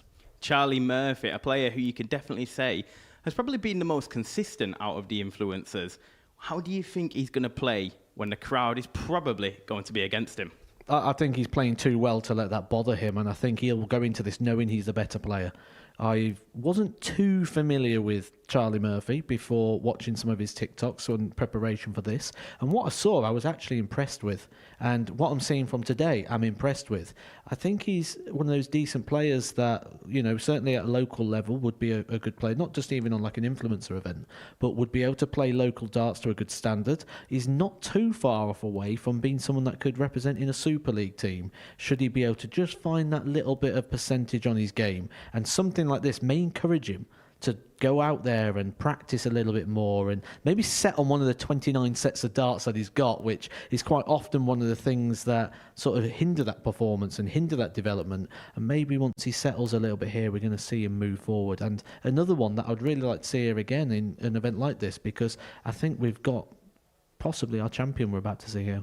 Well, both of the winners will be representing a charity in the final, and whoever wins it will get the entire fee of tickets sold to go towards that charity of choice. And there also is a Just Giving page on the Modus Super Series socials at the moment and on the QR code on the screen. When we talk about Pieface, it feels like he's really growing into this event. He is. He really is. And he's getting better as it went. That last leg, very, very good. When the chips was down, and you can excuse being nervous for a very inexperienced player, he had a hat-trick of visits to the board where he found a treble. Now, when I sit here on a normal basis and I'm talking about the Super Series players, and that's when I'm talking about established players that have played on the Pro Tour and World Championship stages, I say just hit one treble in this situation. It's all you need to do to keep control of the game. And he did it as an inexperienced player, so really commendable there. And he's going to give Charlie Murphy problems, that's for sure, but you just slightly favour Charlie Murphy. Well, let's just remind ourselves how the two finalists got to where they are. Charlie Murphy taking out Cole Anderson and Finn Gowden. Solid performances in both, whilst Pieface took out Lewis Bowden and then the darts referee. Matt, who do you think wins here? I've got to just edge very, very slightly towards Charlie Murphy on the basis that this is what he does. Pieface enjoys a game of darts, but Charlie Murphy lives and breathes darts. And I think that might just be the little bit of a difference. But could the crowd play a factor? That is something that we'll have to see, because Charlie Murphy came up here yesterday for a little chat and having a look round, and he says he's a little bit edgy and a little bit nervous. The finishing line's in sight, and he's going to be against the crowd. Well, this is what we've all been waiting for. The final is upon us. We now go to Owen Binks, who will introduce the finalists. Good afternoon, ladies and gentlemen, and welcome back to the Live Lounge in Portsmouth. It is now time to introduce the finalists.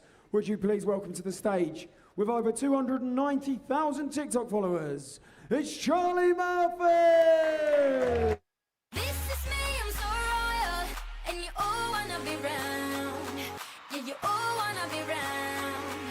A champion, a champion. This is me, still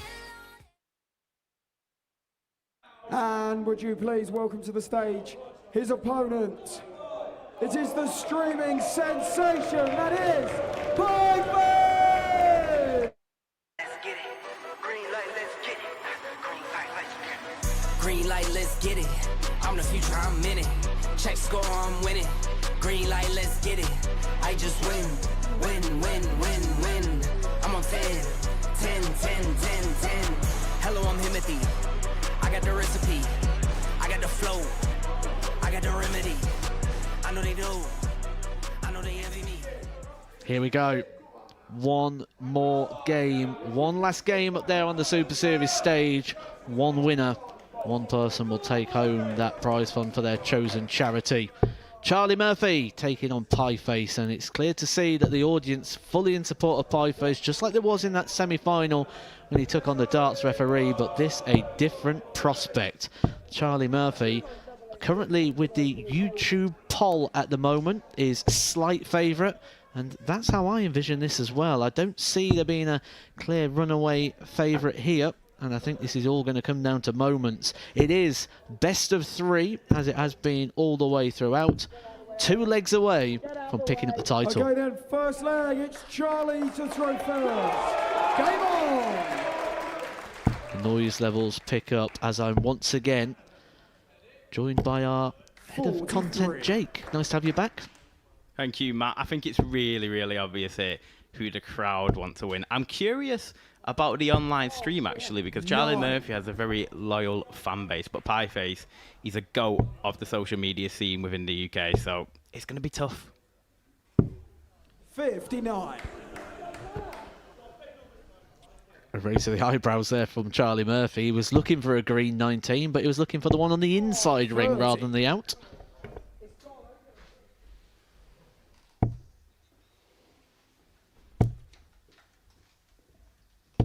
60. Well, the question if the crowd was going to play a factor of it can soon be eliminated by just having a bit of a gap between your opponent. Crowd can only go with something if you're going to give them something back. We referenced Pieface growing into the event. He's going to have to grow into this game if he stands a chance, because Charlie Murphy could run away with it. He's been steady all day. He really has. He's had a very good day as Charlie Murphy so far. He reached the final of the pairs event, losing 3-2 alongside Fallon Sherrick. And he's in the final again of the singles, but that could be, as good as it has been, could also be quite painful if he was to head all the way back up to Manchester after losing in 2 finals. 50. I think Pie really, really wants to win this, but what he needs to do is to make sure he doesn't get too emotional.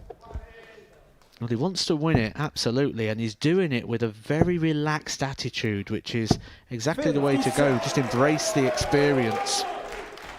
But maybe that is the experience, because as we've mentioned already, he has played on a lot of the big stages, and he tends to do it almost every year. He sort of goes to one of those big PDC events and gets to go on stage and take on another influencer. 41. You know, we heard a lot about what he was hating in the players' room. So you know the talent's there. It's obvious the talent's there. And like you said, the more and more he plays on stage, the more and more impressive he's going to get.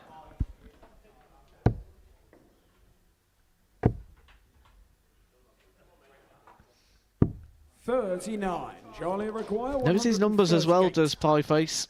Big fan of darts, follows it on a regular basis. 41. Big fan of Michael Smith.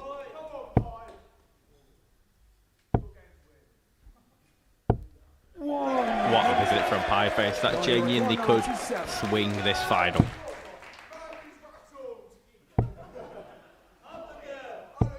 $47. Pieface requires 64. We'll start on the 16s area. Oh, he's hit the treble, 88 for an early breaker throw.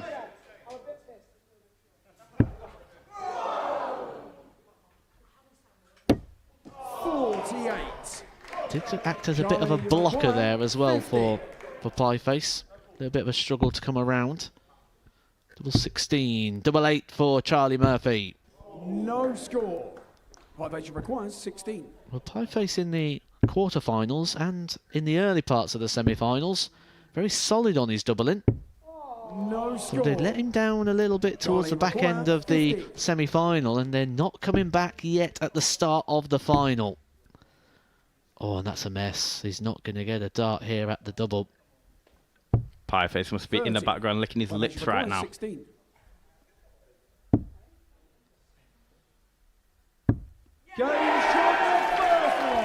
He'll be licking his lips, he'll be cheering and jeering. He's got the breaker throw. This, a reminder, is just a race to 2 legs, a best of 3 match. So he's halfway to the finishing line. What pressure does he apply now? That is a steady, steady visit. That's what you want to see after you go 1 leg up.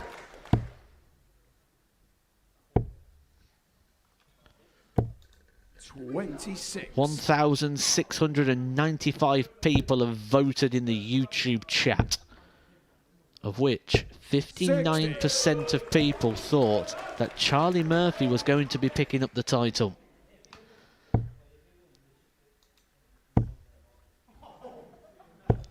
That looks like a very steady, sensible idea there for Charlie Murphy. He's just starting to spray the darts around a little bit, and then just 2 really big, fat single 20s. Just get some points on the board. Then you can start going back down to the trebles again once you close up the gap, and this is good. This is 85. Sensible play here for Charlie Murphy. Just trying to control the situation. Shows he's really thinking. Don't forget, you can donate to the Just Giving page, which is being shared on our social media platforms. The winner of this game will be choosing the charity which the donations go to. 20. Well, maybe he was going for too big of the fat 20 there. He's ended up throwing 2 off the board, and he's offered a big invitation here for Pieface to open a bit of a gap in terms of the scoreboard, one of which he hasn't accepted too well.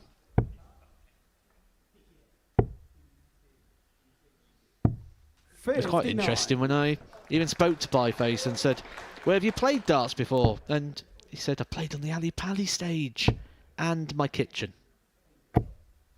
30. Quite a juxtaposition. Well, 2 visits there that have just opened the door here for Charlie Murphy. 24 and 30 from Pie. 40. Pie really needs a strong visit here, even if it's just staying straight. He started well with a big treble 20, and again showing his whereabouts and his knowledge and his experience of watching darts on a regular basis, using the 19s. 43. No finish left for Charlie Murphy. So Pieface is going to get at least 6 darts here to get the job done. 38.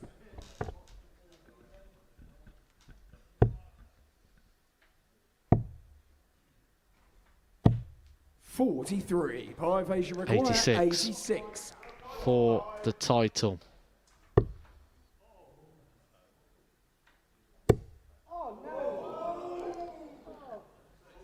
Well, that leaves 11.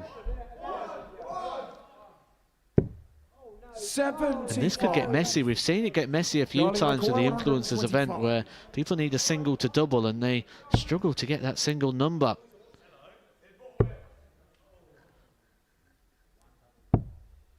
$95. Pieface He's require himself 11. single out. No score. And he's going to get a chance. Charlie require 30. Double 15. Got to find an odd number. But there's not too many that leave you too much room or wiggle room to make an error. Oh, it's on. Double 3. For one of the most unusual, unconventional ways.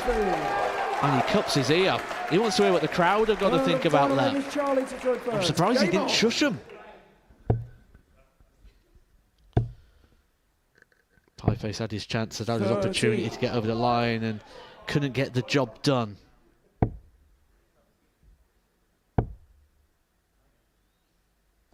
$60. This is what Pieface was doing very well in the early parts of this game, just getting those 60 points. It's enough to open up a bit of a gap, just the big 20s. 45.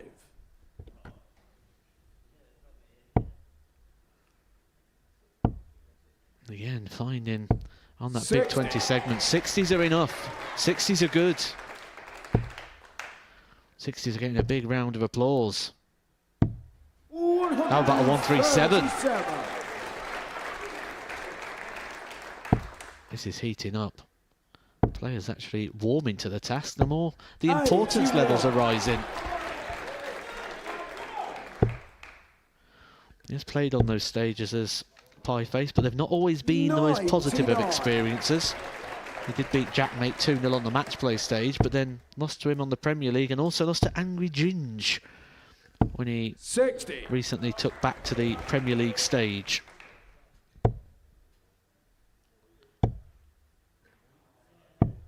Maybe Charlie Murphy has had his scare because he's starting to find the darts that he finds when he plays darts on those TikTok streams. He's got time on his hands, a complete flip around the reverse from the last leg where Pieface was down to a finish and had time on his hands. It's now Charlie Murphy who's going to feel he's got time on his hands. 132. Well, that changed quickly.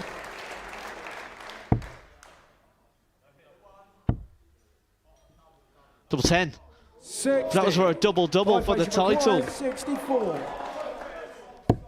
Reminder, it is only a race to 2, so these are match-winning moments.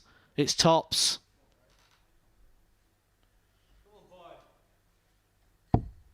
$44. Drags it low. Charlie Drags it very low. 20.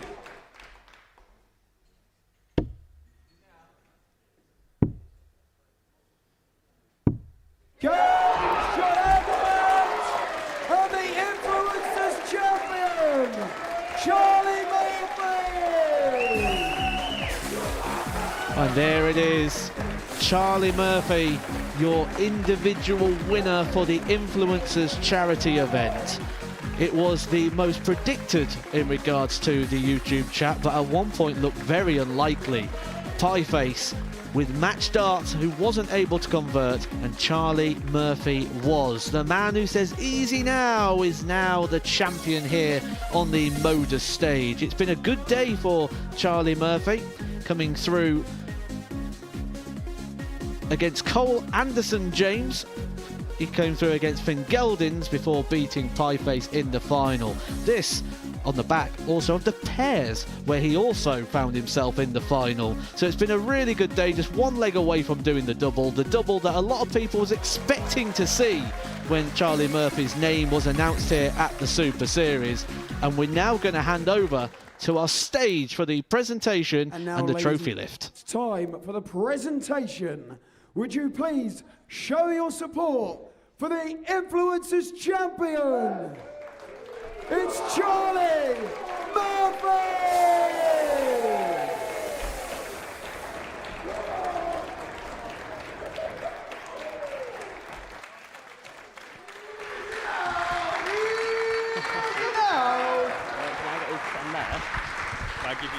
Yeah, thank you, mate.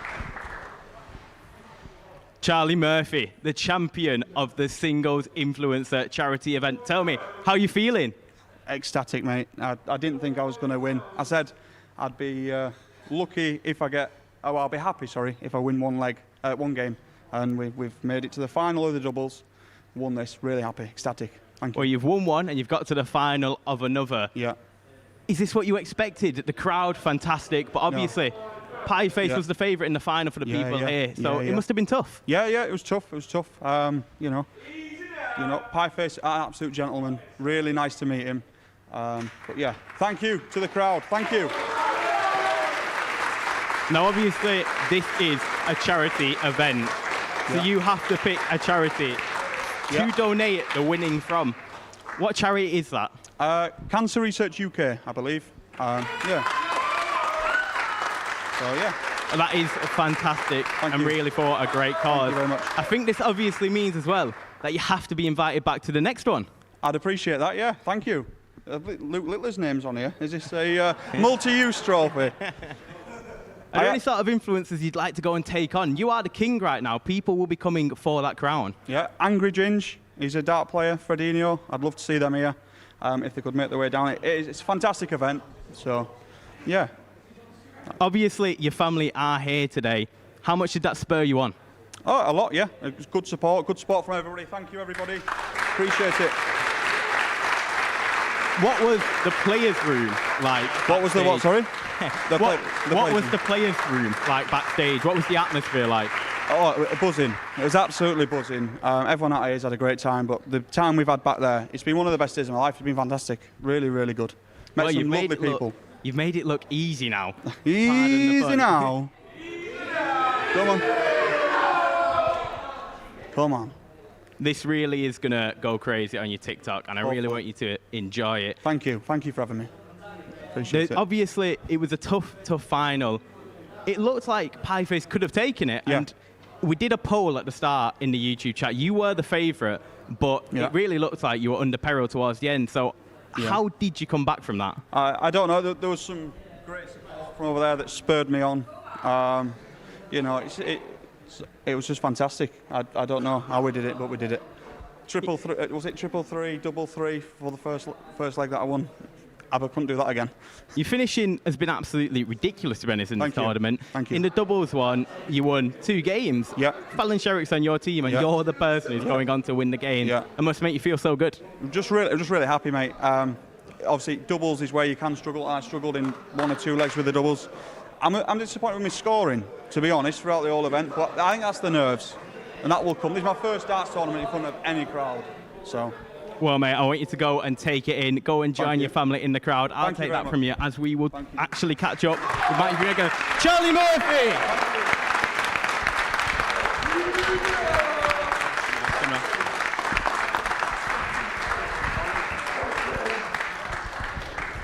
Matt, talk to me. How good was that? We've started something here, haven't we? This is the start. This isn't just a one-off. You've let the cat out of the bag in regards to you want to do more of these. And he's going to have to come back and defend that. But he's going to have to come and defend that in a field now of people that want to be here. We've been having pings all day from influencers, from various walks of life around the world who want to come here and be a part of this. This is just the beginning of what was a great event. How impressed were you with Charlie Murphy?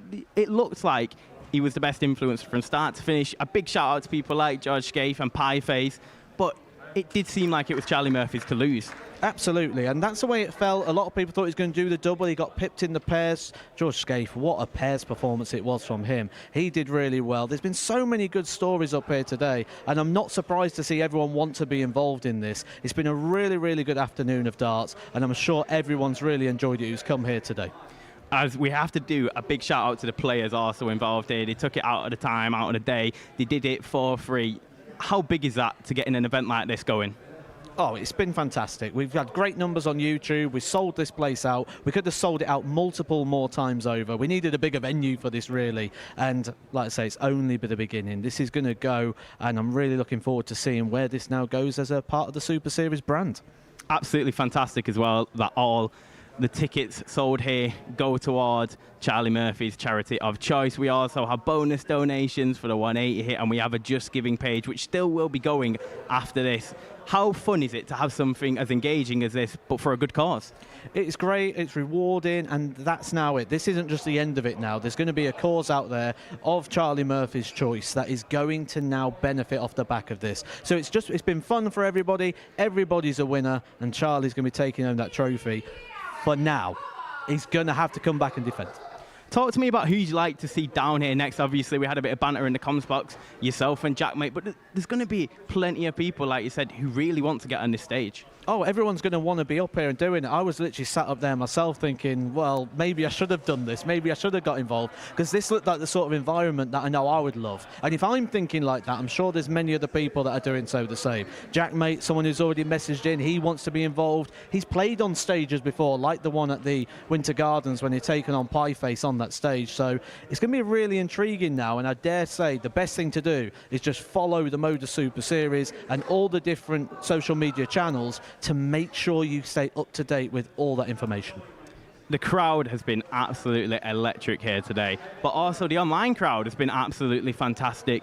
To have so many people watching this event, it's just testament to the people involved. Yeah, you can't fault it with everything. I think we had the right dynamic, the right group of people here in regards to this event, and they've all put on a great show. Really enjoyed it, and well, the crowd's sticking around now to try and get photos and selfies with the various players, and yeah, what an event. This is definitely one of those sort of groundbreaking moments where we go, this day will be remembered.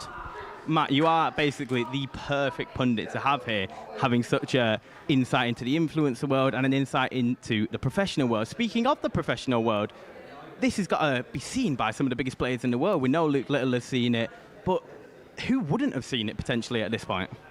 Well, I can guarantee you as well, we're talking about the influencers wanting to get involved. I can tell you now, a lot of the professional players will think, I want to get involved in that. I want a bit of that. I want to go there and play this pairs event. We don't get a lot of pairs events in darts, and people love it. The World Cup of Darts moved over to the pairs event on the basis of that heavy demand for pairs competition. So it's nice that we can now offer something extra and different in that, and a different dynamic. It felt very exhibition-like tonight, but very, very entertaining exhibition, as they tend to be. There's definitely going to be a few players here who want to come back to actually do better, because ultimately there are a couple of players here who walked away and if not won a game. How would that feel? I think the hardest thing now is the demand that this has generated and the interest that it's generated, that there's actually only 8 places available. And how do we fill those 8 places? Going to be hard. We've got to have Charlie Murphy back. He's the winner. And Pie Face on the reaction of what the crowd have done. You know, it's going to be very, very hard to fill these 8 places. And there's going to be such demand, and I think we may need a bigger building. Well, the action doesn't actually end here, because we are continuing the darting action with Ted Everts, with Fallon Sherrick and Shane McGurk as we go into week 10 of the Modus Super Series. Looking forward to it. It's going to be a very, very good week. We previewed the lineup all week. It's a very, very strong lineup, and please don't ask me to pick a winner out of that, because I do not have a clue. Next week is going to be fiercely contested, starting 9:30 a.m. tomorrow morning. Well, that is it. The Modus Super Series charity influencer event is finished. And your winner for the singles event is Charlie Murphy. We thank you all for watching, and make sure you keep a lookout for the next event.